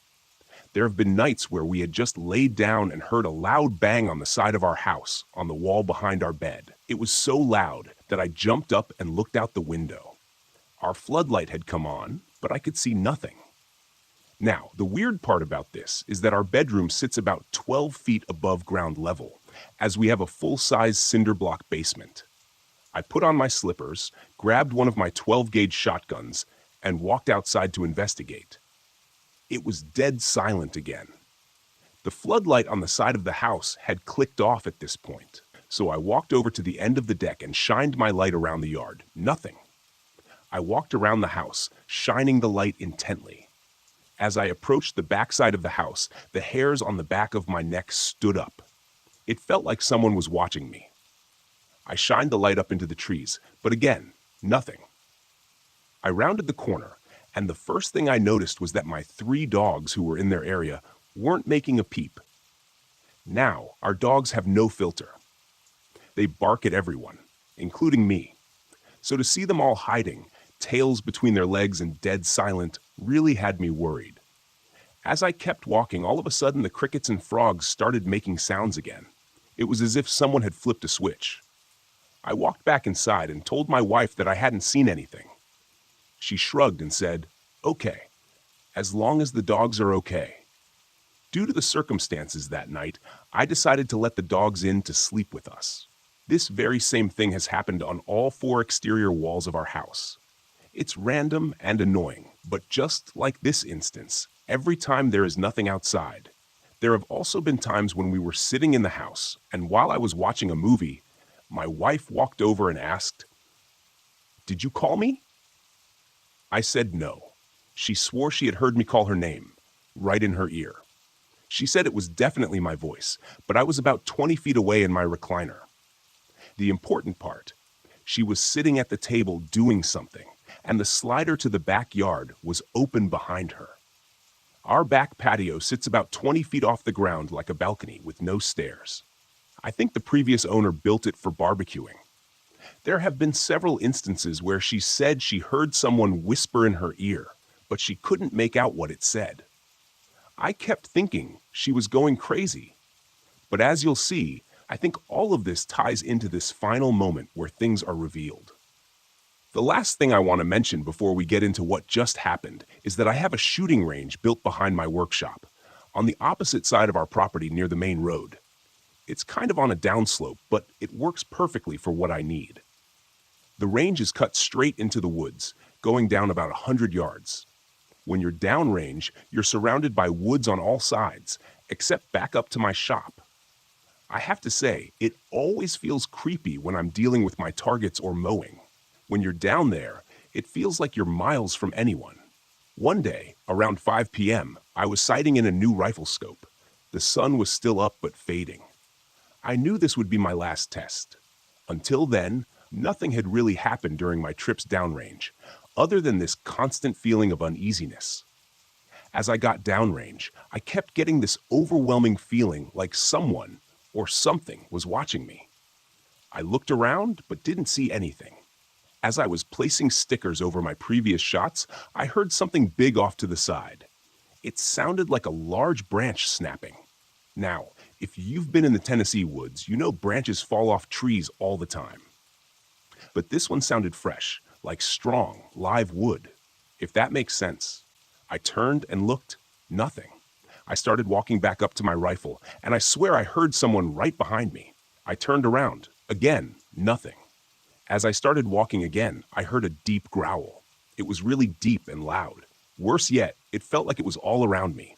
I turned to face the range and started walking backward. The thought of a wild dog charging me freaked me out, so running didn't seem like a good idea. I slowly backed up the hill to my rifle. Nothing happened. I grabbed my rifle and sprayed the target with rapid fire, hoping to scare off whatever was stalking me. I left 10 rounds in the mag, grabbed my rifle bag, and quickly walked back to the house. I never told my wife. I didn't want her to freak out. Fast forward about a year. My niece was staying with us as a live-in nanny during summer break from college. We were coming back from the store and about a mile from the house when I saw 2 eyes reflecting in the headlights from a wide tree on the side of the road. It caught my attention. They were higher than a deer's, but a different color and size. Just as I said, "What is that?" and squinted, they vanished. I commented that it was almost like it knew I could see it and moved. The color was golden or green, and it moved like a large cat, ominous, hard to explain. I shrugged it off as we passed the tree and saw nothing. A few minutes later, we arrived home. As we were getting bags out of the car, my 3-year-old son came running out to greet me. As I waited to help carry bags, I heard my dog growl. I looked in the direction she was focused, my neighbor's property across the street. Now what I saw has kept me up at night. Up until this point, I was skeptical. Even after what happened the year before, I still thought maybe it was just my imagination. My street is in a spread-out neighborhood. Each house sits on several acres, and at the end of the road is Kentucky Lake. My neighbor's house is adjacent to mine on about an acre. Directly in front of us is a wall of woods, and behind us is thousands of acres of untouched forest. As I looked across to my neighbors, I saw a large dark figure between the trees. It moved quickly on all 4s, then stood up and walked like a man. It was tall, but what was strange was the distance it was covering. When it passed in front of the shed, I swear I could see through it.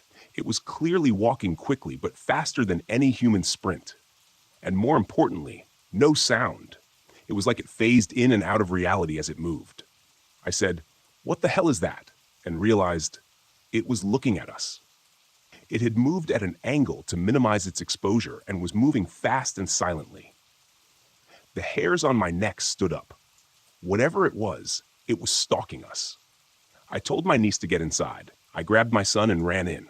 I came back out with my AR-15 and a short scope. My niece was still out grabbing stuff from the car. I was annoyed. I'd told her clearly to go inside, but I said nothing and just watched. She turned toward the woods and suddenly bolted to the house, panicked. I asked what she saw, her face pale. She said, "I heard something big walking in the woods, and then a deep guttural growl." I asked why she didn't come when I told her. She said she thought I was talking to my son. I told her what I had seen. She wanted to go get a closer look. I told her not to, but she went anyway. As she walked down the walkway, I heard leaves crunching in the woods. I told her to stop and take the flashlight. She was about 6 feet from the SUV. As she turned and walked back, I saw something gray and hairy bolt from behind the SUV and across the street into the woods. Our SUV is about 6.5 feet tall. Whatever it was, it cleared about 45 feet in what looked like a single leap. It moved like lightning. Whatever it was, it wanted my niece. It had been hiding behind the car, out of sight, waiting. She still doubted me and walked back with the flashlight. As she entered the driveway, she stopped, leaned forward like she saw something. I asked what it was. She ran back onto the porch, repeating, "Nope, nope, nope." She said there was a figure hiding inside a tree, and she saw its eyes. I asked what they looked like. She said at first they were dull red, but as she got closer, they looked dead. I asked, "What do you mean dead?" She said the pupils looked gray, like blind eyes, almost like a dark cloud. She wanted to go out again and took a step down, but as she did, it revealed itself from the tree. I said, "Get inside," and locked the door. It looked like a tall, human-shaped being. It was really tall and ominous as hell. The next morning, we compared its height to the tree limb. It was around 9 feet tall. The eyes were about 6 inches apart. At this point, I don't know what this thing was. After researching, I think it might have been a glimmerman or a crawler. I checked for sightings in Benton County, but found nothing. More importantly, it seemed to phase in and out, like a shadow person, but bigger, more obvious. I originally posted this on r/Bigfoot, but after more research, I believe it belongs here. One thing that makes this fit is that it can communicate telepathically. This explains why everyone was hearing things no one else could. It also mimics playback communication. So when I heard a dog panting, it was probably one of my dogs that I had heard. My wife was actually hearing our son crying for help, as he had recently fallen and cried for help. The baby crying would be our newborn baby, who she had given birth to recently. And it must have heard me call my wife's name and kept telepathically calling my wife's name with my voice. Another thing that my niece had said that night was that she felt compelled to go back outside to it. She said she felt like this thing was communicating with her somehow, and it wanted her to go back outside. The more I read about this thing, the more everything that's been happening over this past year makes sense. One thing that I find extra convincing is that down the road towards the lake, there is a property that is barbed wired off and is a wall of forest with no driveway. A lot of the property down our road is undeveloped, owned land, and on one of the trees there's this large old sign that says, "Screamer lives here," with an arrow pointing back into the woods. Now, I have to admit, when I first saw this sign, I laughed, thinking maybe the owner screamed at trespassers who entered his property, and teenagers put up the sign to mess with him. But when I did a satellite search of our neighborhood, that entire section of road has no houses or trails or anything, and is just pure forest as far as the eye can see. One of the things that this thing is said to do is make a loud scream when threatened. Now that you understand my story, I doubt this is the ending. The next question is, what can we do? I don't want my wife or kids to disappear one day. And if there is more than one of these things out there, This really makes the missing Form 1 make a whole lot of sense. I feel perplexed and scared. What can I do? Any advice? I will try and keep this post alive with any new experiences. I have reason to believe a rancher in the northwest of my state might have come under a Wendigo attack. I'm on the trail of the case as a paranormal investigator, and I realized I know very little about Wendigos, besides having seen 2 outside my home a few years back. 40 cows were killed but not consumed, with bites consistent with that of a large canine. I'm almost 80% sure it was a skinwalker rather than a Wendigo, but a friend of mine asked if there's any chance it could be a Wendigo, so I wanted to give it the right amount of thought before discarding the theory. Since Wendigos are characterized by all-consuming hunger, I'm inclined to say it wasn't one. I'm truly convinced it was a skinwalker, but I figured I'd gather a second opinion or 3. Also, if there's anything I'm missing, let me know. Any other possible options? I live in the western USA, and I've already ruled out Sasquatches. I don't have enough information to confirm the existence of genuine lycanthropes, but that would be a solid guess if I could be sure they were real. This was about 23 years ago, and I had no clue what a dogman was, and I didn't believe in anything supernatural back then. I was hunting wild hogs in one of the southernmost areas of the Great Dismal Swamp. This is far south of the wildlife refuge where it ends at the Albemarle Sound in eastern North Carolina. I had put my boat in the water at a friend's house, about a half hour by water from where I went into the swamp. This was in late November, so it was pretty cold and really overcast, and it gets dark around 5 or so. It was about noon when I tied up and got out of the boat. The first hour or so was pretty uneventful. I was working my way inland. Some of this part of the swamp can be walked through when the tide is low, and it's just marshy with deeper canals and bogs scattered about. But there aren't any trails or marked paths or anything, so you really have to pay attention to where you're going, and definitely need a compass since you can't see the sun. It's pretty dark in there, even on bright and sunny days. I was back in there about 2 hours, looking for signs of hogs. I could tell some had been back there at some point, but it had been a while. I got a little further in and started smelling what I had thought was a boar. It's breeding season, and male wild hogs have a very distinct smell. It's musky and kind of fermented, mixed with old poop and urine. Kind of hard to explain if you've never smelled it before. However, this was different. It was musky, but more like an outside dog that's soaking wet.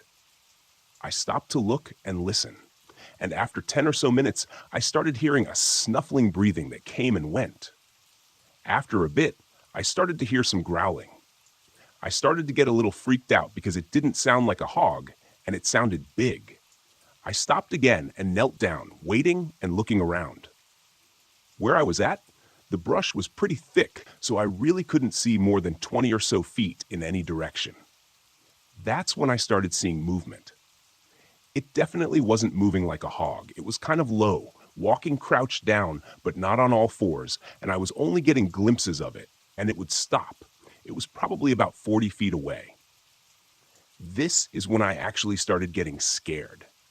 I was born in northeastern Kentucky and spent most of my free time as a kid in the woods, camping, riding dirt bikes, and have always been comfortable even in the deep woods. So when I moved to NC, I fell in love with the swamp. This is the first time I think I had ever felt real, actual fear. I had a Mossberg 590 shotgun, but no extra shells and no pistol. The 590 also has a bayonet lug, so I took out the bayonet and put it on. I started backing up, not taking my eyes off where I had last seen whatever it was. A few minutes later, I hear it again, a little further over to my left. I'm probably about 3/4 of a mile into the swamp. It doesn't seem very far, but the terrain doesn't make for really quick movement. This goes on for about another 20 minutes while backtracking out as fast as I can, and I'm still hearing it and catching glimpses of movement, and the smell is getting stronger. After a bit, I realize that this thing has gotten between me and the way I came in from my boat, and I'm starting to panic. I try to start getting further away from it and headed in the right direction. And then I see it again, and it's standing up, and it's pretty damn tall. It was still back in the brush, so I couldn't really make out any details, as it's dark as hell back there. I wanted to cry and run, but I knew that was a bad idea. It didn't seem like it wanted to get in the water, so I started wading through the canal headed back towards my boat. I started to put some distance between it and myself, so I got back on hard ground to move a little faster, but I can still hear it snuffling and growling and moving through the brush, but it's not close anymore. I made it back to my boat, and I'm soaking wet and freezing. But I thank God I made it out of there, and just in time as it's getting foggy and starting to drizzle. I had never been that scared in my life. I made it back to my buddy's house and told him what happened, and I can tell he knows something when I tell him where I went. He brings me in and gives me some hot coffee with a big slug of bourbon in it. When I calm down, he takes me to the other house out back of his property to where his granddad lives. I had met his granddad before, but he had always been kind of standoffish to me. I found out later he just had real bad PTSD from Korea, and he, my buddy, and his family had lived in that area since after the Civil War. I think his granddad's great-granddad had been a slave around there, but that's a story for another day. I guess what I mean to say is his family had history in that area and knew the place a lot better than me. After I told his granddad what happened, he stood up, looked me in the eye, and said, "Don't go back in there. You're lucky you made it out. That's where the big dogs live." I left and went home and slept for about 18 hours. I tried to forget about that experience and started to believe I was just seeing things and freaked myself out. I eventually forgot all about it until a few years ago when a dogman encounters video came up in my YouTube feed. I was curious what the hell a dogman was, so I started listening to it, and that whole experience came flooding back to mind. It was very similar to what happened to me. I started looking into it, and there have been other sightings and encounters in eastern North Carolina. So that's my story. I'm 44 now, and still live in coastal North Carolina, but haven't been back anywhere close to that area. I still hunt and love the outdoors in the swamp, but don't go too far in anymore. I live right next to a Navajo reservation and have made friends with many of the people there. My age, we like to hang out, play video games, and just be normal teenagers. I walk over there a lot since my best friend lives just a little less than a mile away from me. This isn't a long trek and usually only takes me about 25 to 30 minutes. I have made this trip dozens of times now and have grown very comfortable with it. I know the people along the way, so I'm not scared or on edge at all. However, there is a patch of forest about midway there that's a little unnerving. Sometimes there is always that feeling of being watched. This was a regular occurrence for me, so I tried to just ignore it and shake it off as my mind was playing tricks on me. This day, I spent more time at my friend's house than I meant to, and when I left, it was already getting dark. I reached the stretch of forest right as the sun disappeared from the sky. I shivered a little as I readied myself to begin the journey. I was 10 steps in when I heard a branch snap. You know the sound, the one that screams that there is definitely someone or something there with you. I froze, not sure of what I should do next. Should I run? Should I turn around and book it back to my friend's house? I didn't know the best option in this situation, so I whispered, "Hello," hearing my voice crack as the words fell from my lips. I don't know why I even opened my mouth, but it was out there. So I listened for any reply. My heart sank when the answer came back and the sound of my own voice echoed, "Hello." I started to breathe too fast, my heart pounding against my chest. I felt like I might faint. "Hello." My voice came again, but not from my mouth. I wanted to run, but my feet felt cemented to the ground. I couldn't scream, I couldn't reply, as my voice echoed over and over from only a short distance away. I couldn't pinpoint exactly where it was coming from. It sounded like it was everywhere around me. "Hello," it repeated. "Stop it." I finally managed to tear from my lips. Everything went silent for a long minute. Nothing happened. The air only grew stale, and I realized for the first time there were no typical forest sounds, no bugs, no frogs or crickets, nothing. I stood there terrified, waiting to see what could happen next.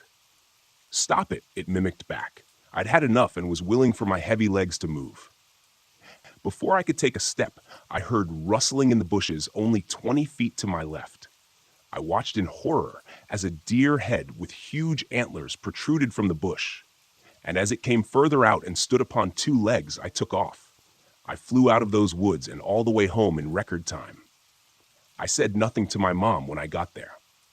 I just went up to my room, laid down, and thought about what happened. My mother came in at some point and asked me if everything was all right. I replied yes, that I was just tired. I don't know why I didn't tell her. I guess I might have just been afraid of how she would react. I called my friend and told him everything. He freaked out and told me that no matter what happened that night, to reply or look out my window. This terrified me even more. He said to call the next morning, and he would explain more, that he had to speak to his grandfather as soon as possible. That night, I didn't sleep. I stayed awake listening to every little sound the night brought. Around 3 a.m., just as I was about to drift off, I noticed the air changed. The night sounds quieted, and I felt my heart begin to pound. I lay there and waited, pulling the covers up over my head like a child far too scared to move. It came after a long moment. "Hello," I cried. It was all I could do. "Hello? Stop it!" It mocked what I had said in the woods again. It was terrifying enough when it copied what I said, but then it did something new. It called my name Amy in my mother's voice. "Amy, Amy, come here!" "Hello, stop it!" My voice again. For the rest of the night, the creature outside my window called my name in my mother's voice and repeated what I said in the woods over and over. In the morning, when the sun broke through the dark, it finally stopped. I fell into a fitful sleep.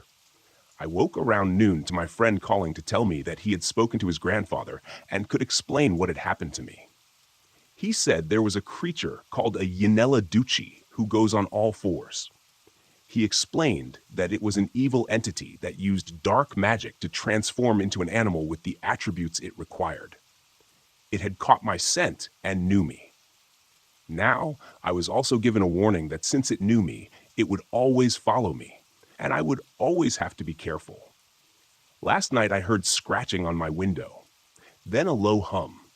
The creature began saying my name again, but also adding in things I hadn't said in my mother's voice. At one point, it started calling my name, but drawing it out really, like it tried to get me to come inside or open the door and let it in. This went on all night. At this point, I feel like I'm going crazy. I don't know what to do.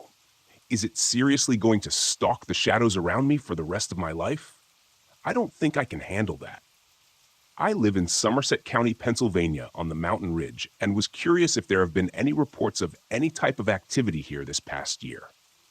We live in a very rural area, and I've been in this home for 20 years. This past year, it just seems like some strange things have been happening. My teen daughter's bedroom window faces the road. Across the road is a wooded area and farmland, with lots of abandoned mines in this area. I'm sure the area across the road has been mined. My daughter, who is 17, has been complaining since probably the summer of 2023 about strange noises coming from the woods. One night, she woke me, and I heard them as well. The best explanation I could come up with was feral hogs. Even though we never saw what was making these noises and causing the trees to move, the noises were feral and terrifying. We have visits from coyotes, bobcats, fishers, bears, and all kinds of native wildlife, and we hear those types of sounds all the time. This was different. The trees were shaking. My daughter goes out very early for the bus when it's dark and has also claimed to see a deer that disappeared, reappeared, or shapeshifted to the point where she is afraid to wait for the bus. I saw a mountain lion on my property this past summer. I've decided that was just a normal mountain lion, despite the Game Commission's insistence that they don't live here. I know it sounds ridiculous, but things seem strange here lately. Something is just different. There is a creepy feeling I get when I'm outside at times, like I'm being watched, that I've never had before. I've also noticed much more air traffic overhead, to the point that I installed an app on my phone to see what was flying over. I've seen more strange helicopters flying over, where it used to be occasional.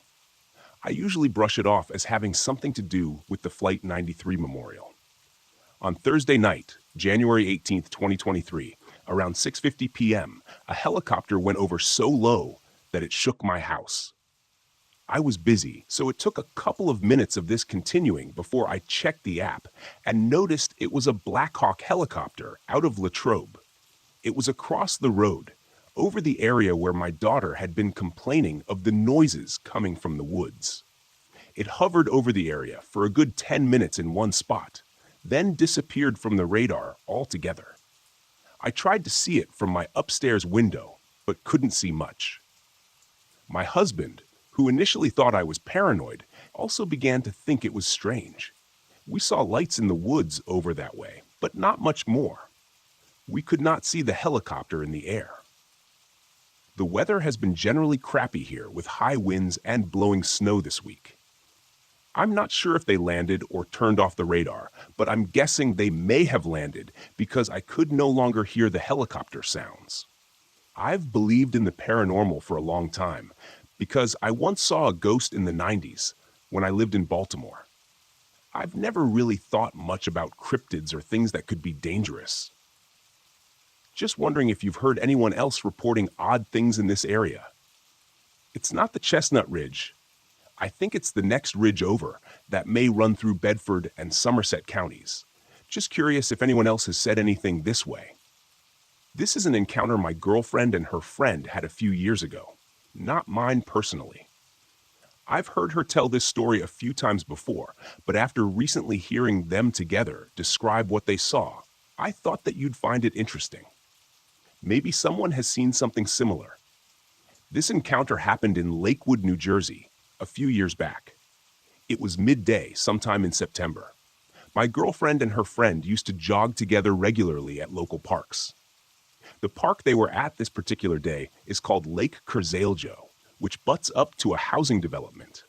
The trail they were on loops around the lake, and 3/4 of the trail is basically just a normal paved sidewalk that follows a road but eventually turns to dirt and goes through a small wooded area on the far side of the lake, the other quarter of the trail. Mind you, this place is far from being remote. It is New Jersey, after all. While jogging through the wooded part of the trail, they came upon a creepy humanoid-looking figure on the edge of the trail that stopped them both in their tracks. They both kept referring to this thing as troll-like. It was short, maybe 4 feet tall at most. It was dressed in a long black hooded cloak, hunched over, sitting on a wooden chest. Yes, a wooden chest. Exactly the kind you'd imagine a troll to be sitting on. They said they could not see any face at all because its head was directed at the ground and the hood was too long. But what they did notice was the cloak was short enough to see part of its legs, which were wearing what looked like regular flesh-colored stockings and had very small, clubbed feet. Its legs had large, protruding boils or tumor-like lumps on the exposed area. It was wearing blue gloves, too. Terrified, they eventually made their way past this thing, coming only a few feet from it, hoping it wouldn't jump out at them. They got the hell out of there faster than they've ever run before. It didn't say anything or try to cause them any harm. It just sat there hunched over. They thought at first that maybe it was just a mannequin or something someone put there as a joke, but they noticed hand movement right before they passed it. Needless to say, they have never gone back to this lake ever again. Every time my girlfriend talks about this encounter, I can hear the fear in her trembling voice, and she was obviously somewhat traumatized by the encounter.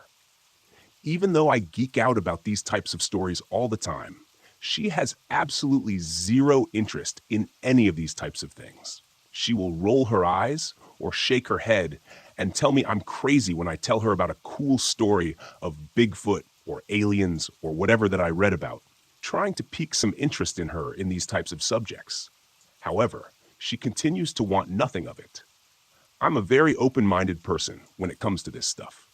I can't say I believe in anything because I've never had a convincing encounter aside from hearing a few strange sounds in the woods I couldn't explain. I always ask myself, is it possible creatures, aliens, or Bigfoot exist? The answer is usually yes. But then again, someone just playing a prank to mess with people is extremely more logical sometimes, especially in a place like New Jersey. The Bigfoot I saw in Temecula, California in June 1985 was at night as I stopped on a dirt road. I couldn't drive any farther that night, and when I got out to do my business, I heard and saw it as I was finishing up.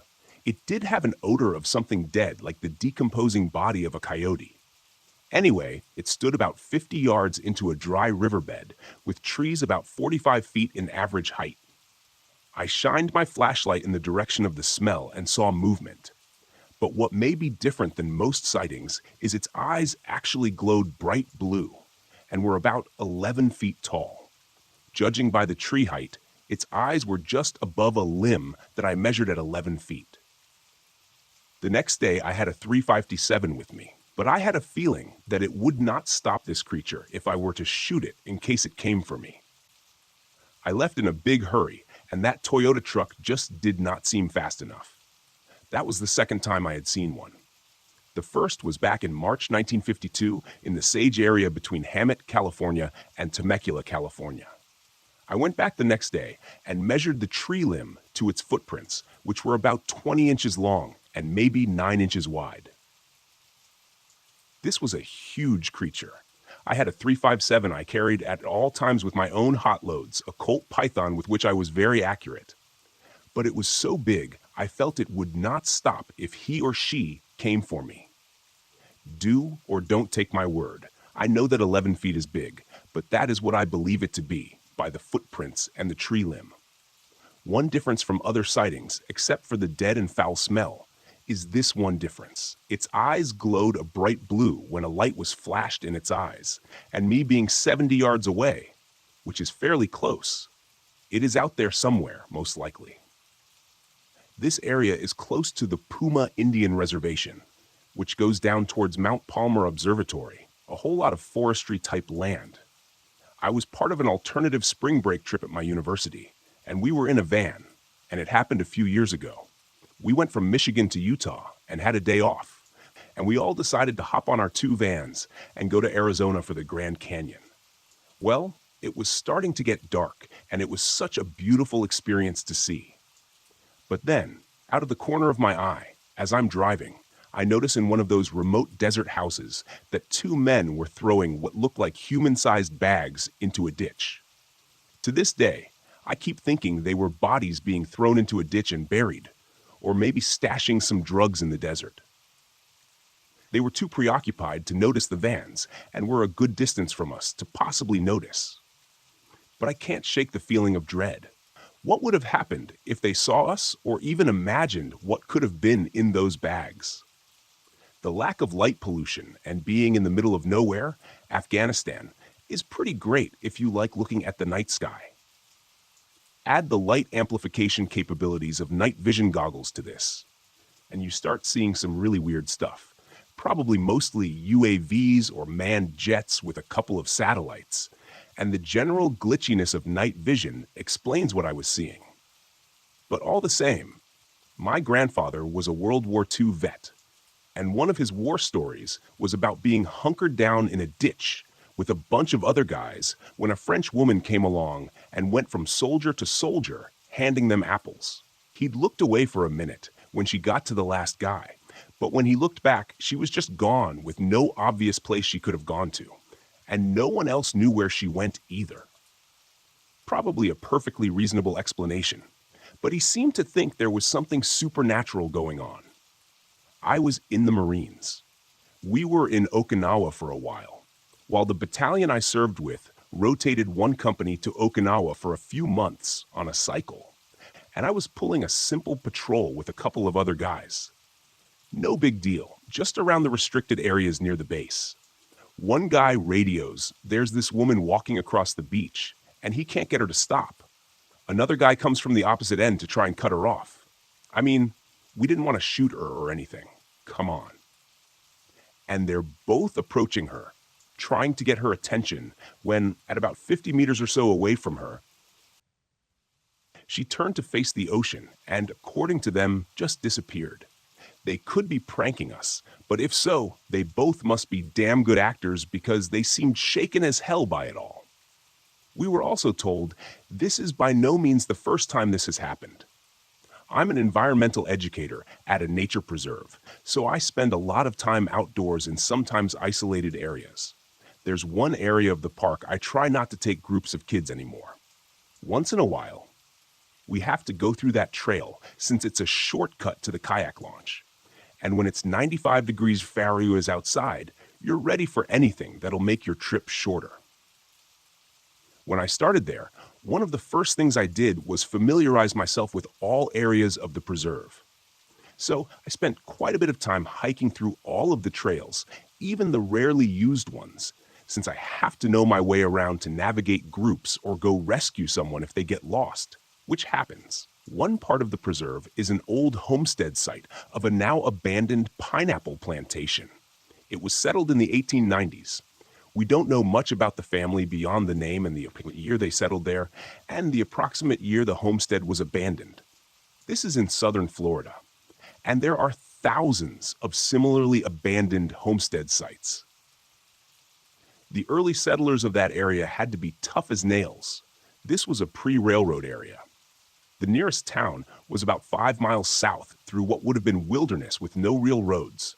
So, these guys were on their own in a land absolutely bursting with mosquitoes, panthers, bears, and bad water. The water table is high, and fresh water can be easily contaminated by the salt water nearby. In other words, early homesteaders were badasses because that was the only way they'd survive.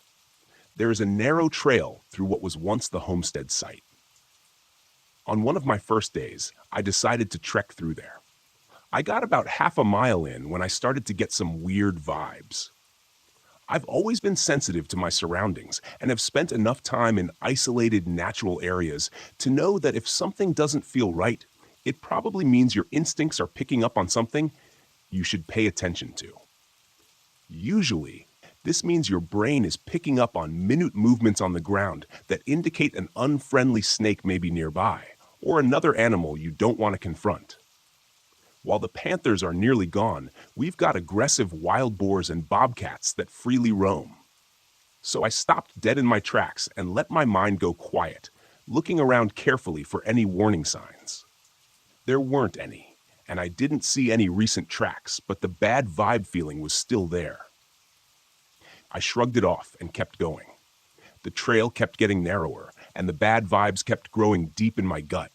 I felt I was being watched and followed. Now, this is an isolated area, so the possibility that a person was following me was remote but possible. I stopped every few meters, but there were no sounds. Actually, none at all, not even birds. I started to sweat, and my heart started to race. One thought kept echoing in my mind. You are not welcome here. You are not welcome here. Turn around, you are not welcome. Well, fuck that, I thought, just jittery from nervous new job feeling. I came to a bend in the trail, and I stopped. My feet would go no further. In my mind, the phrase got louder and louder. You are not welcome here. You are not welcome here. I heard a crash coming from behind me, but when I turned to investigate, there was no one. Not animal, not human, nothing. The vegetation was sparse enough I would have been able to see something. I turned around and left. I put it down to nerves or me being a wimp or something and sort of forgot about it. About a month later, I'm taking a camp group through to the kayak launch where our kayaks await us. I decided to take the kids through the narrow trail to save us about 10 minutes. We get to the same bend in the trail, and the kids have gone silent. These are 9-year-olds in summer camp. They are not silent. They're never silent. I look behind me to one kid who looks as though he's scared shitless. I don't like it here, he said. Why not? I asked. He looked me dead in the eye and said, I feel like we shouldn't be here. I couldn't turn around at that point, so we hustled to the kayak launch, and all was well, but we were all a little on edge. I took another group through the trail a week later, And again, the kids were silent at that bend in the trail. For that whole summer, whenever I took the shortcut, kids would get silent and I'd get those bad vibes. I try not to go down that stretch of trail anymore, if I can help it. Obviously, this is nothing more than a gut feeling on my end, but only a few other times in my life have I felt a gut feeling about a place that strongly. I don't know if it's the spirit of whatever homesteader was there or something else, and it's hard to describe, but it doesn't want people trespassing. As far as I know, it's never hurt anyone, but it seems to make everyone feel the same way. You're not welcome. My father was driving a truck, and at around 3 a.m. in California, he was on a dirt road between cornfields, going faster than he should have been probably, when all of a sudden, some woman appeared on the side of the lane and stood there. It was so last second that he couldn't react, and the right side mirror ended up hitting her in the head. He stopped, couldn't find her, called the police, and made a report. They never found her. Back in the summer of 1997, I had a terrifying experience with what I now know to be the phenomenon known as the black-eyed people. At the time, I had never heard of these beings and have been bothered by the experience for many years. It's only just occurred to me to scour the internet to see if anyone else has ever witnessed anything like it, as I knew that I couldn't possibly be the only one that this has happened to. My encounter differs from any that I have now discovered so far, as they were not trying to communicate with me, but were rather trying to keep away from me. Believe me, I now know that that is a good thing. Also, it differs in the fact that my experience happened in broad daylight rather than late at night like the others I have read. It was a hot, sunny summer day in 1997. I was about 15 at the time and was out with my friends. I live in a small town called Grantham in Lincolnshire, UK. While out with my friends, I was not far from my home and decided to go home to grab a quick drink. My two friends accompanied me down to my house and waited outside while I went in to have a drink of water. I was quite thirsty, so quickly drank 2 pints of water and then went back outside. My friends had gone, so I decided I would walk back to my friend's house, which was around the other side of the block. As I walked up the path to the street, I happened to look about 5 houses down where my mom's friend lived. At the front of her garden, she had a wooden fence at the time and a driveway on the furthest side of the garden. There was also a wooden fence, and just behind it, there were 2 very large conifer trees that overhung the fence. So, looking down the street, I saw 2 people backed up to the fence, and the top of them was pushed back into the overhanging conifers. So, I only saw the 2 pairs of legs. Thinking that these were my friends messing around with me, I started walking down towards them.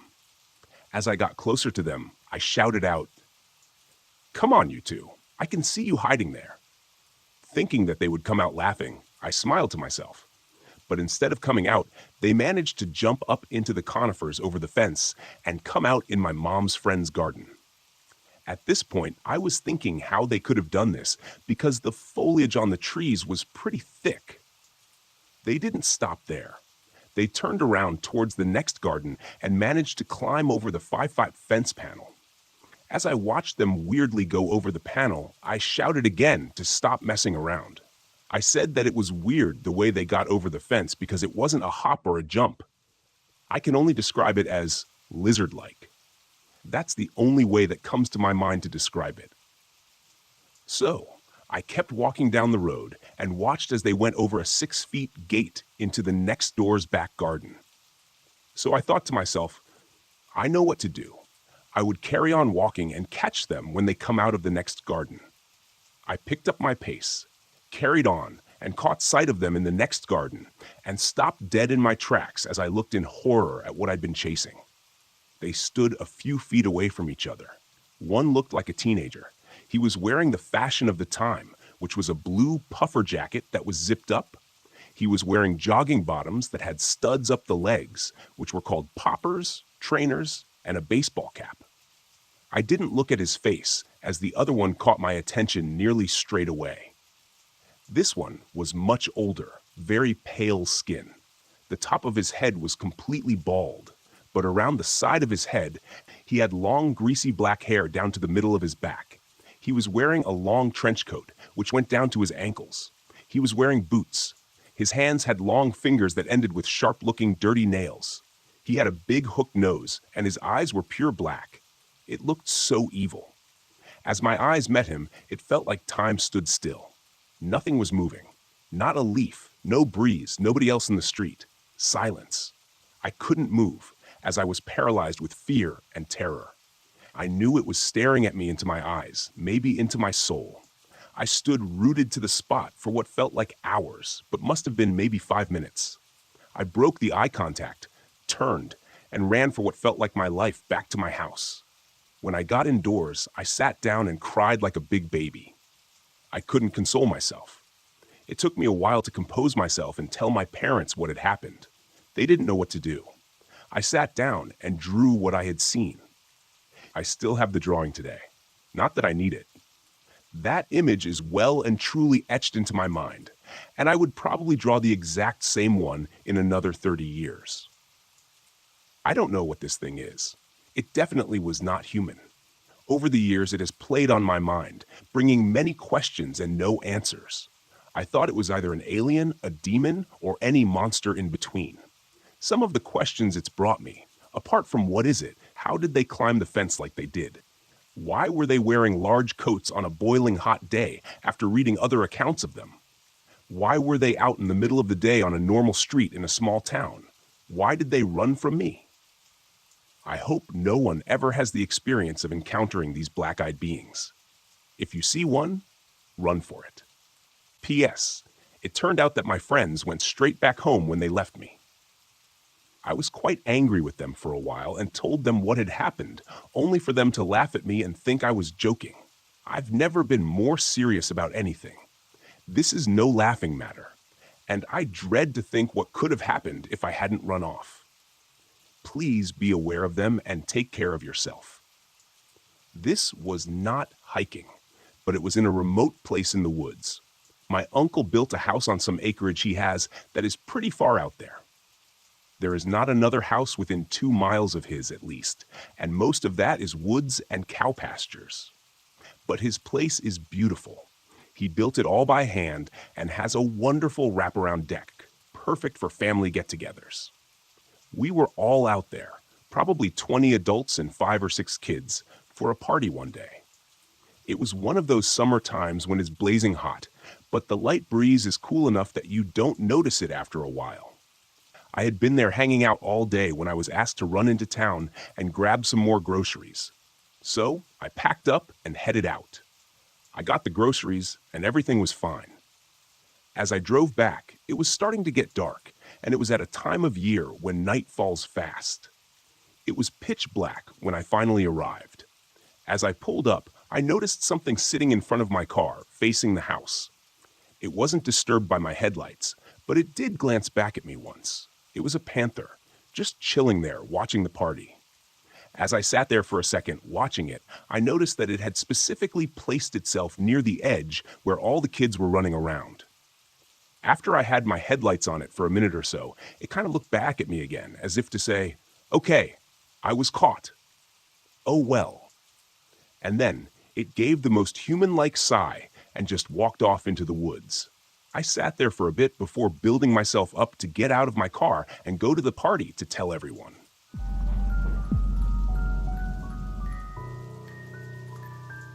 I've lived in East Tennessee for most of my life. Growing up, I'd hear old wives' tales and urban legends about strange creatures that roamed the forest. For the longest time, I thought what every other kid thought, that they were just stories told to scare kids away from dangerous places so they wouldn't fall into a ravine or get lost in the massive wilderness. I never thought any of it was more than made-up stories. That's not to say I didn't spend my share of time with covers pulled tightly over my head when the wind blew branches against my window, which happened to face the woods. As I grew older, I found myself gravitating toward the stories of strange creatures in the woods. That curiosity is what led me to investigate such things in my spare time. People around here seem to be obsessed with Bigfoot, as if he's some local celebrity. they tend to ignore or downplay other cryptids. I don't know why. With the hundreds of thousands of acres of unexplored and barely explored forest, it seems there's plenty of space for anything that feels like making its home there to be left in relative peace. Me? I'm more of a fan of dogmen, unofficially, of course. You see, once I graduated high school, my only goal was to become a park ranger. Where else could you go to work and be surrounded by such glorious nature, even at its most dangerous? There are literally dozens of stories I could tell, but the one that sticks with me is about the hikers from a couple of years ago. I remember it was early October. I always make the hike up to Klingman's Dome several times during autumn. Gazing out over the canvas of trees sprouting a myriad of colors, looking every bit like nature's fireworks show, reinforced that I had made the right career choice. I was on patrol when a call came in to go to the cabins near Fontana Lake. I got the address and headed south, crossing into North Carolina. When I got there, I was met by a woman who said her husband, son, and brother-in-law had gone to the lake fishing and hadn't come back. I got the information I needed about their general description, names, and a description of the truck and boat, then headed out to search for them. She said they were heading up to Wolf Creek. I called it in and told the station I would be driving down to Flat Branch to see if they had gone into the river there. It was a decent drive to get there, but then it was a decent drive to get pretty much anywhere out in the backwoods of the Smoky Mountains. When I got there, I found 3 trucks parked off to the side. 2 of them had empty boat trailers. I checked the description the wife had given me, and it matched one of the trucks. I had a starting point for my search. I walked up to the water and looked both ways, hoping to luck out and find them coming in from a hard day's fishing. No such luck. There was a house nearby, so I walked over and asked if they had seen my quarry. The man said he had been out fishing himself yesterday and recalled seeing a boat like the one I described with 2 men and a boy in it. I asked him which direction they were going, and he said west. I asked if he had a boat and could take me up to Wolf Creek. The man's demeanor changed from friendly to deadly quiet. He agreed to take me across the river, but not all the way to Wolf Creek. I accepted what I could get. After a quick jog back to my truck to get my backpack, he ferried me across and quickly left. It was a mile or so to the rural campsite I suspected they had camped at. I started walking along the edge of the river, keeping an eye out for them. It wasn't long before I spotted a boat sitting on the shore. I approached the boat, and it seemed to be the right one. Everything about this missing persons report seemed like just another case of someone staying out later than planned. It was a little too easy. I would be very happy to find them sitting by a campfire, about to pack up and go home. It didn't take long to hike to the campsite, but when I got there, things stopped being easy. There were only 2 tents set up, but they both looked like someone or something had torn into them. I checked inside each one and found sleeping bags and general camp equipment strewn about. I did my best not to disturb anything. When I came to the second tent, I found something more disturbing. This tent was also in disarray, but as I looked, I saw distinct drops of red. There was a notebook sitting near one of the sleeping bags. I picked it up and paged through it. October 3rd. We headed out for our annual fishing trip this morning. Mom wasn't too happy, but we told her we'd be back tomorrow.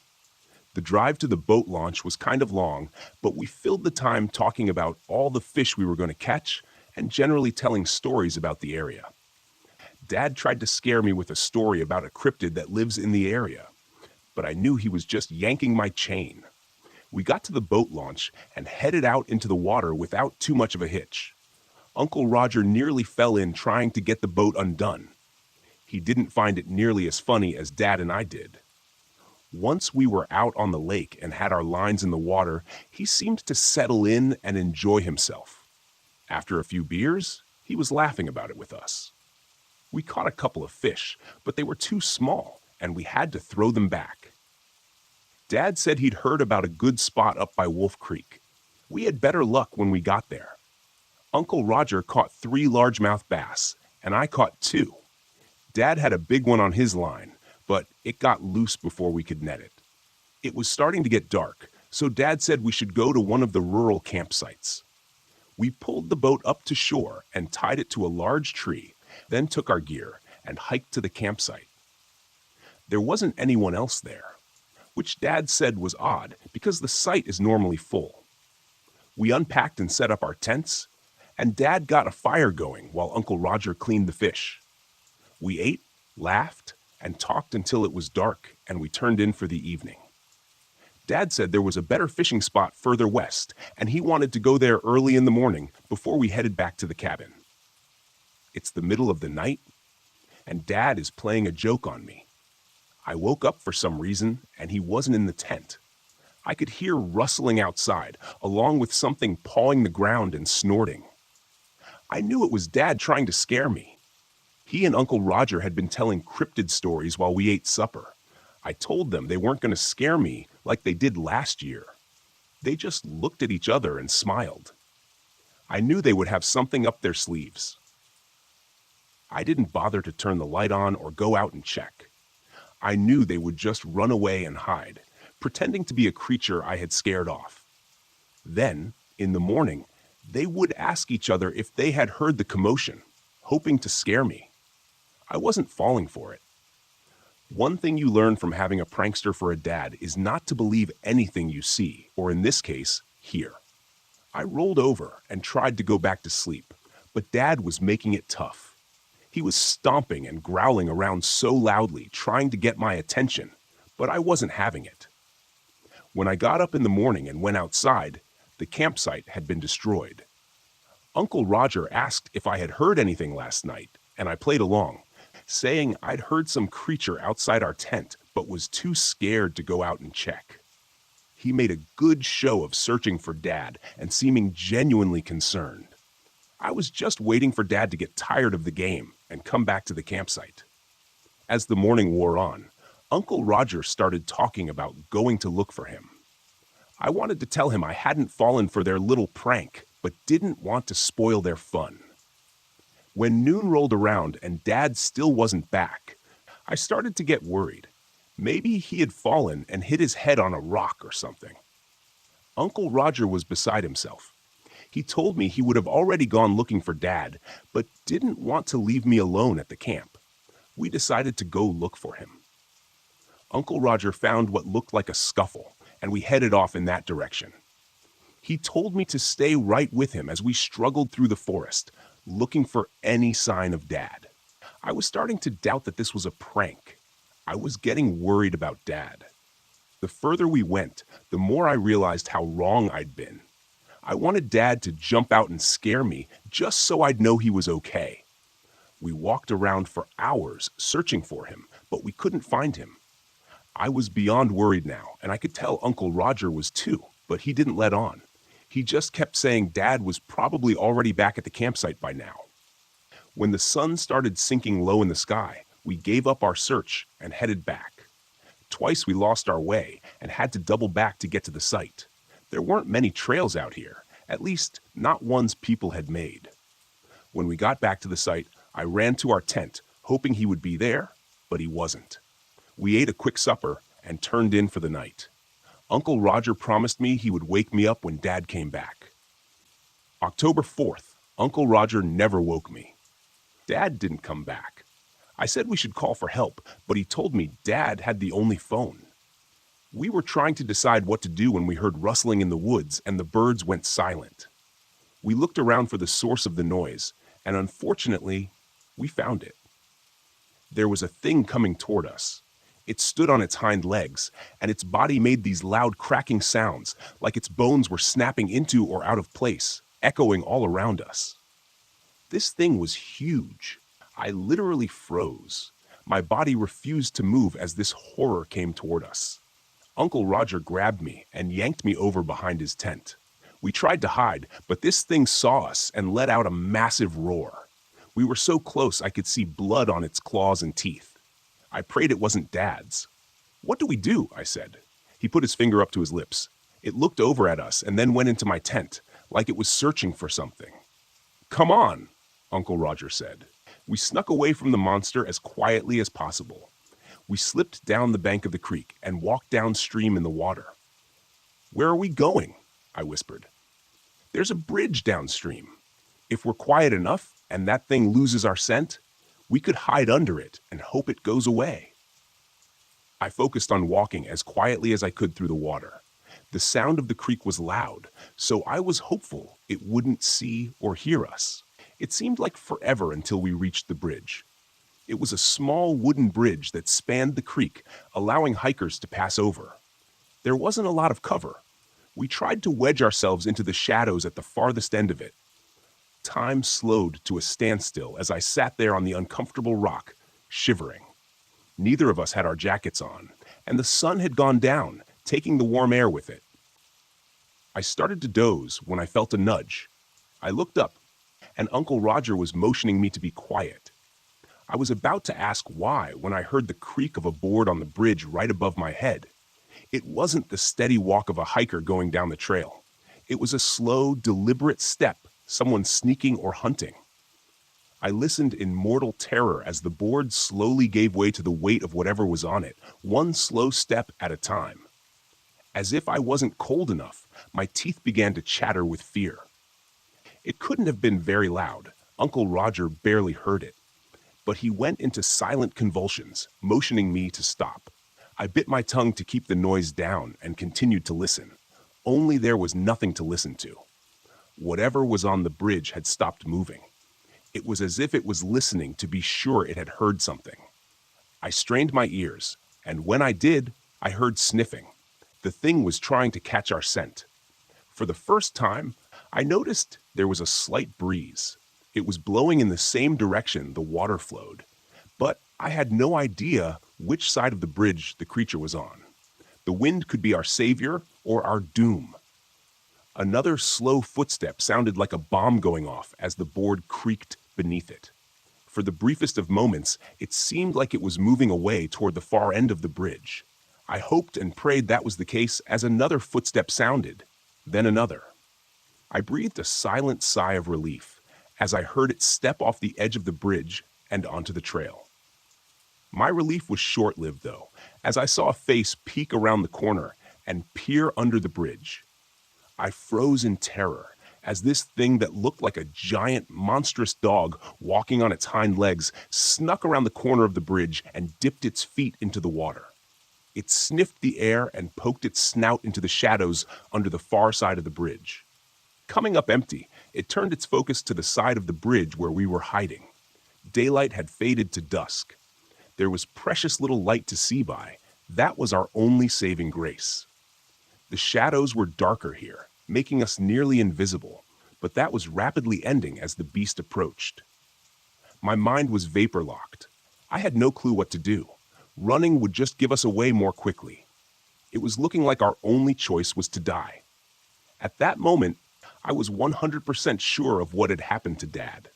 Hot tears streamed down my cheeks at the thought of my father being torn apart by this monster.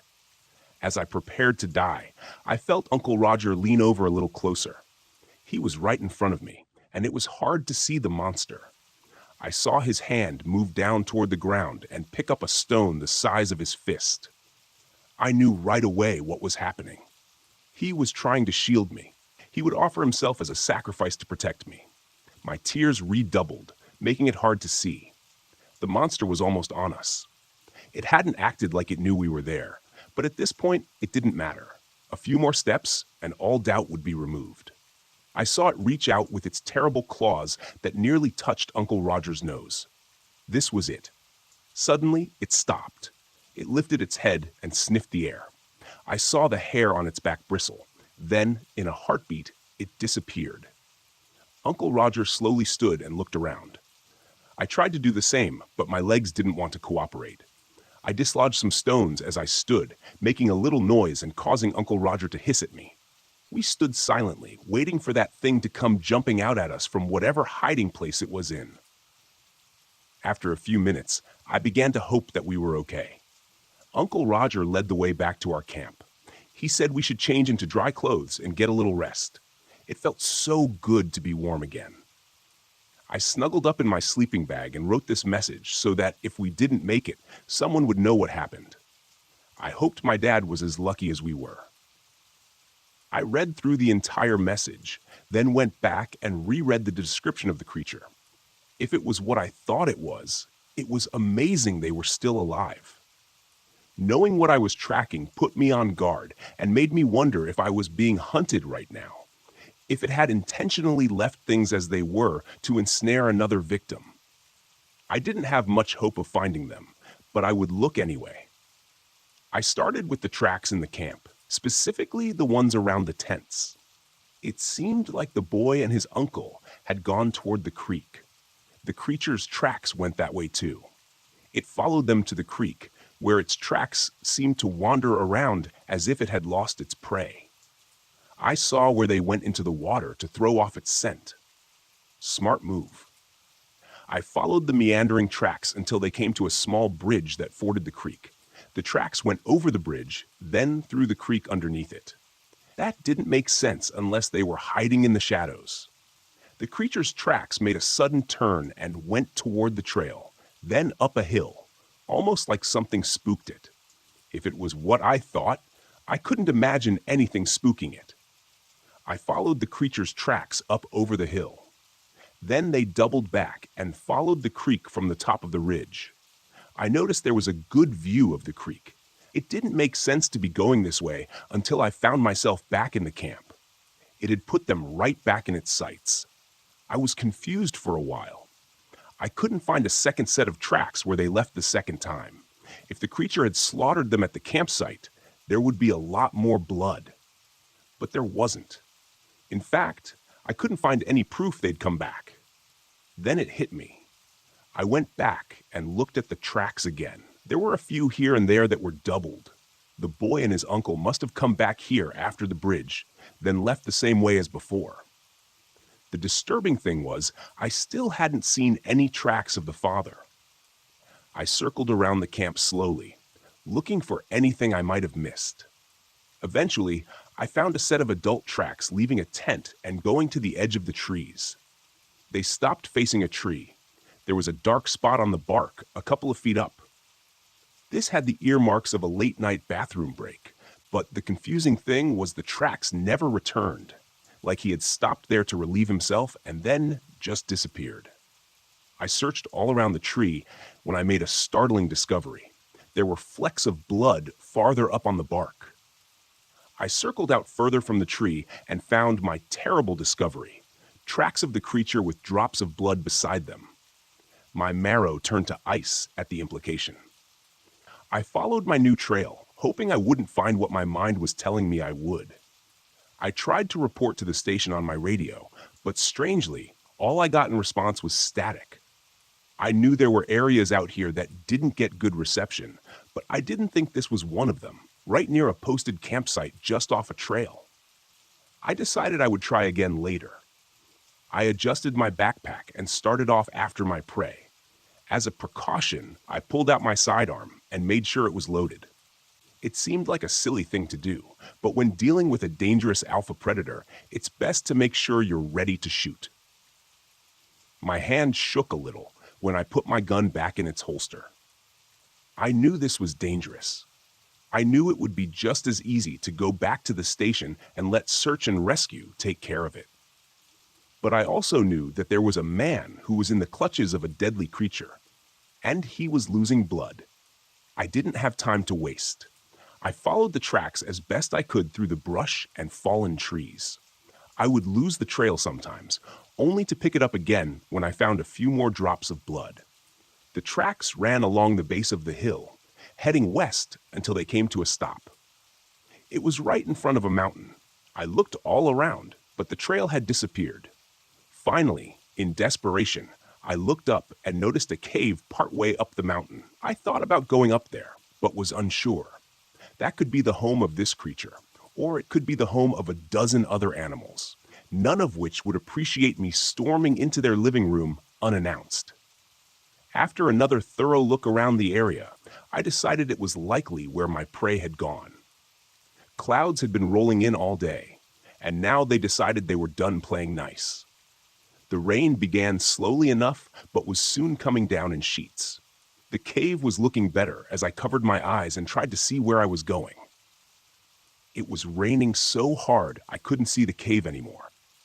I just kept pressing forward in what I hoped was a straight line, over fallen trees, through brush and rapidly rising streams.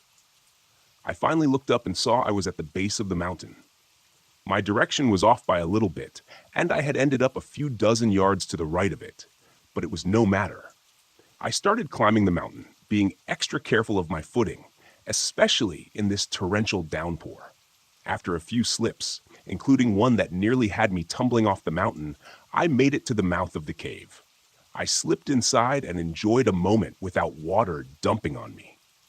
I looked down, and the water dripping off of me made a little puddle, like I had brought my own rain cloud into the cave with me. I shook off as much water as I could, as quietly as possible. The rain pouring down outside made loud splashes inside the cave. It would have been difficult to hear anything else, but I still wanted to be sure. I buckled and set the backpack down just inside the mouth of the cave. The rain had made it gain extra weight, and I didn't know if I would have to move fast. I opened my pack and got out my bottle of water and drank. It had been a while since I had drunk anything, and I chugged half of it down. I closed it and saved the other half in case I got out of here alive.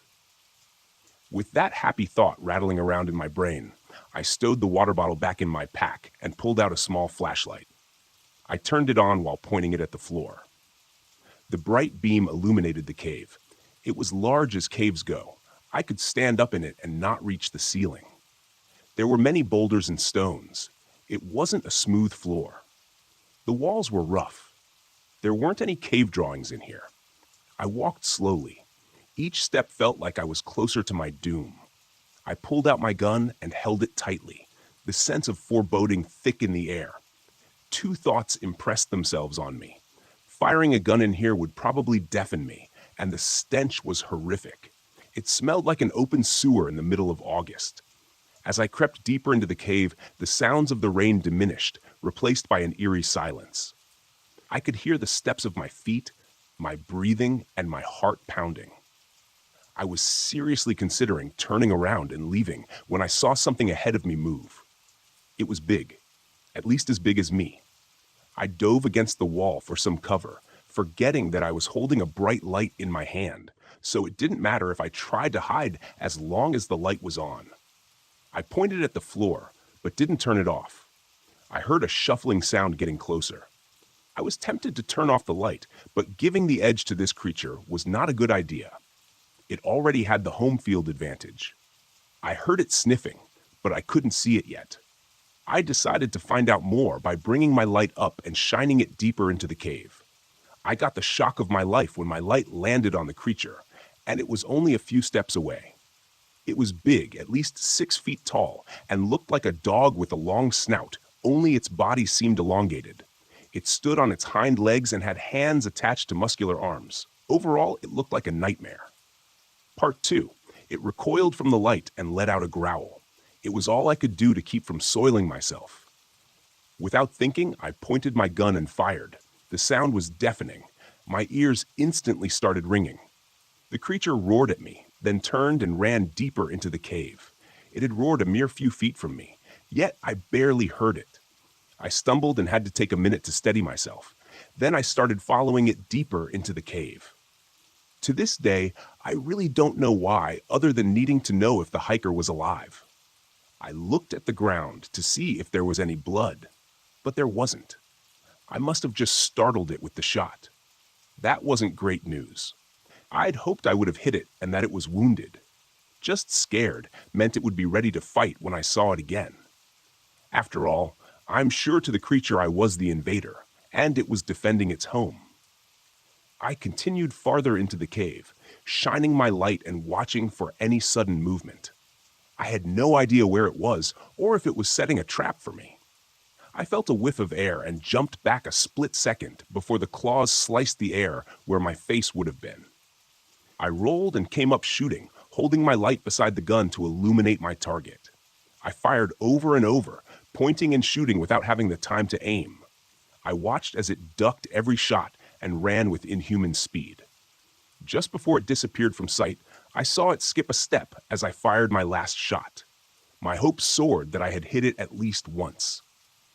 I ejected the magazine and put a fresh one in, reminding myself that I only had one more and chastising myself for not being more careful with my limited ammo.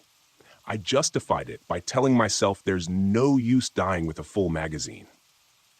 I followed once again, nearly jumping for joy when I came to the spot where it had disappeared and saw a spot of fresh blood on the ground. I was hoping for more, but as I went, the drops were every few feet. Even though it didn't seem like much, at the speed it was running, I was sure it had sprung a major leak. I followed the trail deeper into the cave.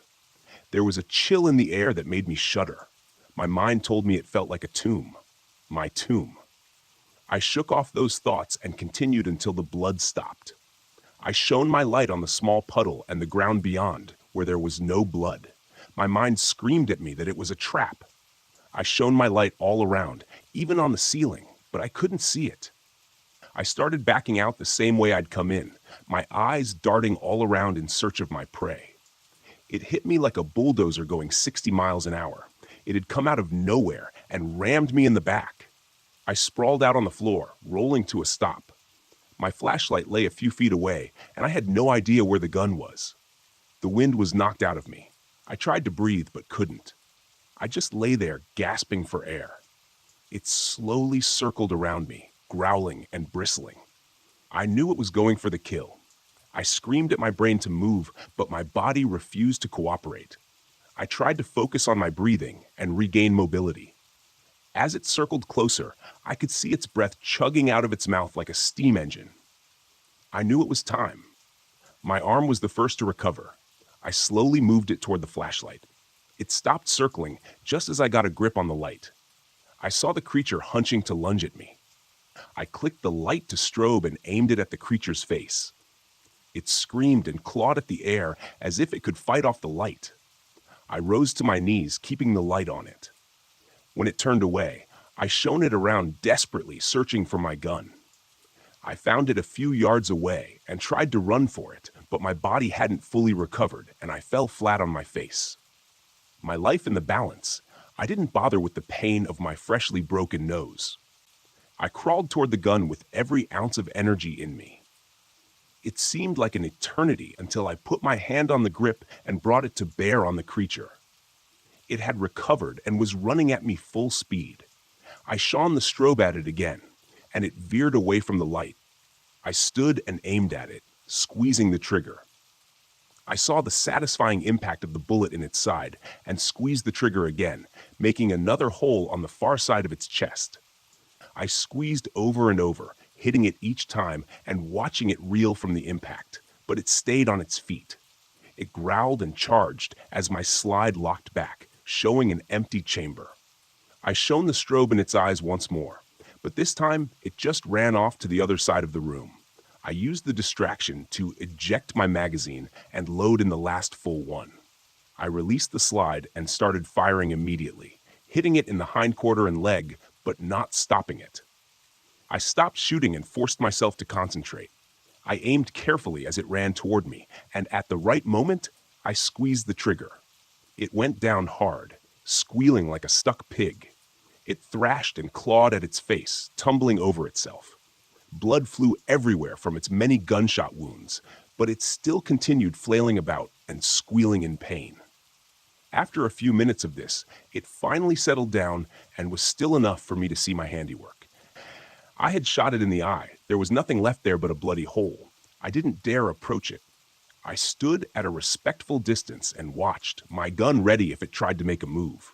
Its squeals became moans, finally turning into a heavy sigh, and then it was still.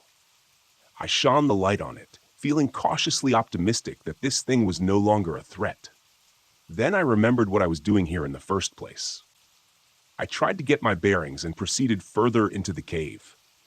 My main thought was not only finding the hiker alive, but also hoping and praying there wasn't another one of those creatures here. I didn't have another fight like that in me. The path curved downward until it came to a large open area. I shone the light around, looking for anything. Off in the far corner, there was a flash of red as I panned through. I approached it cautiously and found it was a jacket. Inside the jacket was a piece of meat that used to be a human being. His throat had been ripped out and his legs were gone. All that was left of them were some bones. The thing must have been working its way up, saving the arms and torso for later. The man's face was a frozen scream. I can't even imagine the horror of being dragged away from your loved ones only to be murdered and eaten in some cold, dark cave. I wasn't even sure if he was dead when the thing ripped his legs off. I had to stop focusing on such things and decide what to do. If I left the remains here, there was no doubt some other animal would come by and finish off what the creature had started. I needed to try to get him to his family for closure and a proper burial. I bent down, trying to figure out how to carry him. A fireman's carry was out. There were no legs for counterbalance. In the end, I picked him up by his arms and flung them over my shoulder, holding on to them and turning his body into some macabre backpack. I started back out of the cave, hoping I'd be able to carry him all the way back to the campsite and finally back to my truck. As I trudged back through the cave, I came to the section where our fight had taken place. Shell casings and blood were strewn about the ground. I wondered to myself how I had avoided getting hit by a stray ricochet. When I looked over to where the creature lay, only it wasn't there.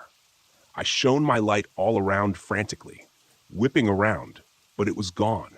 I found the spot where it had lain still, where I thought it had died. There was a large pool of blood there, but no body. I pulled my gun out of my holster, ejected the magazine, and checked to see how many rounds I had left. There were only 2. I hoped wherever that thing was, it was no longer in the mood for hunting or revenge. In the end, I decided there was nothing I could do. If the thing attacked me, I was defenseless, carrying literal dead weight on my back. I holstered the gun and hitched up my human backpack, then shone the light toward the mouth of the cave and kept walking. My hearing was just starting to return to normal, although I was sure I would have some permanent hearing loss. I could hear the shuffling of my feet as I staggered toward the cave opening. When I got there, I found a world transformed. Daylight was just starting to peek its way around the dark. However, the rain had created a massive fog bank. I couldn't see anything down in the valley I'd come from. It was a sea of fog. Only the peaks of the mountains escaped its suffocating blanket. I looked over and saw my backpack patiently waiting for my return. I lay my burden down and got the water bottle out, glad that I had saved the last drink for now.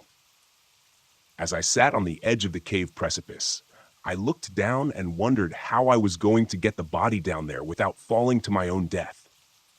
For an instant, I was tempted to throw it down and find it at the bottom once I climbed down. But I thought this fellow had been through enough and didn't need the indignity of becoming a human frisbee. I dug through my backpack and found some bungee cords. I bungeed him to my back and carefully started my descent, leaving my faithful backpack to watch me desert it. I wished I could take it with me, but there was no way I could carry both. As I climbed down, there were a few times I lost footing and nearly took the short and deadly route down. Fortunately, I made it to the bottom in one piece. Instead of celebrating, though, I discovered a new problem. The fog was so thick I could barely see my hand in front of my face. I had no idea how I was going to find my way out of there. I decided to go straight away from the mountain and hope the fog cleared as I went. The rain had turned the forest into a marshland. The ground was soft and the streams had overgrown their banks. I found myself wading through knee-deep water on more than one occasion as I trudged along, hoping I had enough energy to get back without collapsing from exhaustion.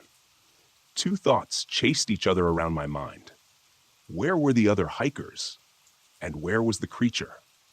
I hadn't seen any other remains in the cave. If it had killed them, it hadn't had time to take them back to the cave yet. Perhaps my pursuit had forced it to retreat before it could retrieve its other bounty. I had kept my ears open for any sounds of it following me. The most disconcerting thing was the lack of forest noises. The animals and birds were strangely silent. Usually that meant there was a predator nearby. In this ungodly fog, perhaps they were just sleeping, waiting for it to clear. That sounded good. It gave me the false illusion that I wasn't in mortal danger from a wounded alpha predator bent on revenge. But I couldn't focus on that, or worry would drain my resolve to get us both out of there. I took a break from trudging and tried to get my bearings. I checked my watch. I had been walking for over an hour. It was late morning, and the sun should have been high in the sky, but the oppressive fog continued to smother it. I looked around, but there was nothing to see except the dingy gray curtain of hopelessness. I was about to collapse and give up when I heard it, the faint sound of hope. I could hear the creek running. As hope rose, it was suddenly dashed. I heard the sound of a footstep behind me. I whipped around so fast that my macabre backpack nearly made me lose my balance. I couldn't see anything through the fog, but that didn't mean it wasn't there. With a renewed surge of determination, along with a strong desire to elude whatever was pursuing me, I set out toward the sound of the creek. My pace was still slow, but fearing for my life was a great motivator. I had no doubt whatsoever that the footsteps behind me belonged to the creature bent on revenge. After what seemed like an eternity, I gazed at the most awe-inspiring sight I'd seen all day. Wolf Creek and all its 6-foot-wide, overflowing banks of glory. I followed it until I came across Lakeshore Trail, and the journey became much easier. The fog was even beginning to lift, which was both a blessing and a curse. I could finally see far enough behind me to confirm that the creature was indeed following me. I had wondered the entire time why it hadn't overtaken me, but now that I caught sight of it, I understood. It was grotesque. It looked like it came straight from hell. Its one eye socket was leaking gore, and the many bullet wounds covering its body seeped blood. There were places where I could see internal organs trying to escape, and its right leg had a bullet wound that caused it to limp severely. As I watched, I wondered how it had made it this far. But then I looked into its remaining eye and saw the intense rage burning within. I knew I would die a horribly grotesque death if I slowed enough for it to catch up. We continued this slow, grim pursuit until I reached the banks where Wolf Creek opened up into the lake. My energy was nearly gone. At one point, I considered dropping my human backpack in hopes that the creature would feed on it instead of me, but then I would have failed. I came here to find this hiker and bring him back. The thought lit a fire deep within me. I came to the edge of the lake with the creature a mere few yards behind me. I glanced around, hoping to see a boat I could flag down, but no such luck. With no other choice, I waded into the water. It was cold, but instead of refreshing me, it chilled me and sapped what little strength I had left. The creature entered the water behind me and seemed to be gaining on me. It got deeper to the point where I was no longer able to walk and had to start swimming. The far side of the lake looked like it was miles away, even though I knew it was much less than that. I swam for all I was worth, knowing at any moment I could be pulled under by the creature. My passenger, strapped to my back, wasn't helping either, the literal definition of dead weight. Every minute, I had to fight off the urge to dump him. When I finally reached the other side, I was exhausted. I lay there on the shore, waiting for the creature to disembowel me, but unable to move to defend myself in any way. With great effort, I turned to look back and see when my doom would come. To my great surprise, I saw it staring at me from the far beach. I guessed it couldn't swim. I chuckled to myself as I lay there, gathering strength for the continued journey back to the truck. Eventually, I got there. As I opened the door for a fleeting moment, I considered putting the hiker in the passenger seat. But then I looked at the wet, gore-soaked torso and reconsidered, gently laying him in the truck bed. The drive back was long, and I continually had to shake myself to stay awake. But eventually, I made it to the cabin. I stumbled up to the door and knocked once. "Oh my God," the woman said when she saw me. "Are you all right?" I hung my head. "No, but I will be after about 3 days of sleep. Unfortunately, I have bad news for you. I found your husband, but not your son or brother-in-law." A man and a boy came out of the cabin and stared at me. I instantly knew who they were and grabbed them both in a huge hug. "I'm so glad you made it out," I said, fighting back tears. Thanks," the man said, pulling out of my hug. "Who are you again?" "He's the ranger that came to look for all three of you," the woman said. "I don't understand. Your tracks were confusing," I said. "I followed them down to the bridge, but then they went back up to the campsite." "We got some rest," the boy said. "Then Uncle Roger came and said we were going. We left everything and slipped away to the boat, rowed across the river, and left." I smiled. "I'm very glad you did." He looked at me with expectant eyes. "You said you found my dad?" My face fell. "I did, but it was too late." "So I nodded solemnly. "Where is he?" "He's in my truck, but you don't want to see that." Before I could say another word, he ran to the truck and looked in the passenger seat. A look of confusion fell over his eyes when he saw no one there. Then he slowly looked toward the bed of the truck. He stepped back and peered over the side. He instantly dissolved into tears and slid down the side of the truck, sobbing. "I'm so sorry," I said to the woman and the man. She grabbed me and gave me a hug.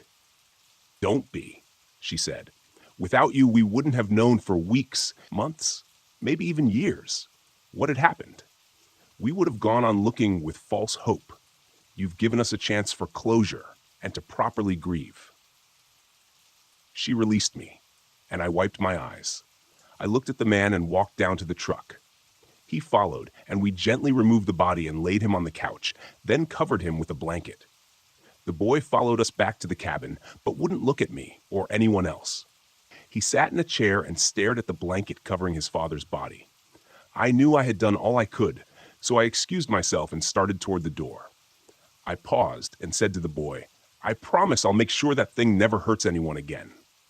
He looked up at me, eyes full of tears, and said, "How will that help my dad?" His mother opened her mouth, but I held up a hand to silence her. I knew the boy was just hurting. I left without another word. On the drive back, I called the station and told them everything that had happened, then told them I was going home and calling off for the following day. After getting home, stumbling into a shower, and collapsing in bed, there was only one thought on my mind. I would return to Wolf Creek very soon with more and bigger guns. I would end that monster if it was the last thing I did. But that is another story. Thanks for listening, Horror Cowboys. See you tomorrow at the same time.